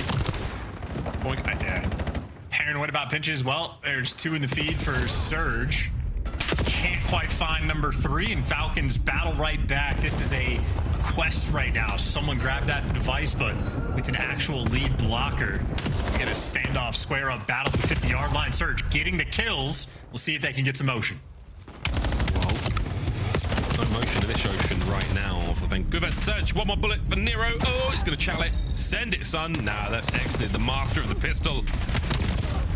Siege. Oh, down again. Exnid cooking.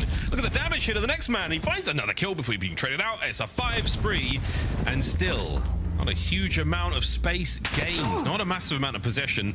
Pred, oh, he's got his runners on. You can score this. You score this. You just get the point. This is how you score right now in overload. You wait for the entire other team to be out of position. The decision-making of when to pick up the device so far in this game has been hell. Oh, God. It's good. You might better run this one home. Go on, Teach. Spawns are up. Go on, Teach. Ah, what a nade from Kismet. Pick up now from the Falcons. Cross the map. You gotta go, boys.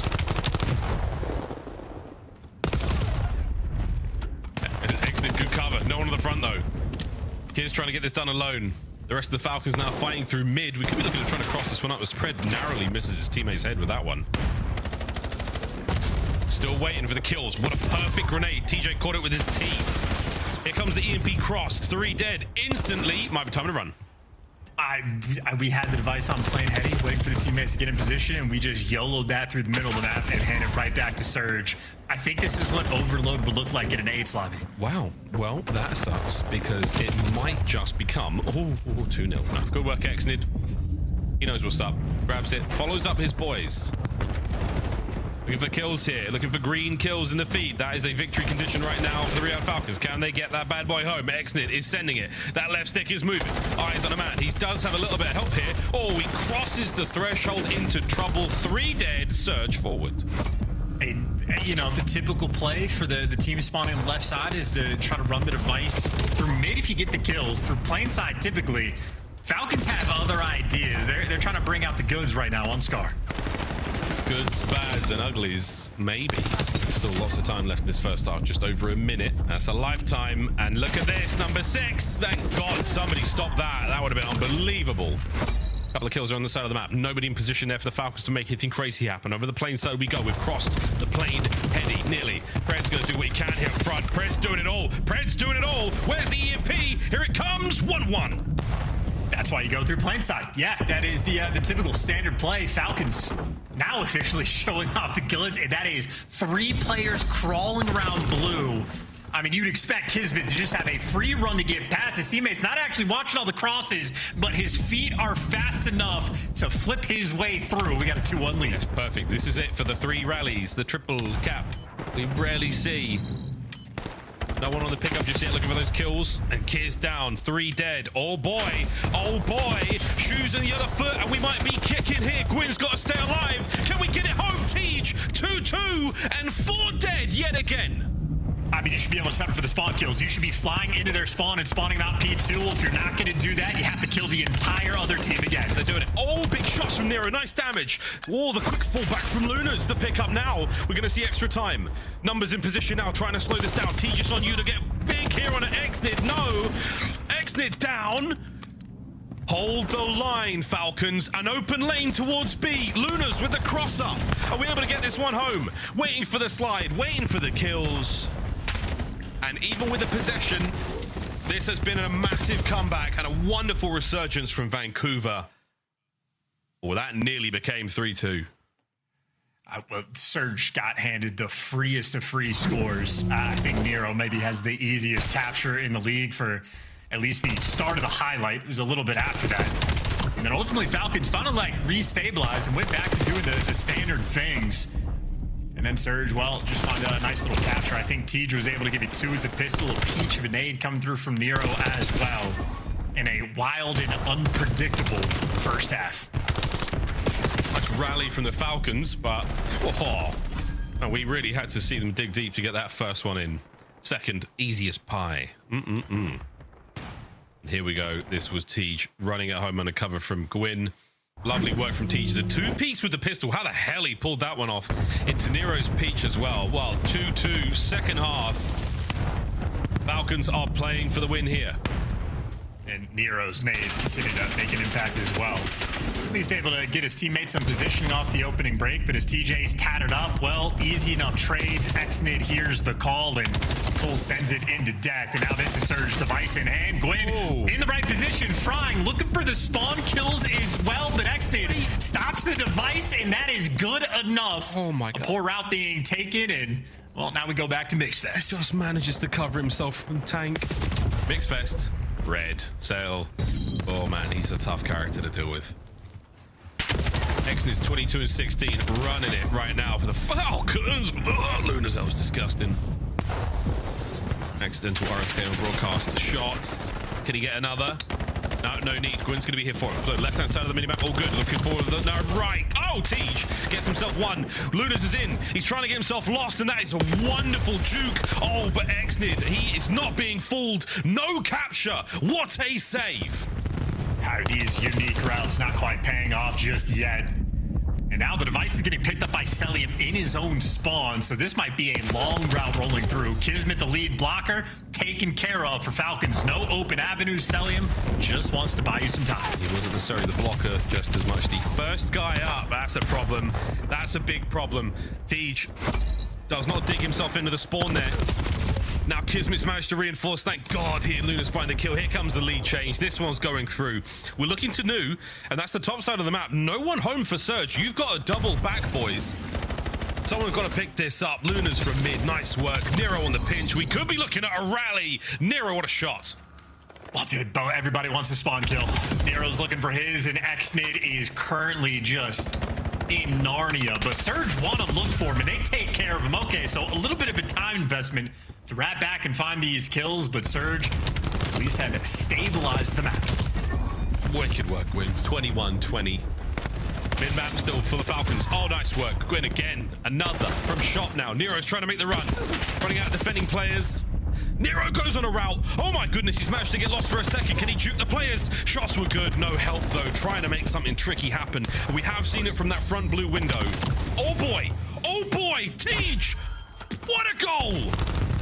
And Pred from top green is blocking those spawns and forcing the other team to be set up for the new device. What a game. What a game. You heard the blade clang against the wall next to him. Tej is still at large.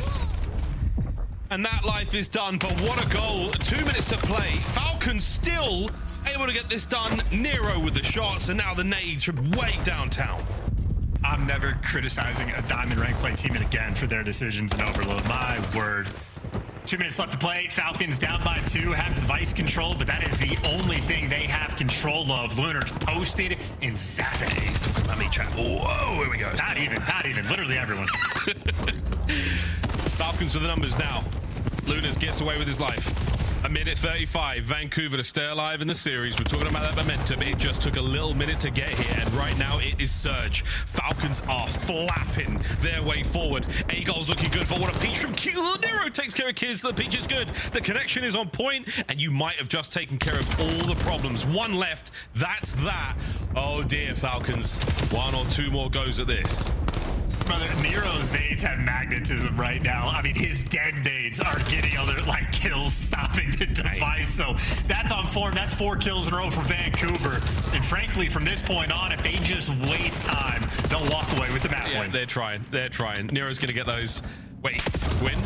Wrong goal, mate. That's fine. Plenty of players elsewhere to deal with.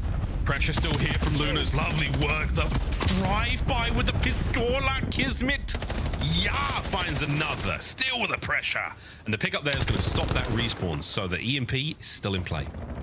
I want to hear Clayster's comms so bad of what he says to his team after this one. Let's be dude. One of those. That was my Clayster. Damn, good shots, kids. Wait. Here comes number. No, that's it. See you, mate. That's going to be Gwyn and Nero. Nero's nades. I want a t-shirt. Or at least a weapon charm.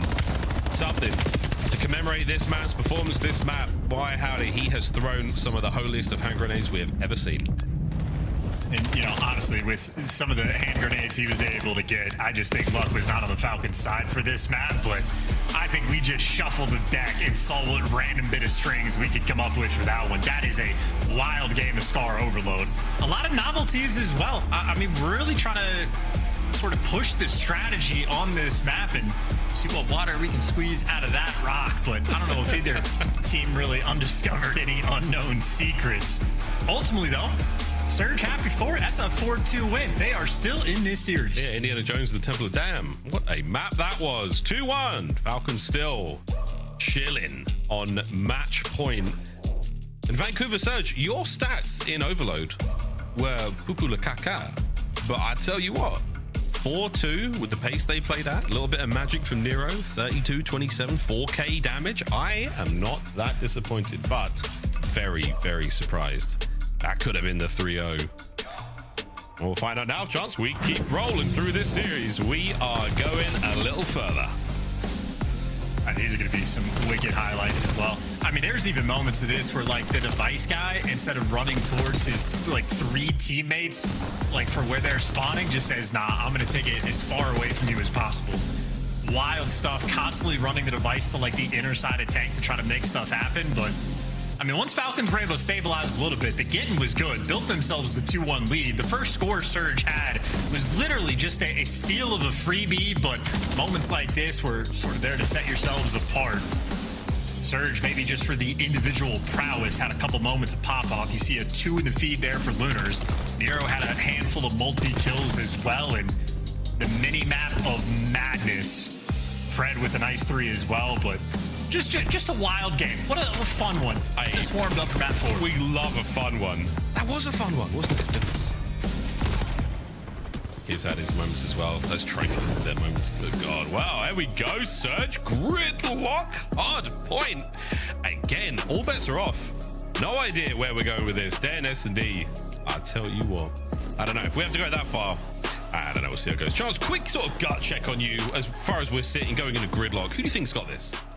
I'm very excited to watch Celium play on this map, I think, because if you're thinking of, like, you know, if you're playing a Colossus Hardpoint, there's situations, if you're rotating to P2 or rotating to P4, you might have to play your life for a few seconds to lock down the spawns, but for the most part, you're chowing. Gridlock is the opposite of you need to value your life so much on this map, because if you lose a gunfight, if you end up spawning out on any given hill, it legit might be a 15 or 20 second route to set yourself up on a break. You have to be very careful, very coordinated. And if I'm just conceptualizing of, like, value of a player that likes to play their life, Celium is the tippy top of that list. So interested to see how good Falcons are going to be on it. A little bit of Black Ops 4 experience they have on this map as well. So no stranger to gridlock these players are going to be. And of course, on Hardpoint, at least for map 1, these guys were on point. Absolutely clapping Surge in map number 1. 250 to 113. That's how the first Hardpoint on Den went. And yeah, looking at the stats here from Celium, you're alliterative analysis, Chance. He's very composed. He's very calculated. Celium and conservative when it comes to throwing those lives away. We're going to see how he goes here on Gridlock. Brand new map here in the Black Ops 7 season. We've had it for a couple of weeks now, and we are enjoying it very much. Search and Destroy as well. Celium, man who has had his fair share of reps on this map. Some insane highlight moments. His tenure back in Black Ops 4. Oh, baby, here we go. Nero does not look like he's having any fun. He hasn't had his... Well, maybe the map 3 is a little bit of a pop-off, but maybe Nero just waits for his, like, takeover moments to elevate himself in person. He's saving it all. Saving it for that perfect moment. Well, here we go, folks. Into Gridlock, map number 4. Saturday continues. Dead Search and Destroy. Who we going there? We'll find out. Oh boy. Oh boy. The desk. Relatively tied up on this one. Go on. Sorry, mate. Absolutely. Well, Nero, I think we've made comparisons to Wolverine in the past, but maybe he's Kevin Bacon in X-Men. Who is he again? The water guy? Whoa, he like absorbs energy and then like turns it on you. I don't know the guy's name. Yeah. I don't remember either. That was a lot of rules for this onsen. Rules right out the window. X is just blowing a man out with a car. Hey. Opening hit is good. Pred on the flank, gets pinched out. Contest in, Gwyn. Oh, he's trying to play safe and slow, but Kismet reads that easy. Big 3 there in the feed for Vancouver, and they get themselves in on P1. Yeah, good nade from TJ as well. No trophies here on this time, so nades are key for the break. You hear him landing in and around Lunars, but no actual connection. So Falcons, instead of dive bombing P1 with too much aggression, well, they're making sure they win the rotation. So not only do they win that rotation for free, where Surge put up no pressure on that side of the map, Falcons also walk through them on the old time as well. But now this is your standoff battle. Kismet in the back line versus Lunars. He's got just around the corner. Oh boy, he nearly had it. Well, Kiz is still fighting his way forward. Oh man, he is a danger right now. Gwyn alone. Lunas is making his way in through mid, a little slower here. But what a line from the Falcons. They have drawn their line in the sand. Kismet's force spree, just watching the back has been so good. No one getting close to this. Gwyn, that's an unbelievable pick. Celium just showing a little bit too much cheek there on the backside. Ow, my goodness. So that street's now a dangerous place. But once again, Charles, Falcons. Well, not even Falcons. Kismet. That is a 7 spree. He's got 8 kills, the same amount as his team combined. And this is, again, the ability to play your life on the backside of P2, even when he had to be the guy to fend off 3. Kismet delivers. You get the scrap time. You build yourself a nice lead. And I'm thinking Selim would be that guy. Well, Kismet delivering the goods. Now on rotation. Xnid starting his team off right. We got Enigma 6 Kismet out here on Gridlock. Hey, where's Jordan General? Great, actually. Fred, fighting his way in. Time looking good. No one on it just yet. As maybe a bit of friendly fire there. Showers. Lunas and Teach gonna get themselves going. And Xnid doing it from time. Woo, look at the hops, and the damage is so good. The coverage is great, and the Falcons are finding the fight up close. Yeah, now you're just sort of walking into nades as well. Falcons have a stranglehold on this setup, and we're just trying to blitz our way through to break this time. No real offerings just yet. Great damage done by Celium. So Vancouver Surge getting back down or traded out. This has been lights out performance for Kiz and lights out here for Falcons. 3 hills in a row where they pick Vancouver Surge apart. Absolutely picked clean, man. Fred trying to get it done up close against his old pal TJ. TJ once killed Pred, the freest kill in the league, bar none. Zero hesitation in saying that. And right now, it's not looking so good. 102 to 18. Finally, Surge get in. Celium, always on the back. Yeah, value to stay alive. His teammates right now trying to work through front. Longer he lives, the better as well. Lunar takes care of him. His teammates get a little bit of space towards the top side of the map, but Xnid has to run for the hills. There are no open lanes for the moment. You're trying to bully your way through. You see Xnid knows he just needs to live, wait for the reinforcements, and right now Surge are offering them nothing. This has been a fantastic P4 hold. Yeah, superb hold. The nade's not going to hit either. The dance is so on point. You've avoided all the problems, Vancouver. And now Celium in real time having to figure this problem out. Not going to happen. Numbers for Surge. They have held this hard point with their teeth. Yeah, needed that one too, right? Just to get back in the game because they lose out on 3 out of 4 hills. Well, their one success keeps you alive. And shout out to Lunars as well. That is a 5 spree and a good amount of time collected. Might honestly be good enough to have a Hellstorm in the back pocket, but while he's worried about that and no Hellstorm secured, his teammate's now fighting on time and he needs this next kill. Another red dot to play with here, but Lunas is playing it so sensibly. Uh-oh, not going to check down low. He's going to get shot in the back. That is it. Pred. Oh, Pred.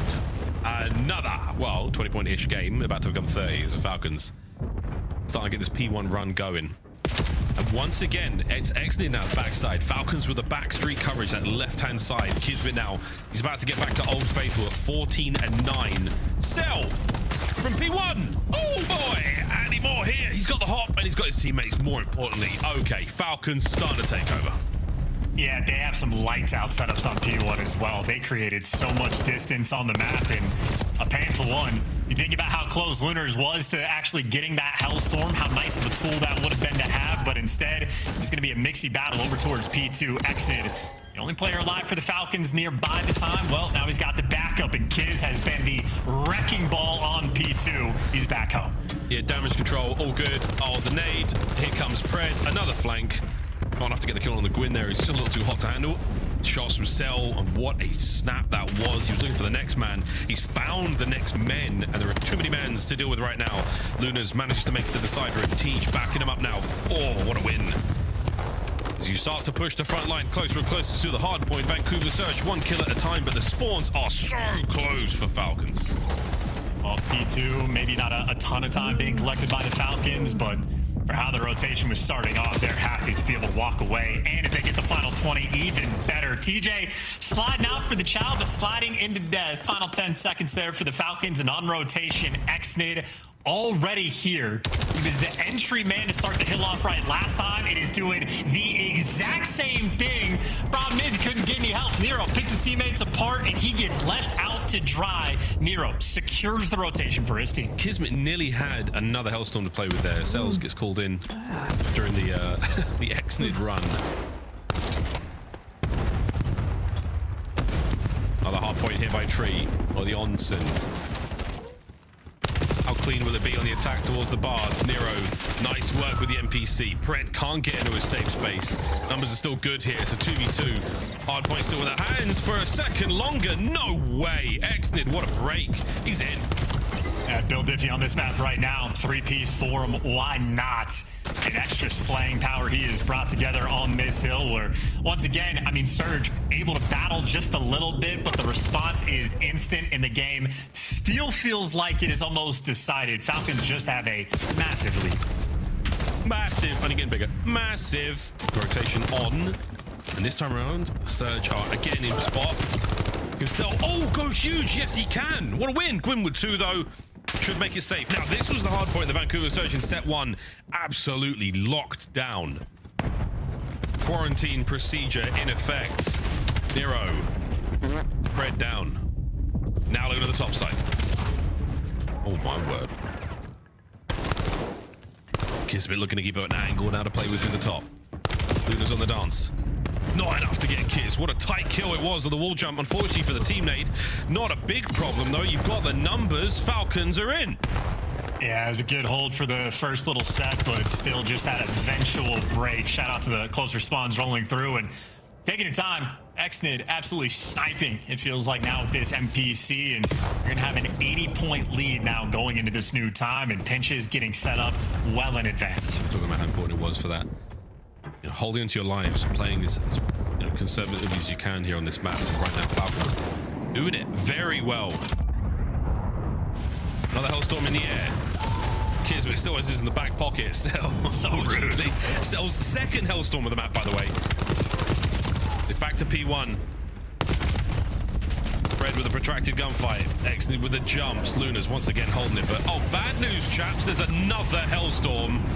And this P1 is about to go boom. I would not hesitate to kill Salim with it, but Kismet, good guy, kills the other team instead. Pred picks up a flank, takes care of 2 by underpass, secures the left-hand side of the map. Vancouver Surge utterly outclassed on Gridlock. It looks as though they've never done it before. Outside of one really good hard point, the Falcons have had this from start to finish. Trying to set themselves apart, but a little bit of a fight there for the P1. Once again, though, P2 has been the key for success for the Falcons players, and Pred prowling inside of Mail, traded out, but his teammates were there for the help. Selim, the first one to make it to time, and just gets to hold this down and stare from. Here we go. One more push, boys. One more effort from the Falcons to close it out. Lunas, though. Oh, boy, get it done. A couple of big kills from Pred and Kismet. Last man gone. That is it, ladies and gentlemen. Play the music, Falcons. Take the series 3-1. Light work there in the hard points. Easy and clean. No one's hurting their hands with these fist bumps and high fives. Very delicate. Those are the moneymakers. Those are the moneymakers, baby. And right now, it is cash for the Falcons. Vancouver stunned. There's a degree of disbelief there. That 3-1 hurt. Surprise victory in the game of Overload, but not a whole lot else. Tough work, Vancouver. You felt like you should have been doing more there. Maybe the search and destroy should have gone their way, but end of the day, it is the Falcons who have come to play. Falcons walking away with that one. Pred and Kismet had themselves a time, and Xnid, what a day he has had across all the modes. What a day. Incredibly impressive stuff from him. He's really, really blossoming into quite an impressive player. Here's the game flow. I mean, not too shabby. The scoreboard may be even more interesting in that, like, Kismet, we felt the big high-impact plays. It was him setting him up on the P2 to sort of get that initial run. Exnid was winning the gunfights for the rotation over towards the P3. So these are sort of your key players that are increasing the lead. Celium was able to collect 2 Hellstorms because his job was to stay alive on the point. And then when you looked at the scoreboard, Pred had double the lobby's damage as well. So just lingering in the background, the slaying power is absolutely out of control. One strong hill there, I would say, for Surge. But other than that, it was nothing but Falcons. First time we got to see him on Gridlock. And I would say they honestly exceeded my expectations. 3 Hellstorms they were able to get. Can't complain about that. They really did look very nice. I mean, the P2 holes were great. P3 was like start to finish, squeaky clean there in showers. They had the towels out. One of them, what do you think, Desk? I wanted to ask you guys a question. Do you feel like we're seeing an absurd amount of Hellstorms on like shorter streaks I saw your DM. Today? I think it's just Falcons have just got it down, man. Even in the last series, though. They're in time. You get kills in time. I worked out in BO6, but I think it's changed in this game. You can get a Hellstorm in like 15 seconds, and trophies, time, assists, kills, everything adds up really fast. But you're not wrong. It feels like the Falcons are cheating. Everyone has back-to-back streaks. Everyone, they're figuring it out. All right, that's all I wanted to know if you guys felt the same way. But good cast. Falcons are using a wild card. Okay.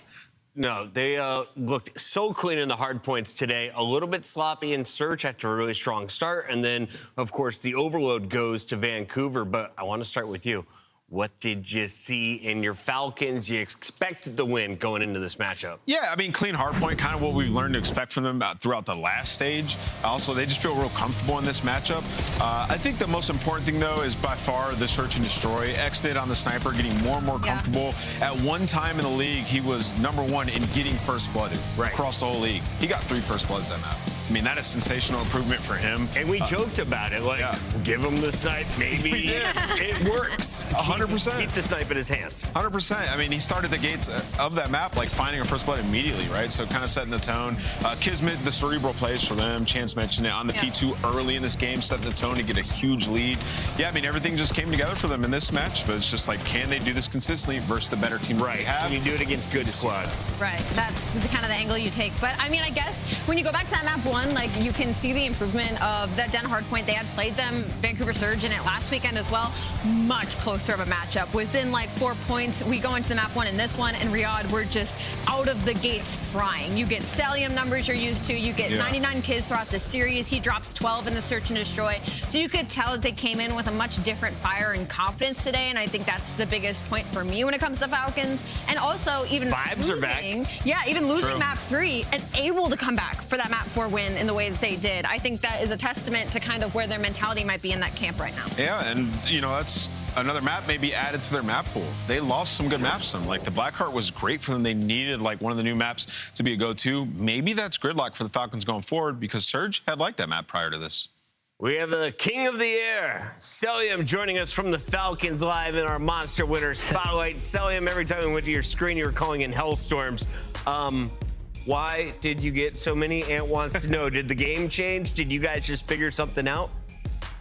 I mean, I've been just trying to keep it more controlled with our team. I think like our team's very like hectic, but I think for the past couple of weeks, we've been, like our team's been trying to keep it more controlled, so it's been helping me out. Can I ask a follow-up? Because in particular, I love watching your missiles. You connect more often than not, and you're getting 2, 3 each time you do it.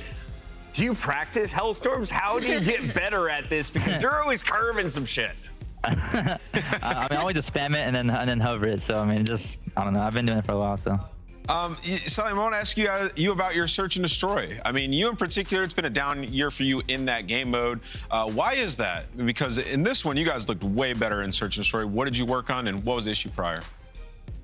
I think before I was kind of like playing more like of like a still like just one spot, you know. But I think now I'm just trying to take more space and just take more fights and just just get more involved. risk, I guess. Yeah. Yeah. What has that process kind of been like for you? How have you approached it, if that makes sense? After kind of being the same player and on the same role with the same kind of core supporting 3 for the past couple of years, moving into Falcons and the kind of roller coaster that has been, what is that process even like for a player like you? I mean, I just tell my team like, yo, like I feel like I'm just playing so like the same spots every time, which like I've been doing it for like years, but I had, you know, like the trio is like just like, you know, it's a core 3, but I think now on the different team, like I gotta change it up, you know. So yeah, adapt. Congratulations on the win today. We look forward to another Monster Winner Spotlight with you. Yeah, appreciate you guys. Thank you. That was MacArthur, aka Big Cellium. But today, our scuff play of the game belongs to Xnid. The youngster was on the oust, lands on the starting lineup going into our Major 3 qualifiers, and for good reason. He is one of the biggest talents to come out of Saudi Arabia, and his game was dialed in. The comms were flowing in game number 1. Score streaks were there, the snipe, the SMG. What do you love most, Allie? I just love the story in general when it comes to Xnid. I loved the series out of him today. You can just tell every time that we watch that he is making progress in the right direction, and he's somebody who takes that progress incredibly serious. I mean, you're talking about a player that came into a system that was just kind of like, okay, go be a professional now, and he's had to grind through that and grind through different rosters and different players and different situations, being called to be one of the players to be dropped. I feel like his tenacity has been incredibly typical. That should be his scuff play of the game. Best hair in the league as well. And final thoughts here on your Falcons victory. Congratulations, you caught up to Rosalie. Yeah, I mean, they got to do it versus a good team. So, you know, a lot remains to be seen. But yeah, let's keep it pushing. Next matchup, Optic Koi. Speaking of good team, we've got 2 squads that finished in your top 3 in Birmingham. It's going to be Koi versus Optic when we come back.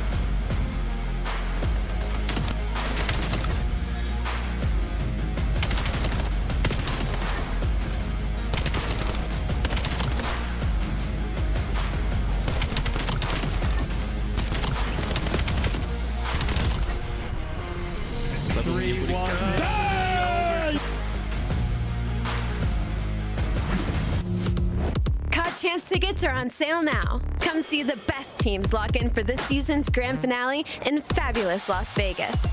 All 4-day passes come with early venue access. Head to FazeVegas.com or scan the QR code to get your tickets now. Brought to you by America's Navy and the special operators who work in the shadows. Scuff, official controller of the CDL. Monster Energy, the official energy drink of the CDL.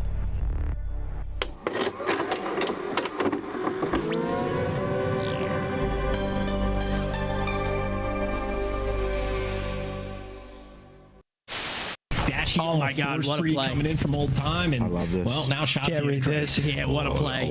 He should let one walk past. Right? Yep. Here comes the first. Free 2-piece. Great play. That is free. Gorgeous. And we get is that going to flip spawns? Yo, that was beautiful by Ant. The Falcons and Optic are starting to figure it out. And you know what? That ain't going to show up on the scoreboard. But what a play. You stay L triggered, Merc's there for 2. Just broke the hill basically there for the by himself. This is perfect. Just funnel them green. We have this grandma rotation. 10 seconds left. I think it's certainly right now. We're going to have some laughs during this match, Maven. I'm going to openly just ask, who will be the worst player we see in the All-Star game today? The worst player from all of these teams? Oh, this is hard, man. It's the All-Stars. Oh, I got to think about this. It's going to be Octane. You think it's going to be Octane? Yeah. He was a beast yesterday. He was number 2 overall S&D KD. Yes, he has. But guess what? Octane's had one good event since like 2016. I'm going with Nameless just because he can probably hear me right now. He's going to choke big time. Come on, guys. Hold the line. Oh, God, they're still second.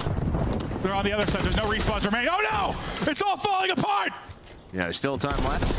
Oh, if they get the minute extension, it's done. Oh.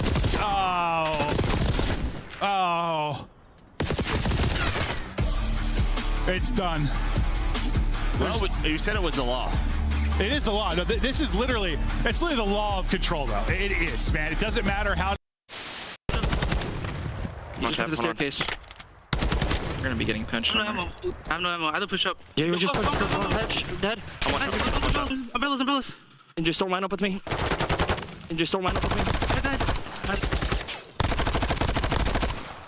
I had no ammo, bro. Dude, that's so tough, bro. I had no ammo, bro.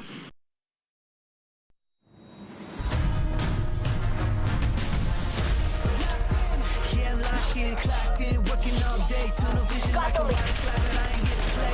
Locked in, clocked in, working all night. Burn the midnight oil till the sun's up high. Yeah, you know the vibes when I ring the bell. Is somebody gonna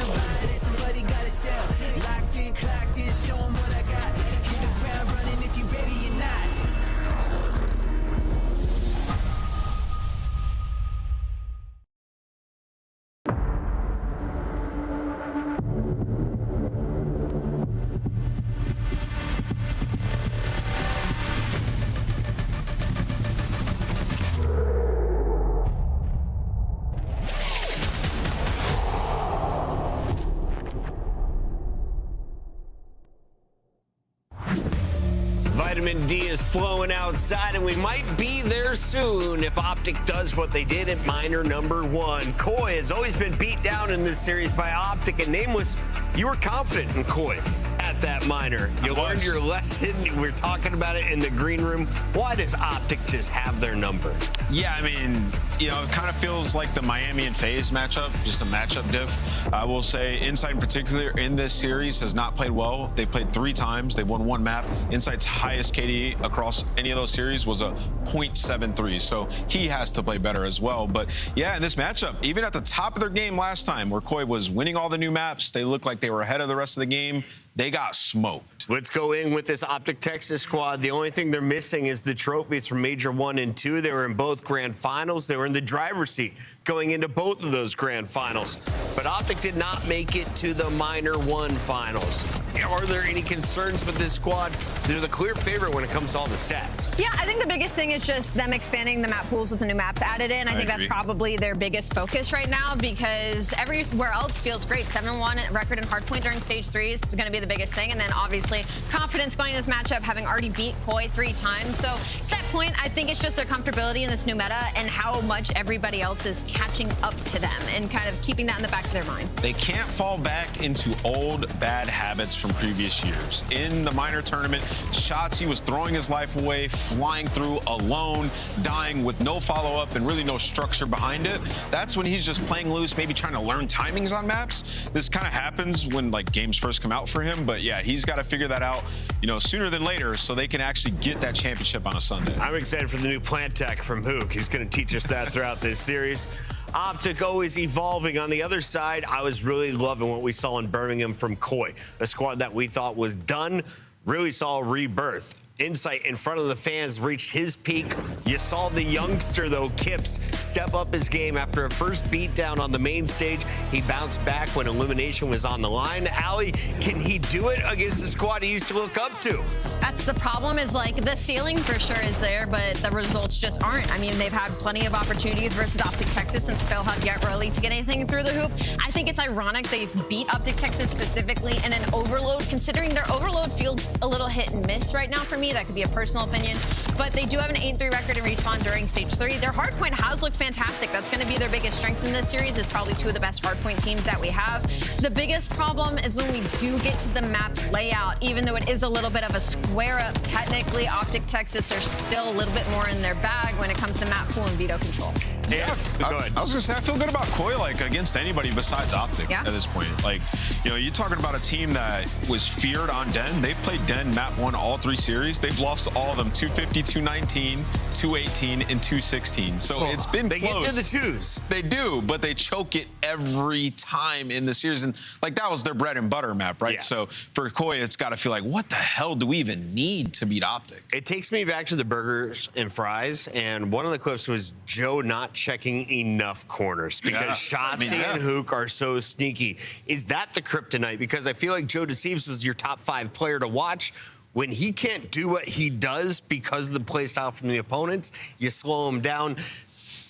Are there other ways to abuse that or change your play style as a whole squad? I think like Koi's a team that can overwhelm other teams because they have so much talent, but Optic's just not one of them, right? So I just broke down for you. Insight hasn't played particularly well in this matchup. Well, in the last one, Joe started off super slow, and they actually rallied back into it. So if they do want a chance, the star's got a star. You know, we've been running with that term, but it's true. Like, Joe and Kips will have to fry in this series for them to beat Optic. It's time to sparkle Joe Deceives across these 5 game modes. Allie, walk me through the numbers. Sake, Plaza, and Scar. First 3. Well, so the first 3 are a little bit of a, well, first 2 are a little bit of like a normal square up, but when you get to the later half of this series, I mean, Den Search and Destroy is fantastic for Optic Texas. Also is Colossus Hardpoint. You could take the angle. Koi's been looking good on it, but when you talk about Optic Texas, it's like 8-2 overall. They are happy if that gets anywhere in a series. Let me just take you inside the mind of Koi right now for a second. The team that was, I believe, like 8-1 or 7-0 streak on Scar Hardpoint, they're so shook of Optic, they banned Scar Hardpoint. Den Hardpoint, they have by far the most reps in the season on it. It was available to pick, and they don't pick it. So that's how shook they are of Optic. They lost the Den last time in the minor. All 3 times, but it's been close. but I'm just saying, like, two of their bread and butter maps they've been so good at. They're in their camp scene, like, we got to just try something because nothing works. That's where they're at mentally against this. We're going to try them out on Plaza is the plan. That is going to be map number 2. We jump into it, though, with your Scuff pickups. I'm going Optic 3-1. We will see a Koi map win. I'm going to go game 5, man. Give us a banger. Koi, come out, show us something here. It's hard to beat a team 4 times, but they will do it in 5. And by the way, we're not tied. We're just within 1. And I'm going to stick without Texas, so you're not going to get me on this time. Did we give you your bonus point, though, from last time? Yo! I picked Optic, by the way. I said they're going to... Did they give the bonus point? They're going to get to the game 5. I might eat my words. But Optic are going to win in the 5. By the way... now we're just a duo. Yeah, let me get my point. Our cast is ready to rock. Are you guys? Let's do it. We got Maven. We've got Merc. Is this a speed run, Maven? I mean, listen, we just did Miami FaZe. They played a week ago. Miami ran through them. This matchup happened a week ago. Optic beat the hell out of them. Yes, I think Optic take this. Oh, I thought you fell. Well, she's good. You thought I fell? No, Allie. Allie, you okay? Yeah, okay. All right, she's good. We're good. Yeah, I mean, I'm going Optic, 100%. Yeah, I mean, we really haven't discussed, I feel like, matchups since, like, MW3, when there was, like, that sort of triangle where, like, Optic would beat Ultra, FaZe would beat Optic, but Ultra would be FaZe. Like in depth, it feels like in a long time. But this could be another one of them with, like, FaZe Miami and now this one. Yeah. Definitely some matchup differences happening here. We'll see if, for Ultra, have you learned anything over these last several matches? You've been able to take, what, 1 map really in this? You're down 9 in 1 map count.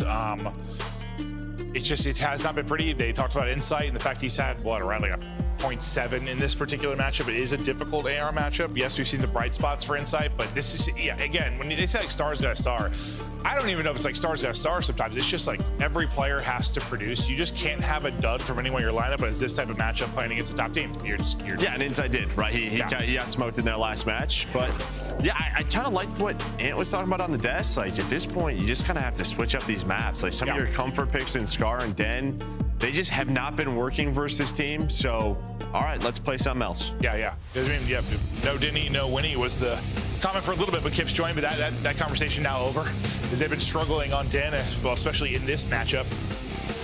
And God, to get to a map 4, I mean, yes, I know Optic have lost it twice, but it's just finals map 1 where they're 2 Colossus matches. So I imagine this is not a finals map 1. They're probably gonna run away with that one if we get to a map 4. Shotzi's Hardpoint in stage 3. Well, number 1 KD. Anytime we see a number 1, probably good stats. Shotzi has been cooking. Well, they have tripping in the last series. They've been playing some really good teams in C9 in Boston. I think those are Octane's favorite teams. That's a good point. Yeah, he's locked in the top 3. I think. Yeah, he's locked in for those matches. Those are his favorite ones. Well, eyes on Insight off the rip, see if he can produce in this series where he has struggled. Yeah, I kind of touched on it. Jodecives did start slow and then really started to roar in that series. Just kind of too late. But right now, a nice start from Koi to get position here in the opening hard point, but Mercules and Hoop breaking it up pretty quickly. Yeah, but I think this should be a great map for Koi in general. I mean, you talk about Kleenex in Insight, what they like to do, just fundamentals are on point, some big rotations. But so far, it is control for Optic Texas towards that P2 side. But you see Chip starting to make his way. I thought he was going to go top side. Now he's going to get involved, but Insight just going to take this time.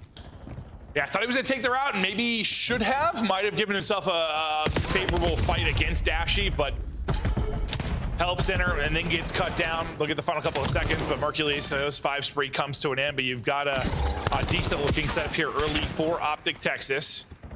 Pressure going to be coming quickly, though. Hoop watching a different angle. It leads to a freebie for Insight. Can they win this next wave, though? Nice stun, though, just to slow down the push. And while Kleenex still want to fight, though, after it. Yeah, it's like tough because you want to play safe for this spawn. So you're hoping the guys on the hill can at least buy you time. And Dashy did that. Reinforcements now inbound. You still have this spawn, but Jodecives, Kips, who the desk was talking about, had to have a great series. Well, they're going to get involved here early. Break in through the front. We'll see how much of this time they're able to get, with 20 or so remaining. Here comes the push down from Optic Texas. They couple to the back, couple hitting it through the front. Pressure Jodecives to dance inside the hard point, but the dance comes to an end, so a re-break there for Optic Texas. I think we're Koi. Okay, yeah, you broke it. Now you lose it late. Sure, we'll go ahead and rotate for 3. That goes well for Koi. Yeah, I think, you take that all day if you are Toronto. But now they need to rotate and win this one. But they lose 2 key gunfights. Kleenex, yeah, you saw his face here. He is shocked about what the heck just happened to him. But you're still going to get those close spawns. But, well, a wide opening here for Hook, and I think you probably want to cash it in a little bit better. Yeah. Not able to really time it with his teammates hit. The shot's a little bit. Yeah, I just not the easiest gunfight that range. Might maybe just leave that guy. Everything else was open. Leads to some time now for Koi. Who can't get through. Kips was pushing it out and drops. Still a healthy amount of time as Optic Texas is going to try and break again, but just getting across this gap actually by pressure has been difficult. They deal with insights, so now a chance to do it. That'll be 3 dead. Last person is Kleenex inside the hardpoint. Can't finesse very long, so the final bit Texas will get, but I think it's a similar situation to the last hardpoint. Take it. Yeah, 20 seconds. Break this. Look at the mini-map now. Free rotation. Thank you. Spawn us on P4. Now you have to find these kills. Well, they're going to go 1 for 1 so far. They're going to spot Hook working on through towards that middle alley. But in the hill, as soon as it pops, is Koi. It's just like, where's the shift going to come? Is Koi going to get like a really solid 60, or is Optic going to get a much earlier break?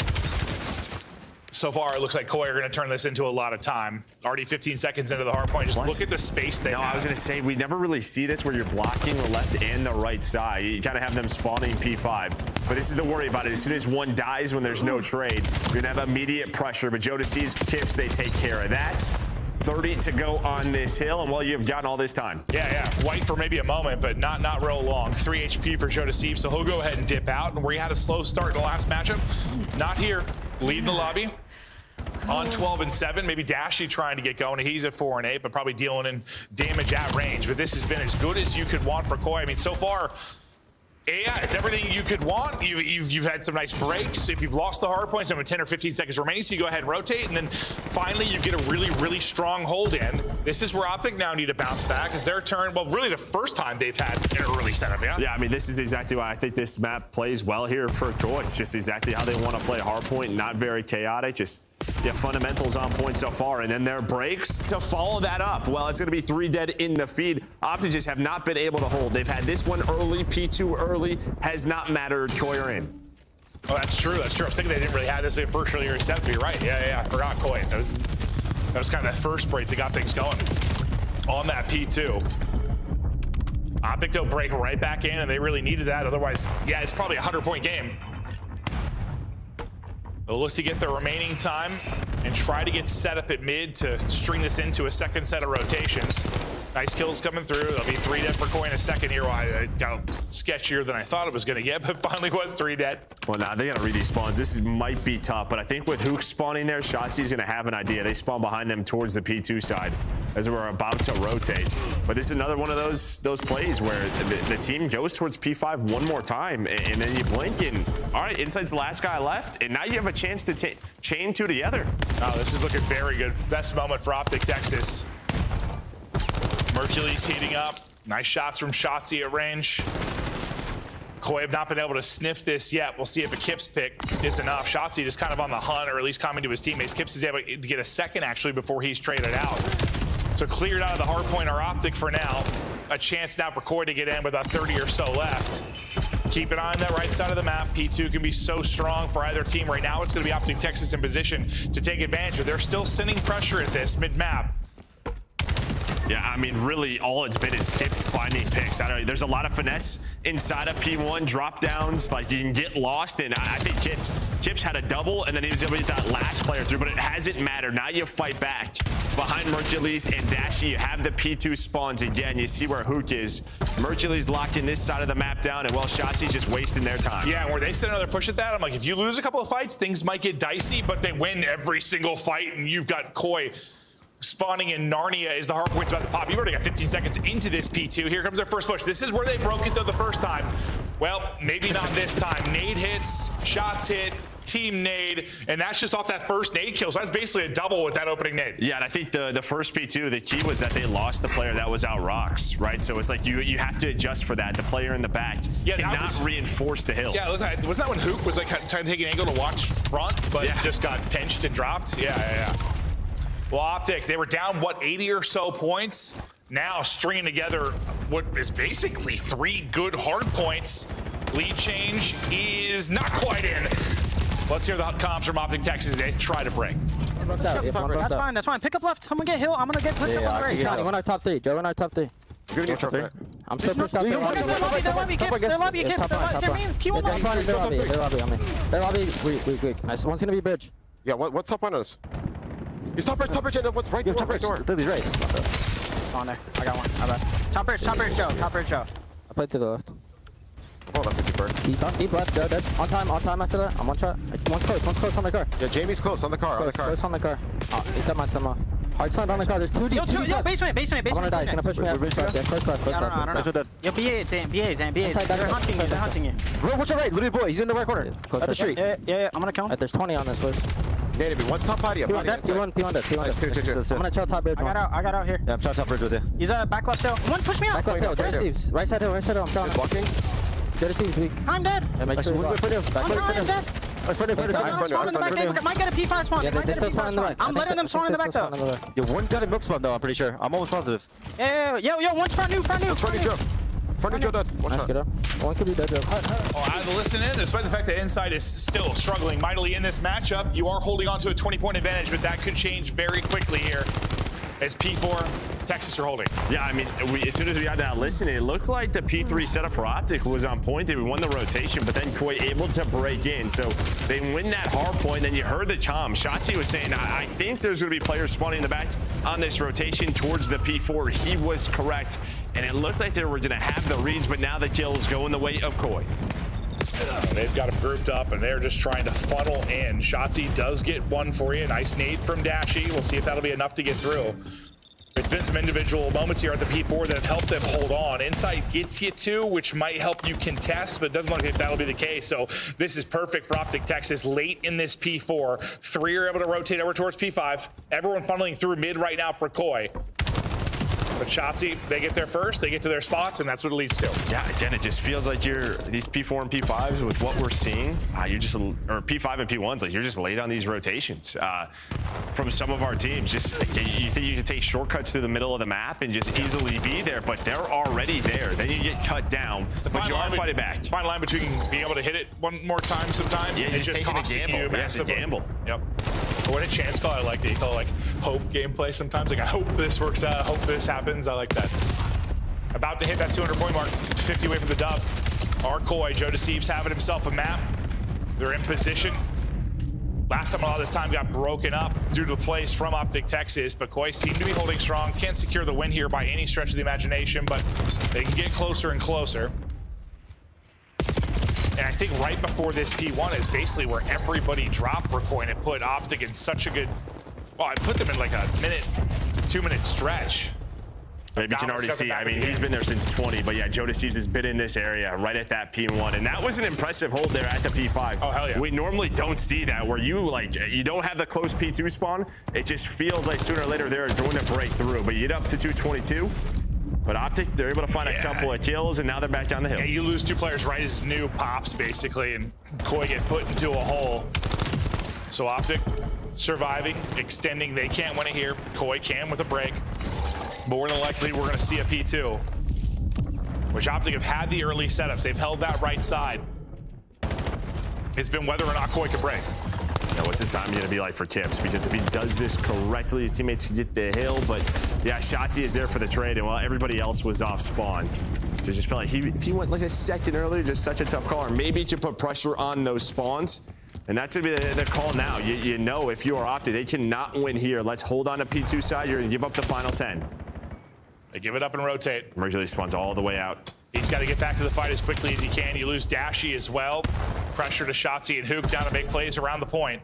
Mercules might get back just in time to help his teammates here. Won't even need it. Shotzi gets 3 massive kills for Shotzi now, and in position to win this map if they can hold on. And just so patient from him, right? He is shouldering the door, so he's finding the info. Where is that next push coming from? They know that you have the numbers, but here comes the break here. Kleenex, he's able to find 3 in a row, but which corner are they in? Close spawn's gonna help out Optic. Still, technically, Optic can get it done on this particular hard point, trying to hold. Hook able to get an angle there for that mid-cut. Koi have got to break or at least get in and contest to get this to another rotation. Hook trying to play his life. Chows, though it drops, 2 going to be dead. They needed the contest, and Koi have gotten in. They cannot win it here, so it's all going to be about rotation. Well, 2 are going to be out. I mean, you lose 2 here. So you see the Optic spawn. That's going to be Dashy out and Shotzzy out. So honestly, it's pretty even across the map for both of our squads. Kleenex should die. He's going to get shot in the back, but it matters how it goes down on the hill. Close spawns. Nobody's really going to have them right now, but it's all about hill control. Kips inside locked it down. It was a foot race across the map with some split spawns, but Koi won the gunfights. They win the map 1. Yeah, I mean, they just had to break and contest some of that time, so that was even an option. Like, they did just enough to make sure there was a rotation. They won it cleanly enough that they were able to, hold the time on hold and send several through on rotation. You just kind of have a quicker, I feel like they had a quicker path just through P5 to get there, wherever we're kind of funneling through bottom for Optic with the last 2 that spawned out. Mercury's side door there at the end? Yes. I'm thinking what he's thinking, that with his spot, I felt like he should have had spawns. Yeah. And his teammates spawned out. It was just unlucky. He was playing very patient towards the back. Just hoping, all right, 2 guys are going to spawn on me and we're good. Well, some spawned before new pop, didn't they? Didn't one? Well, it was like during the hill. Yeah, it was during the hill. Yeah. But yeah, Koi able to clutch on up. And honestly, I think you look at the P3. You mean during the P3 or during the P2 when they popped? Not during the P3. Oh, I thought they popped like before it, but. Yeah, no, you would definitely think you have spawns in. I was thinking if old was still up, yeah. I mean, I guess like if you're just in the P3 hill, it blocks it. But yeah, maybe that's probably what he's hoping for. Yeah, yeah. Or there's the LOS you kind of have from the hill looking that way towards him. But a battle, and well, a map that Koi really wanted to get, and they're able to get the dub here. We thought maybe Inside had to step it up, but well, you kind of got pretty much the performance out of him he's been doing in this particular matchup. Everybody else, though, has their moments. Joe Deceives leads the way, which is going to be very, we're going to talk about that a lot with this squad. I got to see here at the end. Yeah, it could have been like a weird timing, but they did enough. To get this P2, I mean, Shotzzy just such a good play right here. Somehow ends with a double. Koi able to go one more time, able to find a break to get a contest, but then it was all about the rotation. Yeah, right here, you see number 7, Mercules. Oh, yeah. I thought you were talking about the earlier so spawn. 5 and 8. Yeah, I think he's hoping that they can spawn there on him. Instead, they spawn real far out, yeah. Yeah, just they spawn P5. And then you have no chance then. Unless Mercules World Stars too. Yeah, no shot. All right. So many frustrations there. We're all learning the new map. We're all learning. Yeah. I mean, he seemed to feel confident they would respond there. But all right, look at the overall game flow. Some lead changes, a battle back and forth. I mean, what we've kind of hoped for in this particular matchup, we just, I mean, there's been some where they played them tight. I guess I'm just thinking back, was it the map 4 where they slaughtered them last week? I think it was like the map 4. Yeah. Well, it was not competitive, but some of these hard points have been blowouts. This one, not. This one a battle, Koi able to take it, and now we'll look forward to the search and destroy. Yeah, I mean, for me, there was a couple of keys, just like Kips breaking up some of the P1 times throughout that map, but I think the P3, like, it wasn't a ton of outscore, but you might have won that by like 60 seconds if you are Koi. Yeah, no, certainly got advantage there, but I don't know, I felt like Koi just did enough sometimes. Like it was pretty scrappy, but did just enough to get the dub, and now we'll see if they can actually take the series. What do we, Plaza map 2? Plaza. Okay, so we get to Plaza now. Any, I don't know, thoughts about these two teams on that particular map? I mean, Koi again just sort of switching things up, maybe just trying some things. But yeah, I mean, this is one where like Optic, I don't know, inside of that A-bomb site, you have some guys in Shotzzy and Hoot that can have a lot of fun. You would think so. Yeah, get in, make it chaotic. Worked out for FaZe. That's the only, that's all that worked out for FaZe. Just kind of bully ball onto A. Wow. And yeah, those are some numbers. S&D versus Koi in the 3 times they've played. Mercules and Dashy have been running them. And I mean, you already had an addition to a team that has some playmakers in Search and Destroy. I mean, it's crazy. Think about all the times we've called, like, I don't know, him, how icy Dashy has been and how clutch he has been. Now you add someone that's just as clutch, if not better right now at his stage of his career. Like, Mercules has been insane. I mean, just total AR diff. Yeah, no, yeah. Unless we're in the UK. Yeah, it's true. Unless we're there. Well, okay, but that's not true because that matchup they got smoked. So. Oh yeah, that's also not. Yeah, the UK wasn't enough of a bump to help them in that one, but Joe Deceives might have to be the difference maker, and I think in this particular matchup he's going to have to be. As Ant said, stars got a star. Let's see if Joe Deceives can fry, or if now Optic take control of the series, or at least get us to a 1-1 tie as we head into the Scar. Yeah, so both teams 1-0 here on Plaza. So you've at least had a rep, but someone's getting a loss. Yeah, what do you know? We meet and we battle, and it's down to a 1 versus 1 very quickly. Kips, Mercules. Mercules does have both pieces of utility to use still. Kips, I think, just used his stun.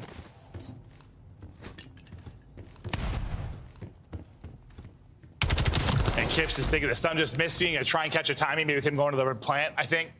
Yeah, hoping he's on the bomb. Yeah. Maybe he's looking the other way because stun doesn't connect. I think the stun missed. He's like, maybe okay, yeah, maybe I'll catch timing. That's just one of those, though. He sees the middle of the map, doesn't see anything, looks the other way. And there we go. Yeah, this is just a party. It sure is. So often this comes down to a 1v1, like with the quickness. We were just talking about Mercules and clutching. Well, there you go. There's a round 1 clutch. 1 versus 1 takes it. Never a doubt. Let's do it again. Well, okay, Koi's gonna get here. Hook's gotta play his life. He's gonna get some info off the stun. Boys, I need the help. Well, and this will be the key. The teams, I think, figure out sort of the way to retake this defensively will probably be the difference maker the longer this map goes on. Well, I don't think you expect Shotzi to catch Joe Deceives there, and that's going to be the first domino. Shotzi's going to get a second. I thought, okay. Well, he will ultimately get a second. It was actually Hook that's going to get stabbed, kips his knife out, and drops him. 25 remaining. Shotzi looking to keep the streak going. Can't through the smoke. Going to get dropped. All on Kleenex and Dashy. Another 1 versus 1. He's out. We talked about the clutch of Mercules. Dashy not able to do the same. Kleenex going to bury him. And I mean, he obviously has just a perfect angle on Shotzi where Shotzi's hoping to like buy, I think, a couple of more seconds. Like, this guy's not gonna have aim assist on me, and Kleenex fries him. Yeah. Then he's ready for the second and just gets out of dodge with the wall jump and the slide. But yeah, I mean, you have the NPC, you're gonna have the advantage. What a play out of Toby. He's just chasing it. But I think it's the first kill. It's the 3-on-2. How clean that kill was. Yeah, Shotzi's just like hoping to buy time with the smoke. Instead, just got laced. Maybe it's hit great shots. Maybe he got a little aim assist. I don't know, but Kleenex with 3 in the round. Back to it. Let's party. It goes a lot better for Optic this time. Well, I guess they won that round, the 1 versus 1, but inside, tagged up, dropped, everybody gone. That is a round that lasts 10 seconds. Quick one. Sometimes you're just gonna have rounds where you last 10 seconds. Yeah. Each team just trying to last longer. It's a battle a lot of us go through. And here we'll see. Actually, it's a BR. It's 10 seconds already off, so I exaggerated. Let's see. 16-second round? Somewhere in that ballpark. Shotzi. His 2. Well, they get 3 big ones. His Optic Texas take it. But yeah, you said him and Hooks have found success in that situation, and they sure have. Well, Shotzi has. Oh, okay. Yeah. One of them has. Yeah. We talked about the clutching ability. That happened with Hercules, and you talked about the subs, and yeah, Shotzi's done well. Hook got stabbed in the throat one time, which is tough. A little bit slow over around here from Koi. They're just throwing a fake, couple of nades over towards B, and well, Shotzi just, you're hoping to get 1. Yeah. Not sure if that's a play to just leave him by his lonesome. Yeah, I mean, yeah. Usually that person, it was Hook in a position, 2 rounds ago, and he just kind of backs up, gets info on the stun, and it's actually Shotzi that ends up with the first blood through mid-cut. Now it's going to be Hook that has to make the play as Shotzi drops. Hook just clearing everything. It'll be Kleenex he's going to engage with. Is he going to get there in time? Because there's only Dashy remaining on the other side of it. And, well, elusive is Kleenex. Just backs up. He's like, chase me, dangling a carrot. Well, yeah, he just shoots 1 bullet. I mean, he's hoping to get a clean shot onto Kleenex, but he just never does. He is so good with those backslides. Just such a tough target. That looks so annoying. Yeah, I mean, time is against him, so he has to go. But yeah, if you're going to be the lone guy there, what? You either have to play it passive so you can play a 4-on-4 retake, or you better get a kill. Yeah, you better get 1. Like, you've got to, if you're a play like that, you got to get 1. Otherwise, just play the back ramp. Yeah, just, I mean, they leave that bomb after 10 seconds. They're just out. So, like, Toronto's going to keep thinking that. All right, maybe we just throw a fake. It's hard enough to retake. Like, retaking 3v4, I don't think we're going to see that many of it. Unless there's no trophy or something you hit nades. Like, I doubt we're going to see that many. Hook's gonna get one, dude, I believe. 2-2 now, right into A. Go up to Texas, and yeah, a spot similar to what we see Kleenex doing. Just play it safe, play your life, wait for your teammates to develop the play, and then you can hit from, what, 2 or 3 different angles. Really waiting on Joe Deceives and Kips to get involved. They're gonna run into Shotzzy, and Shotzzy, there, he gets you 1. There is a quick trade, though, so at least you don't allow Shotzzy to waste time. Gonna throw a stun, and it looks like Joe's just gonna back up. This would be 3-man through the middle. Here they go. Hook doesn't take any damage. The crossfire setup works for Optic Texas. Last player is dropped. And Optic, hold on. Just what we were talking about at the beginning of this map. Yeah, whoever just figures out sort of the best way to retake this is going to become the best boss team. Yeah.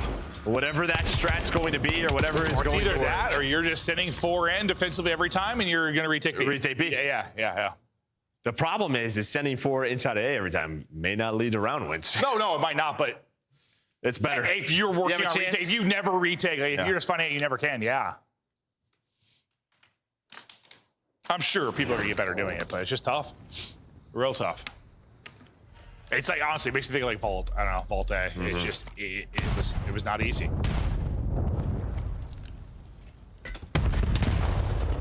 Again, kind of a fake/slow build-up for Koi. And this time, Optic Texas playing a little bit more passive. Yeah, but they're so fast on this, and Inside doesn't know it, but Hook's already passed him. I think he saw 1. And, well, he gets the timing, so he's just not going to expect to see the second, but Kleenex has his back. So I can just combine to Kleenex in second. Words are tough. It's sexy. Hey, listen, it's almost our bedtime, dude. We're battling through.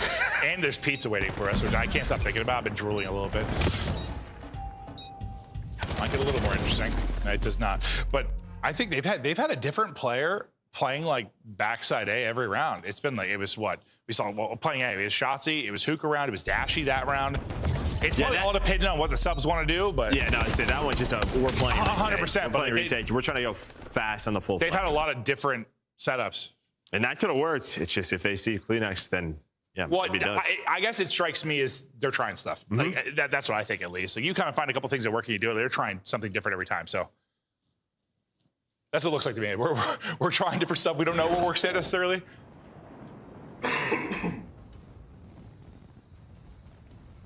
The battle continues. Now to 3-3. And we're going to send it in. How quickly can Joe Deceives and Insight get there through the big cut? Look, yeah, 2 through mid. God, they might not be needed because Kleenex gets 2. What more could you ask for? Oh, on Mercules. Wait, he repinched him? Oh my God, Mercules. He already had the 1v1 clutch. Might be a 1v2 clutch. Mercules with the re-wrap. Yeah, maybe don't take that fight with Joe Deceives on the heady. Let's rethink this. You got a minute to work with. Can Mercules be Mr. Ice again? Well, last time the 1v1 was versus Kips. This time Joe Deceives. Yeah, and there's a couple of ways Joe can play this. Yeah, just sort of play this 50-50. I mean, just let him plant the bomb. Then from there you can retake. I mean, pressure obviously on Mercules here on the offensive side of things. He's got to get bomb. He's got to get the plant. It's so funny. Both, like, just sit still. Both get moving at the same exact moment. Eternal clocks get going. Well, here we go. Spots him. Nice damage. Well, not much, actually. Hits him for 18. Mercules waiting for the chow. Goes in and wins it. I thought Joe Deceives got good damage in. Then it's straight headies out of Mercules with the last 2-3 bullets. And I don't know if he means to jump off the wall here. Maybe that's the play for Joe Deceives, but that may have messed him up either way. I feel like it is because he hit. I think Joe Deceives hit first bullet. Absolutely did. Well, I don't know where his first 2 bullets went. Yeah, no, some of those bullets disappeared. Yeah, did he just have a couple disappear? Am I faded? Seemed that way. I was waiting for the hit marker, and I was like, it came on like the 4th bullet. I was like, where did those first couple go? We're not sure. Okay, well, they're in Narnia, but it's another clutch. Magic. It's another clutch for Mercules. I don't know if he's, honestly, I don't know if he's frustrated about the wall bounce or if he's like, where do my bullets go? It might have just been slow-mo, but I swear a couple went into a different universe. A different look for Optic Texas. And kind of similar, honestly, for Koi. It's kind of been their, well, like, default offensively. Yeah, it worked, so. Yeah. It is a bit surprising because we've seen a lot more sort of B play. Oh, hello! Well, that timing is just That's such a good timing with the nade. A team kill comes in as well. That's teamwork for you. out of Texas. Kips now 1 versus 3. He'll get dropped. Optic, nice round win. And that is a teammate dropping a dime, and Shotzi puts a bullet in. Well, that's his nade. Oh, I thought it was his teammate. No, it's his nade. So I don't know what internal clock he just played off of. Like, he just throws a nade and then follows it up himself. I 100% thought that was his teammate Nate that tossed that. He chowed right off it. And then he just gives a calm to Hook. Like, yo, that guy's one shot run at him. He does the rest. But what a play out of Shotzi. Oh, yeah. I had discredited my bad Shotzi. I thought you timed it with a teammate. That's just you being a demon, you sexy man. Well, after the 3-3 tie, it's been back-to-back rounds now for Optic. And here we go. Good end here. Hello, let's battle. Inside's playing deep. He's got to get in quickly. Well, I don't think Koi got a kill. And they did not. Optic slam him in that final round. It is a quick one, and we are tied up 1-1. All right. I mean, couple of clutches, probably the thing you focus on. Yeah. But just as a team, it feels like they have to figure out a defense if you are Koi, because they went at this 3 times. I don't think it's if you're Koi, it's if you're everybody. No, I know. Just that's what they're going to be talking about. Yeah, well, at least it's one thing. Like, okay, it's one thing when it comes down to 1 versus 1 and you lose it, but that you can't meet like that. Not gonna kill. It's not great. No, that is tough. That is tough. Granted, it's an insane situation, I'm sure. Kips struggles. Hook, who started 0-3, 0-4, ends up putting up most damage on the team. He's got 8 assists. Yeah. I mean, that's actually wild. What the hell? 4 first bloods for Shotzi, but also 4 first deaths. But it does not matter. Yeah, I mean. That's him. That's Zuma. Yeah. I was always all think about it. Zuma gonna have a lot of engagements, good or bad, early in a search and destroy. But we are tied up 1-1. We get ready for a Scar. This is the one that they recently played at the minor. That Koi took, correct? Yeah, Koi. Yeah, 5-1. Yeah, so paid 1, and you got to be feeling good if you're them. Yeah, I feel like pretty much everything I thought I understood about Overload, I don't understand, because some of the results have not made a whole lot of sense to me lately, but we'll see how it fares in this one. We are tied up. Hope you guys are enjoying the series. Action continues after this. Joe and I are going to eat pepperoni pizza, and I cannot wait. We'll see you soon.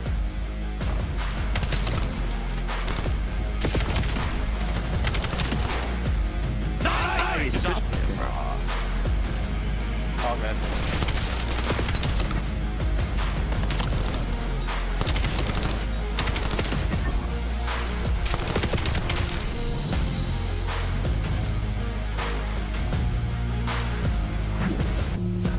Scuff, official controller of the CDL.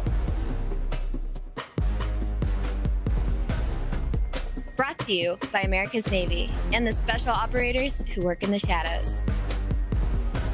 Dominate the competition on main stage with the CDL Major Hunter Tracer Pack. Collect your chip by scanning the QR code or heading to the in-game store now. Black Ops 7 returns to the Esports World Cup in Riyadh this summer. Scan the QR code to be notified when tickets go live later this month.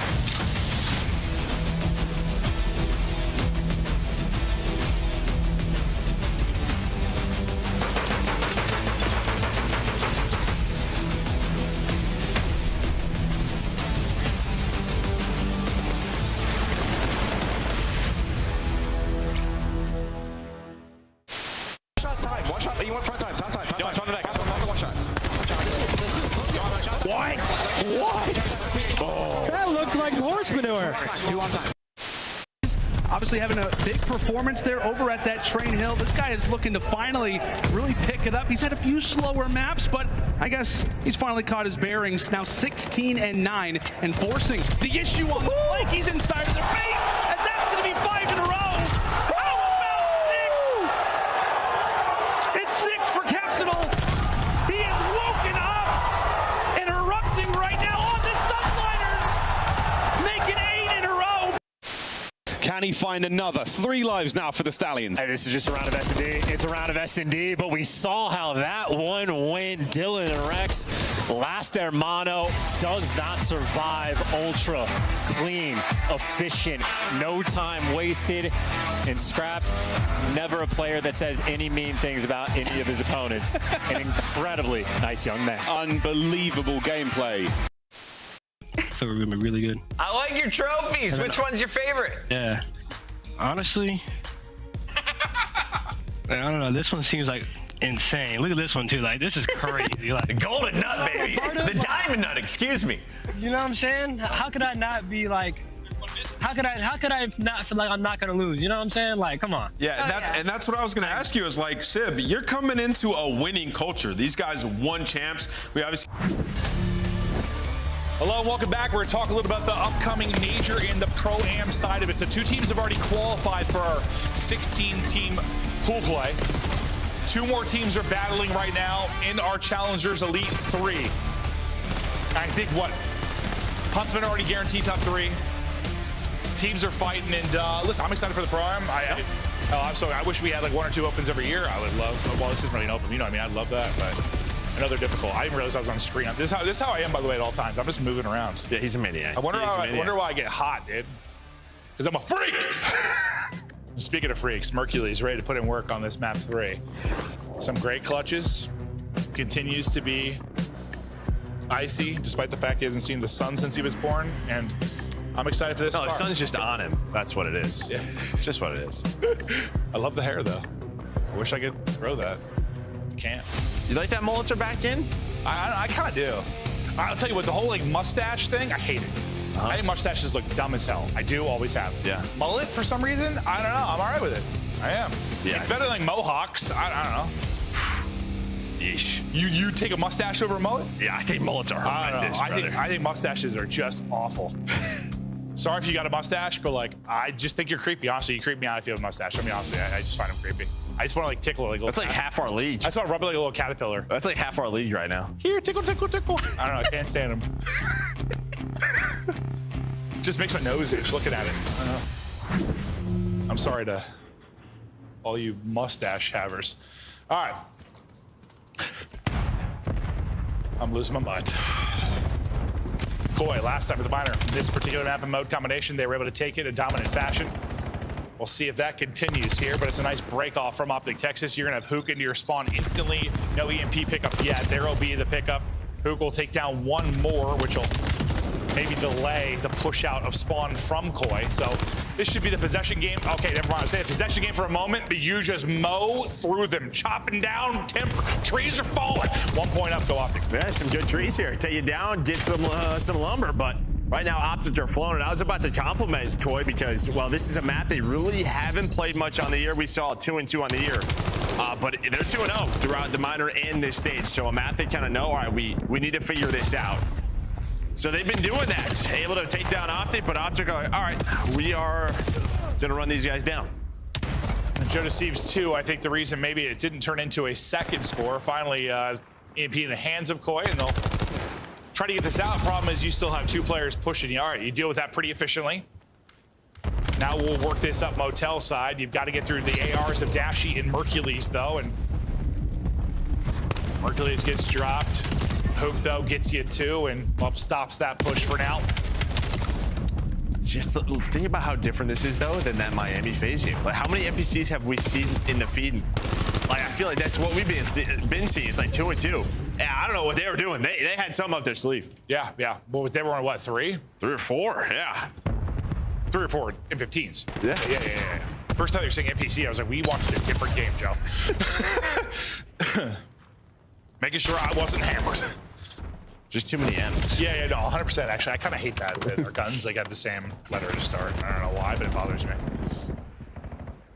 They fry everybody in the back line, and Koi will even it up. All of Optic grouped up to the next spawn, trying to maybe hit a quick counter. It looks like with that 10 seconds, Koi were able to get in position to deal with this. Kind of pinch it 2-2 from both sides. It works out beautifully. Last man is going to be dashing. You'd love to get 1 or 2. Dashy would delay this, but now you're in trouble. Joe Deceives already going to be challenging you. Good job dealing with him. Nice double chow to make sure he doesn't find anything.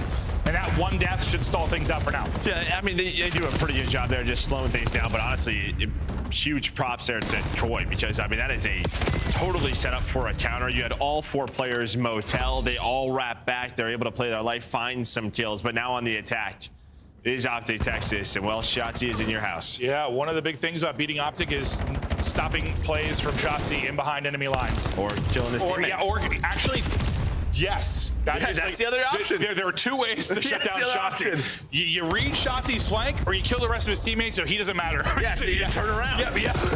Somebody turn around. That was a really good example of it. It's Koi trying to bring the heat. Mercules silences it with a double. I think it was Hoop from a similar position a minute or 2 ago that kind of stalled out a push. I mean, Joe Deceives, that's a massive kill right there. Because Hook was faking it down towards B. And then Shotzi was already up towards White Wall. So they were hoping that they could wrap that out. But Joe, he has just stopped this push by himself. And now you're trying to get this going, but Hook maybe just thinking about running it, but there's kills all over the place. There was a couple in his base, but he was like, I just find a timing. I scoop this and thread the needle. But Shotzi's 3. It's been a multi-kill from an Optic player so many times at this kind of elbow cross over at Motel. Well, they needed that. I mean, it talked about Joe's multi, then it's Shotzi, because Joe was still in their base. He was on a 5 spree on their portal. He was up to 14 and 7.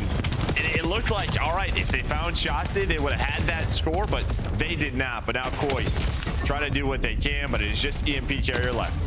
Yeah, no, we've been in a kind of a, like you have that stalemate plane side. It kind of happens here at this Motel corner where it is just EMP has been picked up 7 different times and moved about 6 total feet. But now, can Shotzi make the play? Or will he get shut down? He finds absolutely nothing. They deal with him. You lose the player in mid-map in Mercules, and that push comes to an end. Yeah, it's similar setup there, where they show EMP Motel side, and Shotzi's already through. You're just hoping he catches them off guard, but now they're going to fly through the middle of the map.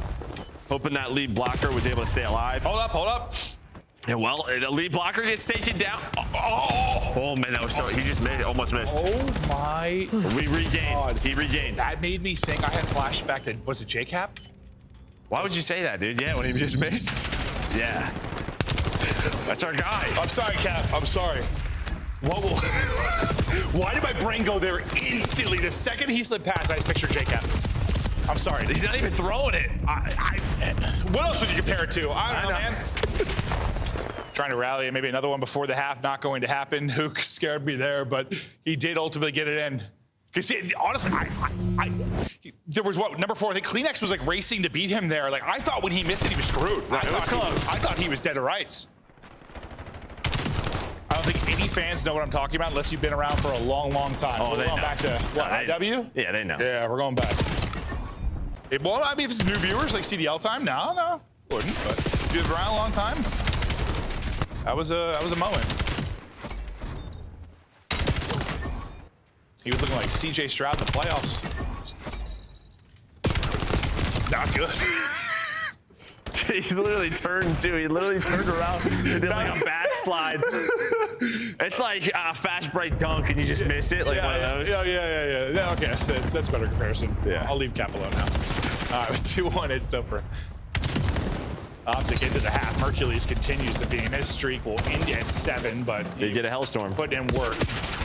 I believe he did, but we'll... No, he did. Yeah, okay. We've been seeing people get about 2 kills today, so... I was telling you something, James. I swear there were... Yeah, I was like, did they lower it by 200 points or something? I have no idea. Why are there so many people with 4 kills in Hellstorms today? Mercules trying to finesse back to it after the big spree on his last life. Really needs his teammates to pick up some kills. Unfortunately, he really has 1 close with Shotzi. The other 2 are coming off spawn. Now it's just him. Well, just playing a little game of hide and go seek or keep away. Tough to play hide and go seek, though, when you're marked. So that hide and seek game is quick. Yeah, I mean, he's just hoping to buy time for his teammates to get back up the middle of the map, and then maybe you just sort of keep EMP on their side, and that's kind of what happens. I mean, you get no pressure here from Choi. So only Joe going to be the last one alive, and right away you're going to call in this Hellstorm and only connect with Kips right off of spawn. Maybe sets up Hook, though. It certainly does. Hook is going to be able to get 2 for you inside of green. No one's grabbed EMP yet, but that's going to be everybody dead or coming off a spawn now for Koi. They're all going to spawn up A side. If Hook gets you 1 there, it's a guaranteed score, but you still get it through.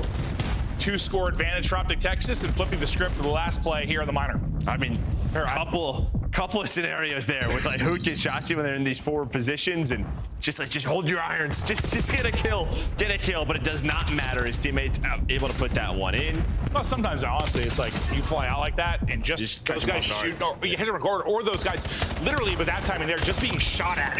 It's almost like you're sacrificing your body to just take bullets that's not your EMP carrier, and he's likely gonna get through. And while Joe is just trying his hardest, 26 and 14 now on a 4 spree, and well, Koi cut it down to 1. They needed a score to give themselves a chance. Well, we still got 3 to play, but they bring it back within 1. It's just been kind of a low-scoring affair. So a big one to get back.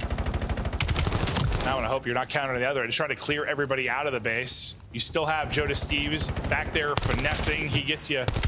How does he get both on 6 straight? I was just staring at the mini-map watching him dance between 2. He is still just mowing you down. Joe Steves, the old lawnmower, tied 3-3. I mean, he is the reason that you score both of these. He is the lead blocker, and you can see Optic, everybody off spawn. Let's get this guy out of blue, and they could not. We have seen some insane efforts out of this guy on the year, doing it again here on Scar. The lead blocker, but he's got a chainsaw.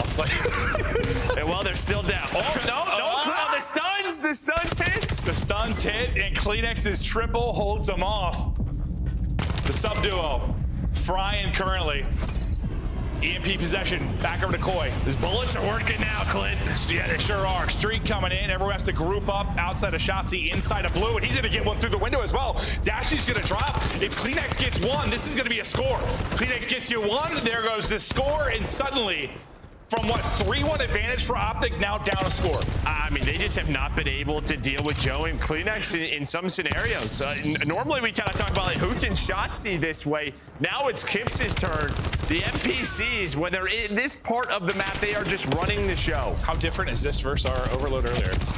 Very different. Yeah. Another chance. Guess who? Joe Steves. Guess who? The Butcher is back in work, and that's going to be another score. Insight with a hat trick. 5-3 lead for Koi, and they have erupted over the last 2 minutes. I mean, you have just been stuck back here for, it feels like 3 minutes, 2 minutes or 2 so. Minutes. Yeah. This guy is almost double positive, doing everything. 35 and 18 is good. High level analysis from David. Dude, holy hell, he is in cruise control. Just under a minute to play. Still a chance for Optic Texas, but their chance is right this second. They need to turn this into a score, and they need to do it quickly. You got to worry about number 4 in Kleenex. He's sitting motel side. He gets you anything, and it probably stalls this out, and he does get you 1. Quickly traded with the nade. Joe Steves finds the timing on mid. Oh, yeah, his bullets are working. And he is the multi-kill machine currently. They might ask for a new server after that clutch. Yeah, no, 1v1, he was mind-blown, but he's not mind-blown anymore. Maybe the other direction. Unbelievable. Added Joe Steves. Approaching 40 in an overload. Right behind him. Yeah, I was going to say, Kleenex was doing the same thing. Right there with him. Just a terrific effort. And apparently, okay, so listen. We talked about insight stats in the respawns. I don't know if his stats matter. It might not. In the respawns, because he has been around a 0.6, 0.7, and they're winning. Like, whatever. Does not matter. Does not matter. Guy's putting them through. Yeah. He gets your hat trick, right? And it is the Kleenex Joe Steves show, and we'll take a look at the damage. We may tell more of the story, but I can almost assure you Joe Steves probably led the way in that regard for Koi. And yeah, I mean, Optic just over that 3-minute stretch just get murdered. No, it literally felt like sort of the FaZe Miami series where the slaying, it probably switched by 20 to 25 kills. Oh, the swing there, it got so outside, yeah. Yeah, I mean. Yeah, so Joe Steves does, in fact, lead the way in damage for his squad. I mean, just look at the non-traded kills, though, too. 30. Well, that's just, when you're getting a multi-kill, it felt like every single kill. Yeah. That was truly insane. Hook right there with him in the damage department, but it's Joe Steves that gets the final laugh. The question is, will it be the final laugh in this series or just the map? They take the 2-1 edge. They've won both respawns, and, well, part of me is like, right now, okay, I'm gonna put the last week and a half in like a bubble.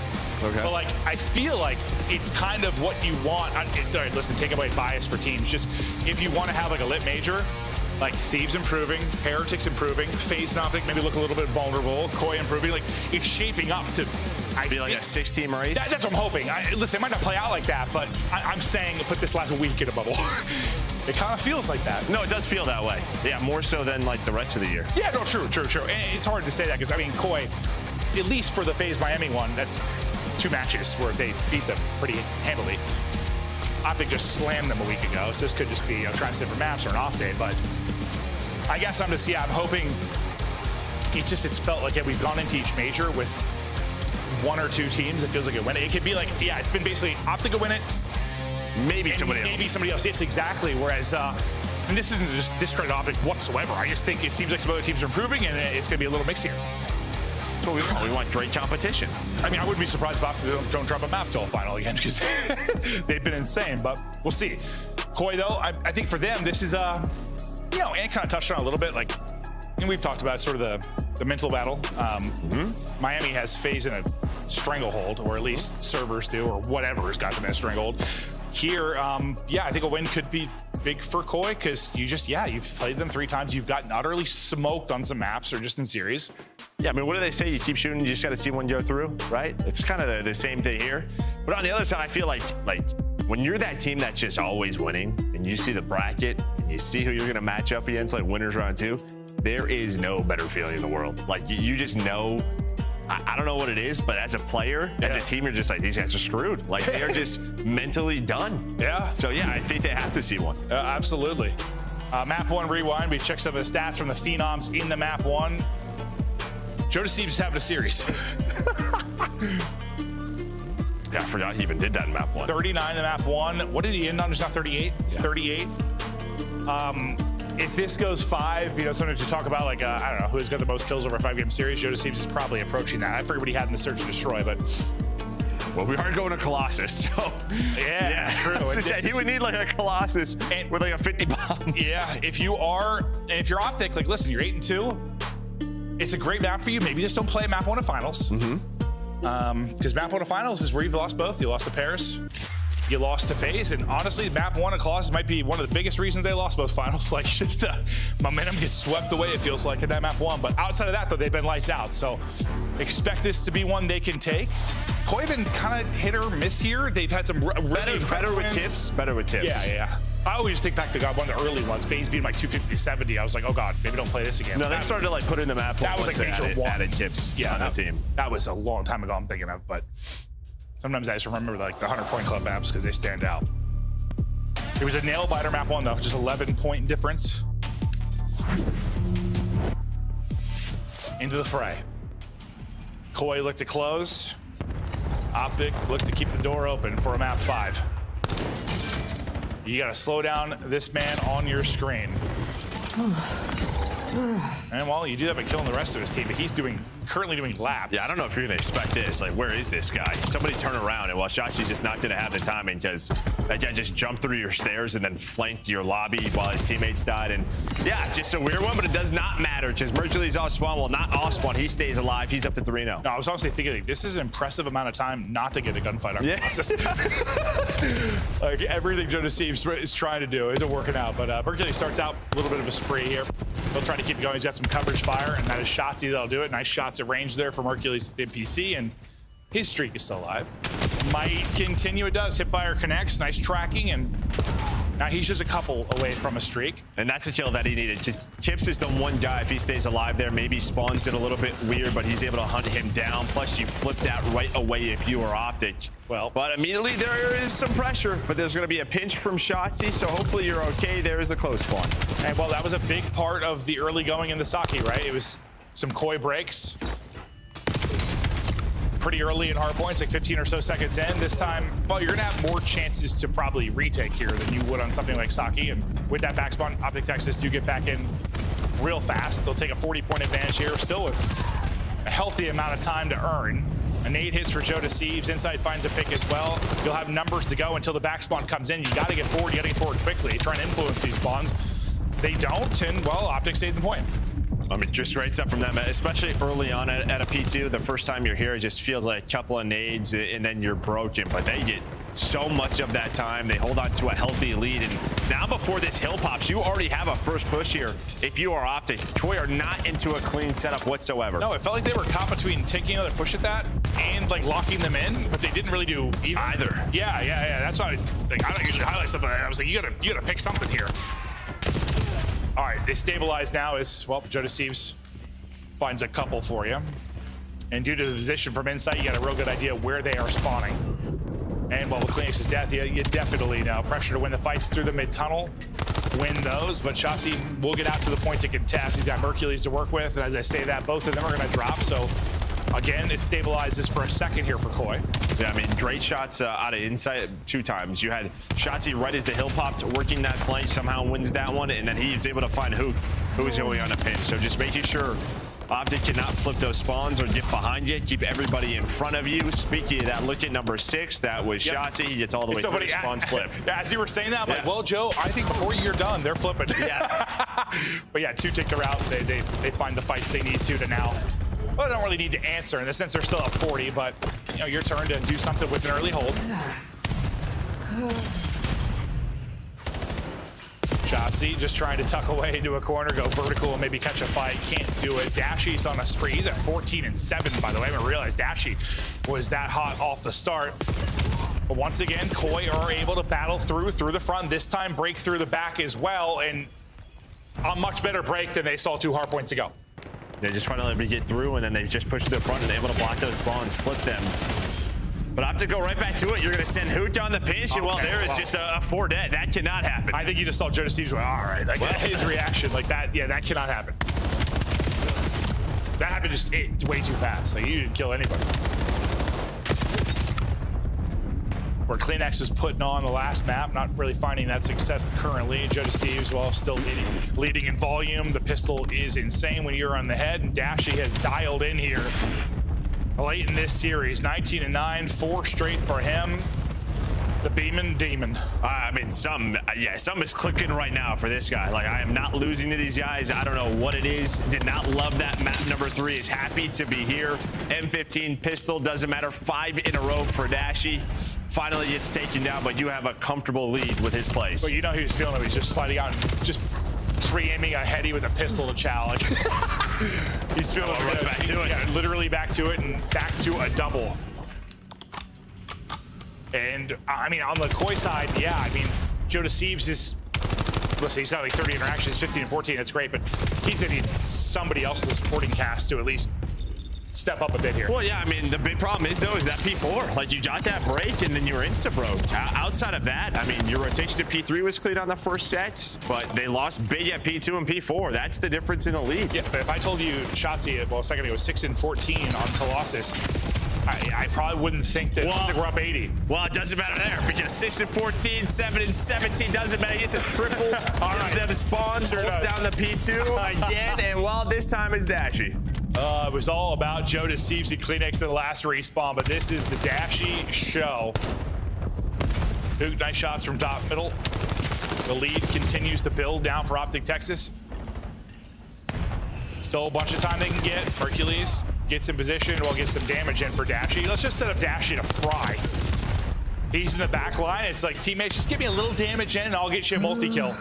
And that's honestly, it's how a lot of these hardpoints play, though, honestly. Like, go ahead, guys. Fly in front of me, set me up to drop 2 or 3. Yeah, that's the importance of nades as well, right? Just what damage can you do? Put a couple of shots in.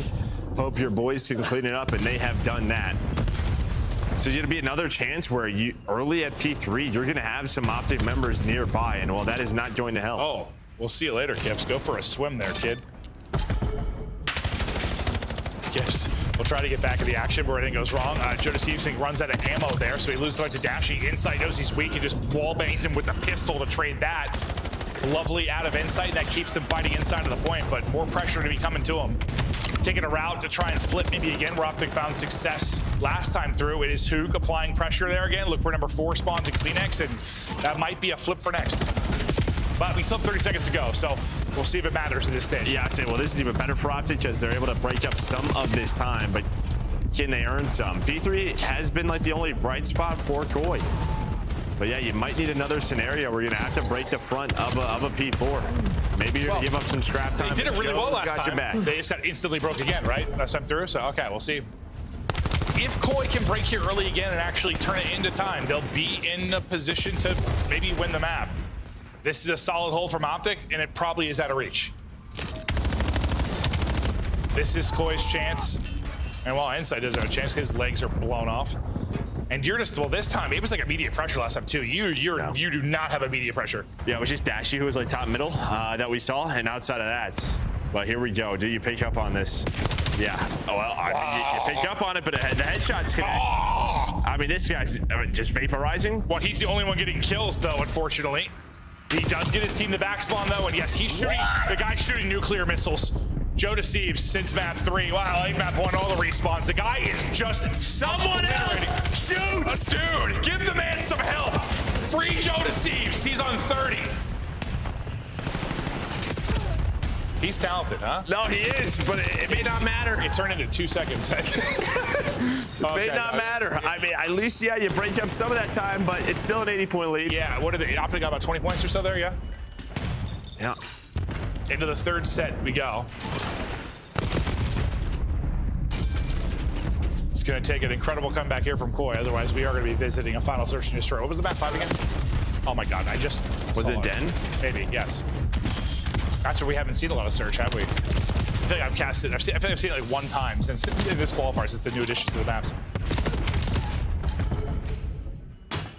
Optic inside and looking to close.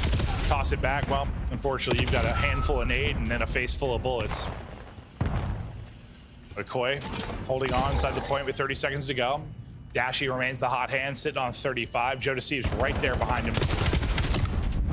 And I mean, you needed that if you were Hoop, because he goes on a long route there, just doesn't see anyone, and he's out of the play for 20 seconds. He loses that gunfight. It could have been ugly, but he resets it, plus flips the spawns, and well, sets them up to win here at this P2. And Hook should have the call. It's several are going to be pushing through the top side. He got eyes on 2, I think, as he dropped. Massive gunfights for Koi if they're going to survive. They get the back spawns. They're going to take out Hook. They take out Dashy, and you are in and across the map for Optic Texas. So here we go. Away we go. Only 20 points needed for Optic Texas, but Koi in position to maybe mount the comeback.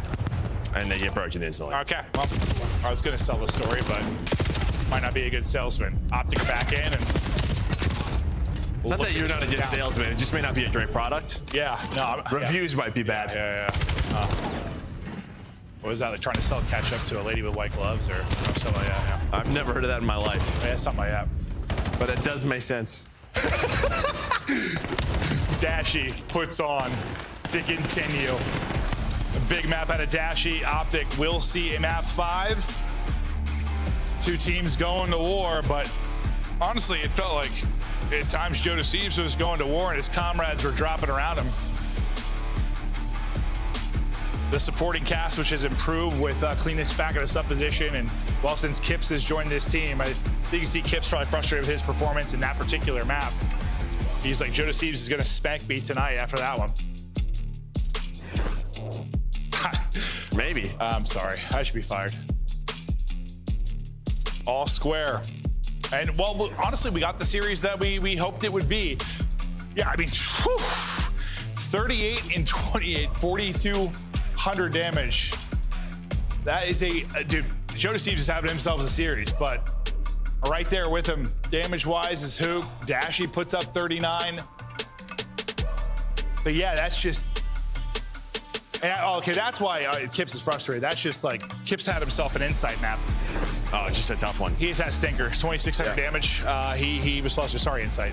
He's just more prone to having. He was just in the blender. That's what you meant to say. He was more prone to having those maps. I love you, dude. But no, Kips had a rough one. You can see why he was so frustrated. But look at the game flow there. Optic led throughout the entire map. There were certainly chances, maybe. No, I think that's it. Koi to turn the tides. Just didn't capitalize when they could have. I mean, they never had P2 spawns. When they finally did on the last one, they lost it instantly.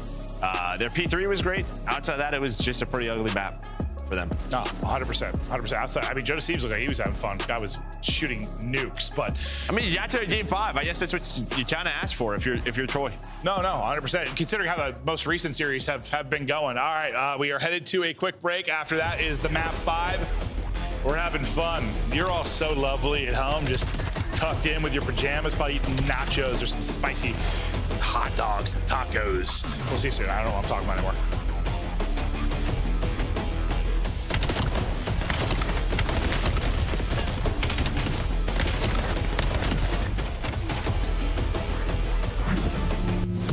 Monster Energy, the official energy drink of the CDL. COD Champs tickets are on sale now. Come see the best teams lock in for this season's grand finale in fabulous Las Vegas. All 4-day passes come with early venue access. Head to FazeVegas.com or scan the QR code to get your tickets now. Look like the pros to play like the pros. The CDL team skins are available now. Scan the QR code or check out the in-game store now. Brought to you by America's Navy and the special operators who work in the shadows. Let's find out who's built for the big save. The Heretics ready to dive in. Thanks, Tim. 4 and Snoopy. Come on, wipes them all. But Hydra with the switch impossible. He's making top room. So damn happy. Insights. Down a boozer. Dominance on the grandest stage.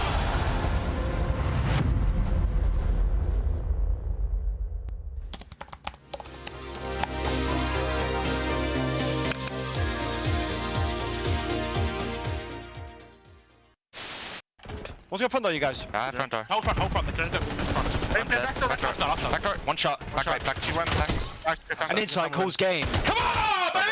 That's what Ravens are a work-from-home team. Hero setting down Hydra from putting together a very congestive spawn trap. I'm sorry. That's good. That is good. That right there is good content. We're using that one. That is good content. That is the best way to call it. That is good content. Help me jack off, Prime. Absolutely. You know ball, buddy. Calling them a work-from-home team is so disrespectful, dude. He's in our solar. I went left. Oh, pitch left. Yeah, this one, I'm waiting. I'll try. Nice. Go. For the game. Boom. Holy what exposure. 8-0. It's not going to be 8-0, right? We're not going to lose 8-0, are we? Look at the pitch! Look at the pitch! Look at the pitch! It's 8-0! I promise you it's 8-0! I promise you it's 8-0! It's a world record overload! Now that will seal it. Golato! Goal!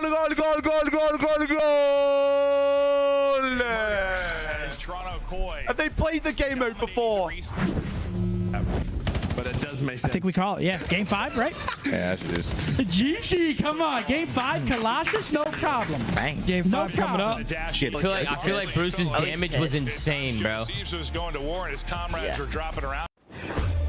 Hello, we're back and we're excited. My Aura Ring told me I have to prepare for bedtime.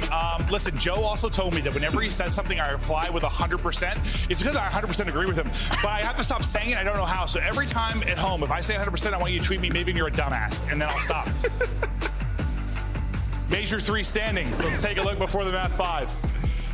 Sometimes you just have your go-tos as casters. Yeah, Joe's like, you said 100% to me 3 times in 7 seconds. I was like, really? I realized. I just really agree with you, bro. I appreciate it. 110%. You see both of our teams here, both 2-0, but major map 5 on the season not been great for Toronto. It has not. They're currently on a 4-loss streak, struggling. Maybe they can turn the tides here, turn it around with a big win. We haven't had a whole lot of map 5s this year in general. I still need to hit up like Brian Statzer.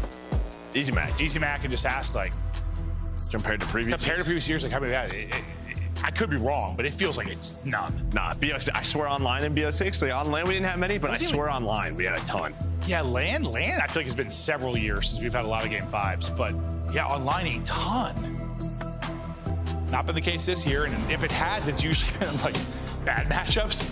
This is a good one. It goes the distance. Well, it might be a bad matchup because Opta, they are undefeated on this on the year, 6-0. Well, they don't see it often. True. But maybe that's good for Toronto. True.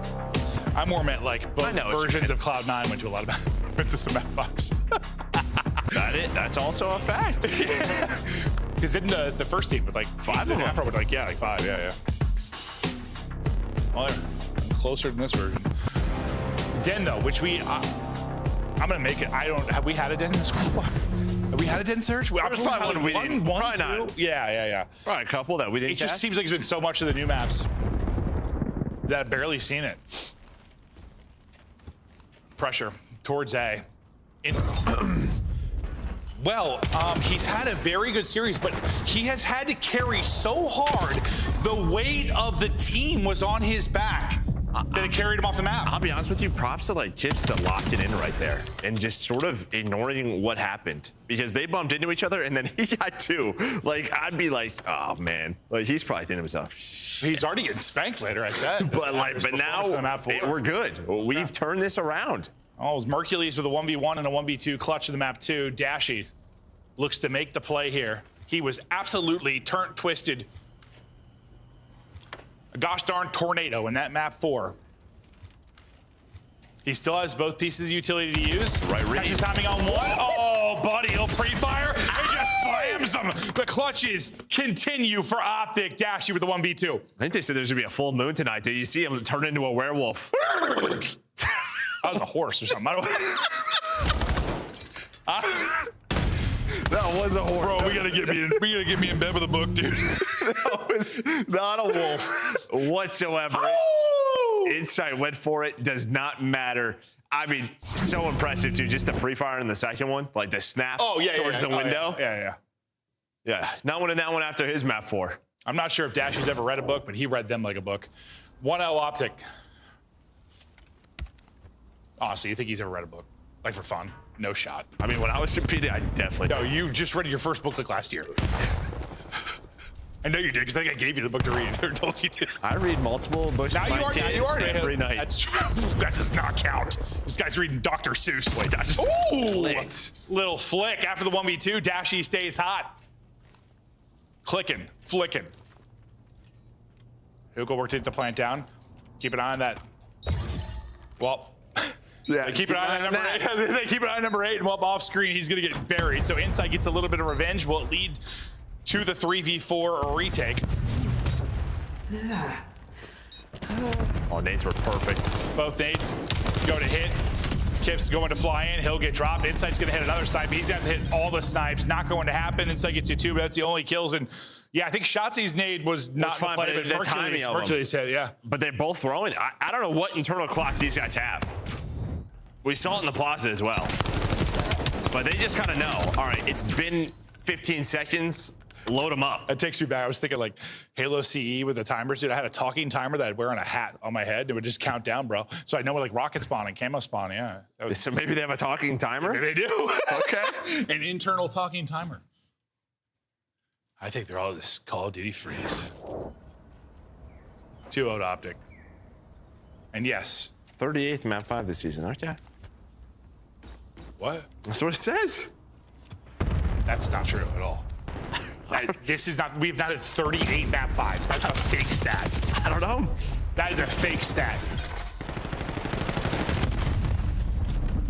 Maybe you and I just haven't had a lot. I guess. I don't believe that for a single second. It's probably true though, but honestly, in my head, bro, we've had like 10. Go to Steve's. Trying to wiggle. We'll end up dropping. So yeah, I guess it's a 170 series. We've had 38 map 5s. I do wonder how it compares to the previous seasons though. If like, I am genuinely curious if it's like a biased thing from us when we're casting it. I wonder sometimes we don't notice it or it seems like less and it actually is right on par. The majors, I know we've literally had one at both, like, right? Because it was the, I think we had one at both. It was the, well, then the map 7. Well, true, but it was the, what, Phase Thief series in Major 2 and Miami Koi or something like that? Major 1?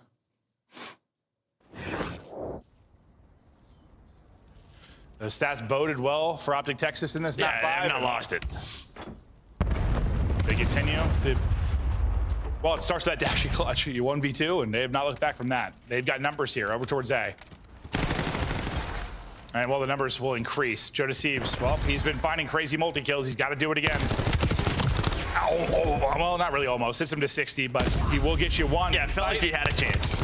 It's the snipe all on to Insight again to try and hit a whole lot of snipes, and not going to happen. Mercules will put him down 4-0. Now to Optic. And sometimes when a team doesn't see a map for a long time, like there's some rust. Not happening here. No, true. They are 6-0 for a reason. Yep. Most teams veto it against them. But no sign of slowdown or regression whatsoever. And, I mean, listen, like, you know, throughout the monitor in this stage, like, they're like 2-3 in search. Like, with the new maps, they haven't been fantastic. So they're like, all right, we see Den open. Let's just take it. Let's get a dub on the board. Yep. Kleenex looking to get a kill. Koi looking to get around. Insight, he's hit 4 snipes now. But like, it's honestly come at times where you're in trouble in the round. This time it's a first blood. I mean, the only other one that really gave them a chance was probably the one on Dashy brought him back into a 3 versus 3. Like outside of that, it's been sure when things have fallen apart. This time though, the blood, they're trying to pressure him. He's just closing the angle. Kip's trying to help out. And I'm not sure what's going on. I think they're sending it. Shotzi's been running around the middle of the map for like 30 seconds. He's very fast. Smoked. And I thought things were going to get weird. Koi played very patient. Don't allow that to happen. And yeah, behind that first blood, they're on the board. Yeah, just a very aggressive round defensively out of Optic. But no, that's the first like snipe that really kind of decided a round. And also a great pick onto the heady. No, honestly, I was like, Optic are kind of trolling this one. Shotzi was like, just bouncing around. Hey, look at the map. I'm like, did we like flip? Are they on offense? Listen, they took a lot of different looks in the plaza too. They're mixing it up, trying to keep Koi honest, but Koi do get there first. Kleenex does not. Now can Koi hold defensively? 2 aggressively up mid map, I think. In Shotzi and Mercules. Well, and I thought they were going to go there. I thought Kleenex was going to fly on through there, get to that heady, and maybe find a first blood.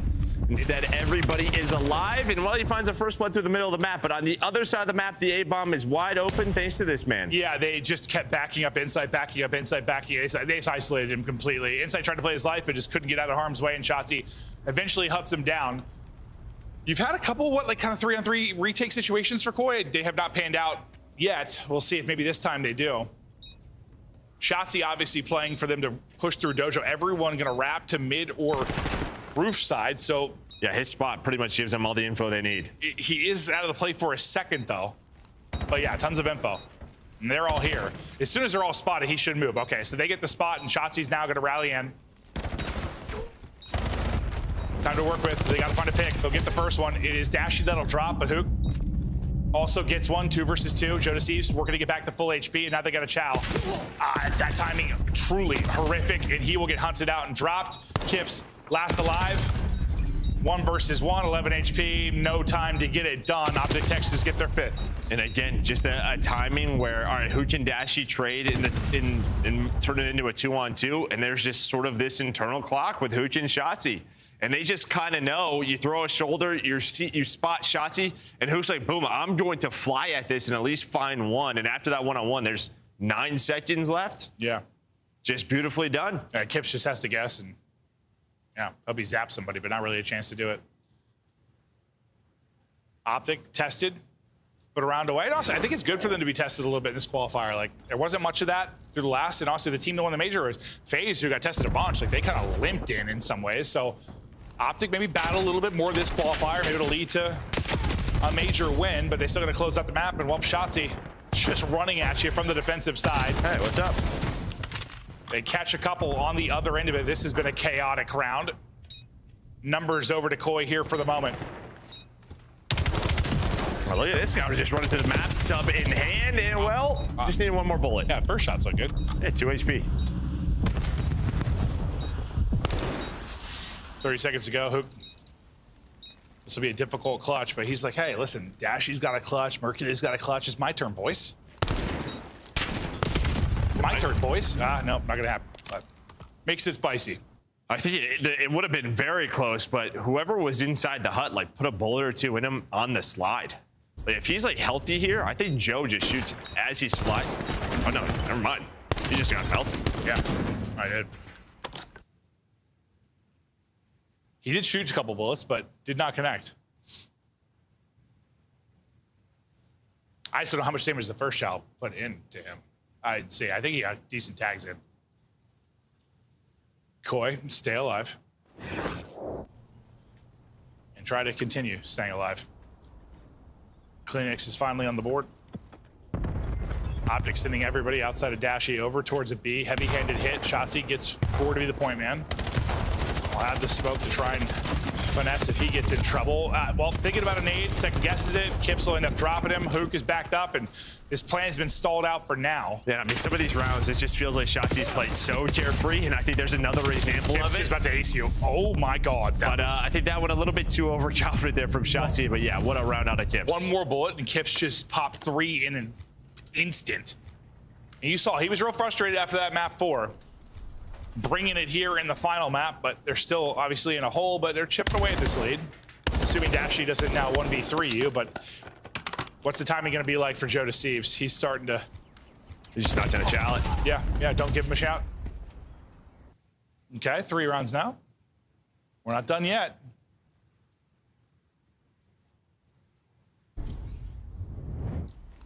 Kleenex now with his second. He'll close it out. Your Ankel, a little yellow card. We're throwing a red. Well, he wasn't just sitting on that, you know. Yeah. He was kind of crawling. You know. We'll see. I guess we'll leave it to the Zoo Mafia. I don't know if it mattered in that round.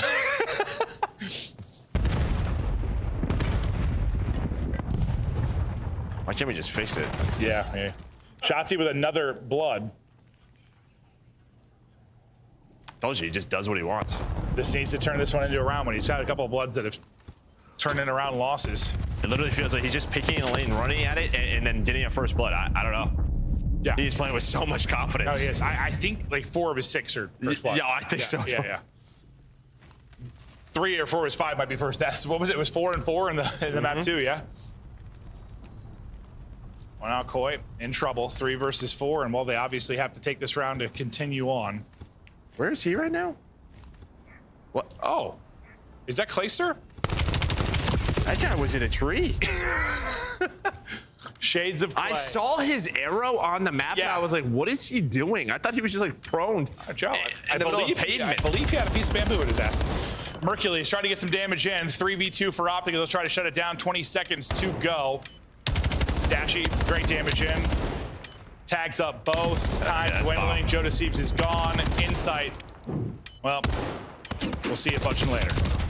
Oh, or not. Hold up now. Yeah, it's just there's still 2 players. No way to do it. Optic close out the map 5. Shotzzy gets you a ton of first bloods. He finds some interesting spots atop some bamboo, and that was new. Yeah, at least the first time I've seen him. He's a panda bear. He's a very hungry panda bear. He seems gentle like a panda bear. Well, red pandas, they climb really high on trees, so maybe he's a red panda. Oh, okay. I like that. That could be his new nickname, the Red Panda. But look at the overall highlights. Kips, he rebounds after a tough map 4. Joe Deceives has an incredible overall series, honestly, but they come up a little bit short. On the other side of it, I mean, honestly, if you just took Kleenex away, you look at the kills, I'm like, this looks like pretty good for Koi. But wait, what did Shotzzy actually get? Only 2, but I... Oh, I thought he had way more than 2 first bloods. Yeah. I thought he had like 3 or 4. Okay, well, 6 across the series, I guess. But the clutches are probably, I mean, a big part of the difference. Like, you had, what, 3 or 4 clutches for Optic over that? Those go the other way, and you've got a chance in some of the search and destroys. There were moments in the Colossus where Koi had a chance. They played them much tougher, obviously, this time than they had previously, but still, the result of Optic win. I think Optic just happy to get 2 searches on the board. Yeah. They get some reps and further prepare for a Major 3. Des, talk to us about our riveting series. What a long series with a lackluster game 5. Yeah. Toronto Koi started to turn on at the end, but Dashy would take over in the early part of that game. Shotzzy continues to get the first bloods. And Ali, I thought it was over basically after round 6. Walk me through what you saw throughout the series, though, because Koi not only took 1 map, they took 2 and threatened for a 3rd. Yeah, they came up swinging. I think this is definitely a testament to where Toronto Koi is right now. It might not be the best team in the game, but they can at least hang and force a game 5. It's not the 3-0 rockings that we were seeing in the past versus Optic Texas. And then the flip side, I think the most impressive thing for me from Optic in this series is going to be the search and destroys. It's something that has been a pain point for them in the past, specifically in finals and things like that. So to see them take both S&Ds in the fashion that they did, it was just information. You know, information is power in search and destroy, and that's the way I felt like Optic Texas was playing a lot of this, especially with how aggro Shotzzy was being, was just push a lane, get the info. Is there a guy there or not? And then immediately base our strategy from then on out on that round, and it worked out for them in dividends. And if you see a snake, are you allowed to koala? Well, I don't know what that means. Oh, yeah, I get what you're saying. Yeah, he was on the stairs, so the tree is fair game. We're whipping out all the stops. I will say, though, I thought this was a great series. On the side of Koi, that's what I predicted. You know, coming in a game 5 where Optic wins, they're just a better S&D team. And you saw throughout this one, even despite Insight finding a decent amount of picks this one with the sniper. Optic just too strong. I love the way they came out. A couple rounds, they just banged through top roofs, got a couple first bloods, got out Dashy, playing, you know, his own lane with the sniper. They play off that very well, start taking space mid if you're Shotzzy. Like, they're just hard to take down. They have a good player in every single role on this team, and it's going to be hard to beat them, Frank. We have one of the greats joining us in our Monster Winner Spotlight. It is time to bring on the champs, and still working on it. Never mind. It's coming up, though. In the meantime, let's watch Dashy Fry in our scuff play of the game, shall we? Bro, he popped take on Colossus, and a lot of it was with the M15. Like, he was flying around pistol. M15 doesn't matter, just ripping. There was just no way he was losing this series. It's an interesting angle because it kind of feels like whenever Optic Texas, like, you aren't getting, I don't want to say participation out of your superstars, but when you need somebody to just activate, they will. We're like, and anybody on this roster can do it, and I feel like we saw Dashy do it in this map 4. It felt like after that map 3, just the way that they lost was definitely really frustrating in that second half, and then you come out in that map 4, it was like that map had never happened. Yeah, if you control the pace on Colossus and you have spawns from the hill, you can just rip with an AR in hand. That's exactly what happened for Optic. Monster Winner Spotlight is ready with Dashy. Dashy, welcome back on, and congratulations on another win over Toronto. Today, though, it took you 5 maps, and you had to really kind of take over the early portion of that 5th map. Why was this time around tougher than what we saw in the minor? I mean, those guys are obviously a really solid team, so, you know, it was kind of expected, I guess, but I'm glad that the boys iced up. Absolutely. Brandon, talk to me about where you're at with this current meta, because now we're seeing you have the AR out a bit more, ripping, and taking over games with AR. I didn't see you with the NPC too much at all this series. I'm still using the NPC, though. That's not getting it twisted, especially on Plaza. I'm getting active inside A, that's for sure. But, yeah, they are still nice, and I think the balance is really good between both guns right now. Dashy, I do want to hone in on that map 4 just a little bit, specifically because you pop take. And so my angle with this is kind of like, do you feel like it's a situation where you know when you have to step up maybe for the rest of the team? Like, can you just activate it, or is it truly just you're spawning in, you feel a certain kind of way, and you just hit flow? Yeah, so I think with this team, like, any of us 4 could really take over. So it just depends on, I guess, who's frying. If we can just, you know, kind of compliment him, assist him, make it easier for the rest of the team. So luckily it was me that map, because holy shit, I can get a kill today, and it was nice. Dashy, 100% is the most commonly used phrase here in the green room of Columbus Studio. What is the most common phrase in the Optic Texas comms? Oh, that's actually a good one. Probably guaranteed. I say that a lot. Guaranteed, baby. In what context? Can we get an example? One shot anything. Like, yo, that place is really fire to eat at. Guaranteed. Like, anything like that. You know what I mean? Like, stuff like that. Double confirmed. And you have a final question? Yeah, I just kind of want to ask you, I feel like it's up in the air who's the contenders going into this next major. From your eyes through scrims and just kind of watching some of the other teams play, who do you think is actually rounding out the contenders list for you, or who do you think is going to give you the biggest run for your money in a long run in a tournament?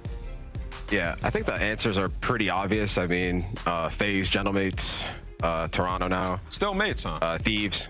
Yeah, for sure. I mean, they won an event, so you can't really write them off just because of a couple, I guess, bad online matches, but definitely still like the top teams. I guess I was just waiting to hear if somebody would say Miami, but not yet. No one's saying anything yet. Not so yet. it's Pixie still. We're right back to having like 6 Super's him. Yo. Actually, can I say this? Yo, Jamie is him. That game 5, I thought I was playing against Simple. What is he? Like, he was beaming. This guy's insane. He was ripping. Jamie, one leg, you're him. insight, getting some well-done props there. Dashy, thank you so much for joining us in our Monster Winter Spotlight. We'll let you go. Thank you guys. Have a good one. That's Big Bruce. He's about to go hop in his Porsche and drive around looking rich. In the meantime, we got to look at the standings. How does Dashy get rich? He wins. How much does Optic win? A lot. They are 2-0 right now. They're number 1 on the season standings, but FaZe is the first team to complete 4 matches, and they're sitting atop at 3-1. The question is, Allie, with 5 matches played by each team, does anyone finish perfect? Ooh, I mean, I'm going to go with yes, just because of, we go back to the Major 2 split, and I think about Optic almost going perfect, and I'm like, the possibility when you only got 2 more matches left is really high. I mean, Koi definitely have a loss, so. We're gonna update these standings fine and call out Jamie's one mistake on the day. In the meantime, we take a look here at all of the recaps. Incredible stuff from the Royal Ravens against Cloud9, the worst team in the league. Tried to put up a fight, but Exceed's crew put them down. I gotta say, Lurks' stock is rising so much. And we're starting to see some of the pros tweet him. Sib tweet him today.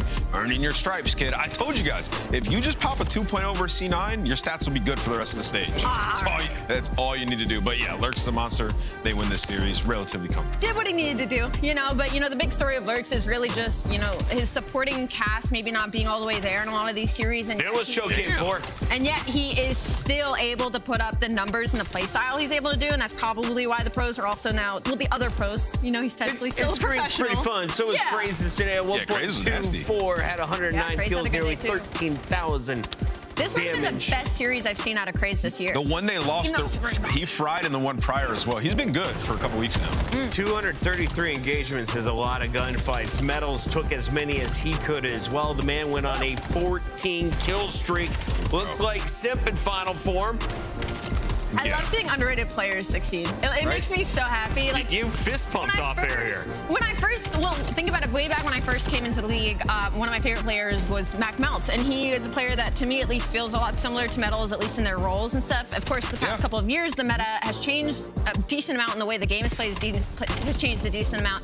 But I do love seeing him put up numbers like that, especially when you start talking about roster changes and moving certain players to the bench to cause some pressure. I think my favorite thing is that Metals only tweets when he beats FaZe. Is he really? Yes. Go to his Twitter. Incredible. It's only about FaZe and hating on FaZe. It is sensational. It is sensational. Draza has made himself a villain. Yeah. He said, I will do a giveaway. Metal says, how do I apply? Super brings up the tweet at the end of the match. They say they're not thinking about it, but all the evidence is there. FaZe, you have definitely drew their attention, and not in a good way. For the Falcons, great day for Xnid. One of his best performances across all game modes. The whole team looked better. Pred was shooting, Celium was shooting. Yeah. The numbers were back to the superstar form. And is this just, though, because they're playing Vancouver? Yeah, I mean, if they got to play Vancouver every day, this team would be insane. They played them their last 2 wins, so they're feeling comfortable. But it's good for morale. Definitely great for Xnid. And honestly, they need some matches like this just to turn the page from what's been a hellacious couple of weeks for this team. Yeah, and they got to play, I feel like in the past 2 weeks, almost every new map. And so we've gotten to see them and what this meta kind of feels like for them. And the fact they're even comfortable to put them in these series speaks well for me and kind of the direction Riyadh is hoping to go. But and still need to see more. Surge is going backwards. Facts. Surge is going backwards. Today was their prove it for me. Yeah, but they beat up on Carolina. They just have a matchup dip versus Falcons. Yeah, I think this is definitely. It only gets harder when you play harder teams. They beat one that was above them. Can they do it again? We've got Celium, Joe Deceives, Lurks, Rancor, and Craze in our top 5 on the day. Celium tops all KDs with a 1.48, but Joe Deeves does a 1.45 against Optic Texas. He's in the top 5, and he needs some more help. Kleenex was there for him on Scar. Somebody else. And Rancor, listen, I'm telling you, I want to revisit these arguments. I'm ready any day. You can come on a podcast and we can argue about the top 10. What's that link, Nameless? But I'm telling you, Joe and Rancor both absolutely insane. Wow, if you hate on Ant's top 10, head on over to youtube.com/thecodcast. I don't know if that's the channel. OG Nameless. OG Nameless. OG Nameless. In the meantime, check out Sunday's schedule because we have 3 more matches coming your way, and G2 has a prove it match. Do they belong on a championship Sunday? If they beat Heretics, I would say yes. If they lose, I'd say definitely not. No, they should get blitzed. That's a good opinion, Chris. Even if they, if they won that, that'd be crazy. You're right. I agree. It's wild stuff. Ant, how do you feel about being worse than Rosalie on predictions? I think we're tied. I think we're tied. I think we're tied. Yeah. I think with the bonus Did we point, catch up with the bonus point? They didn't give me my bonus point yet. If he gets his bonus point, I think. Colton. I'm not positive. Colton. Danny, Travis, everyone. Tune in tomorrow to find out. Our It's the word producers that I say just they got. may fix it tomorrow. They may not. You have to tune in 2:45 Eastern for the pregame show. We'll see you then.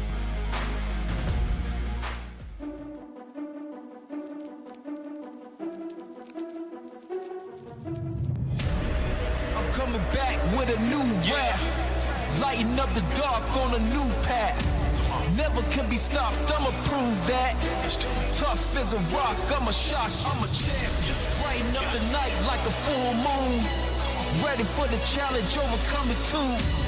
Never can be stopped, yeah, the chains loose. Ready for the fight, do it right. I'm a brick by brick, never stick by stick. You gon' build it so strong, baby, grit by grit. You thought I wouldn't make it, it was inch by inch. Moving step by step, quicksand so thick. Pain bite like a bit, but I got a fire in me. It just lit like a bomb tick tick. Bro, yo, Microphone spit, lyrics in the mix. Make it smile and take a pic. Another level, every single day. But we gaining power. It's chasing more.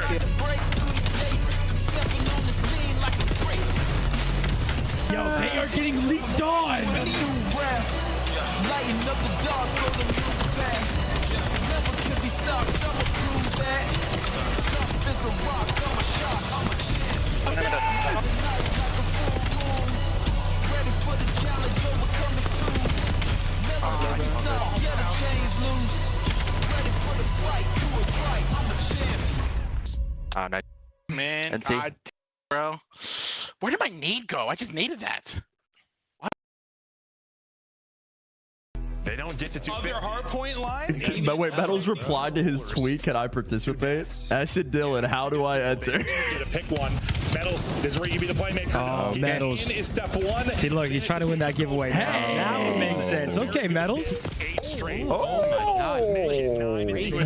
Trail Bro, they might be low. They might be on 2 phases on like. It's chasing more.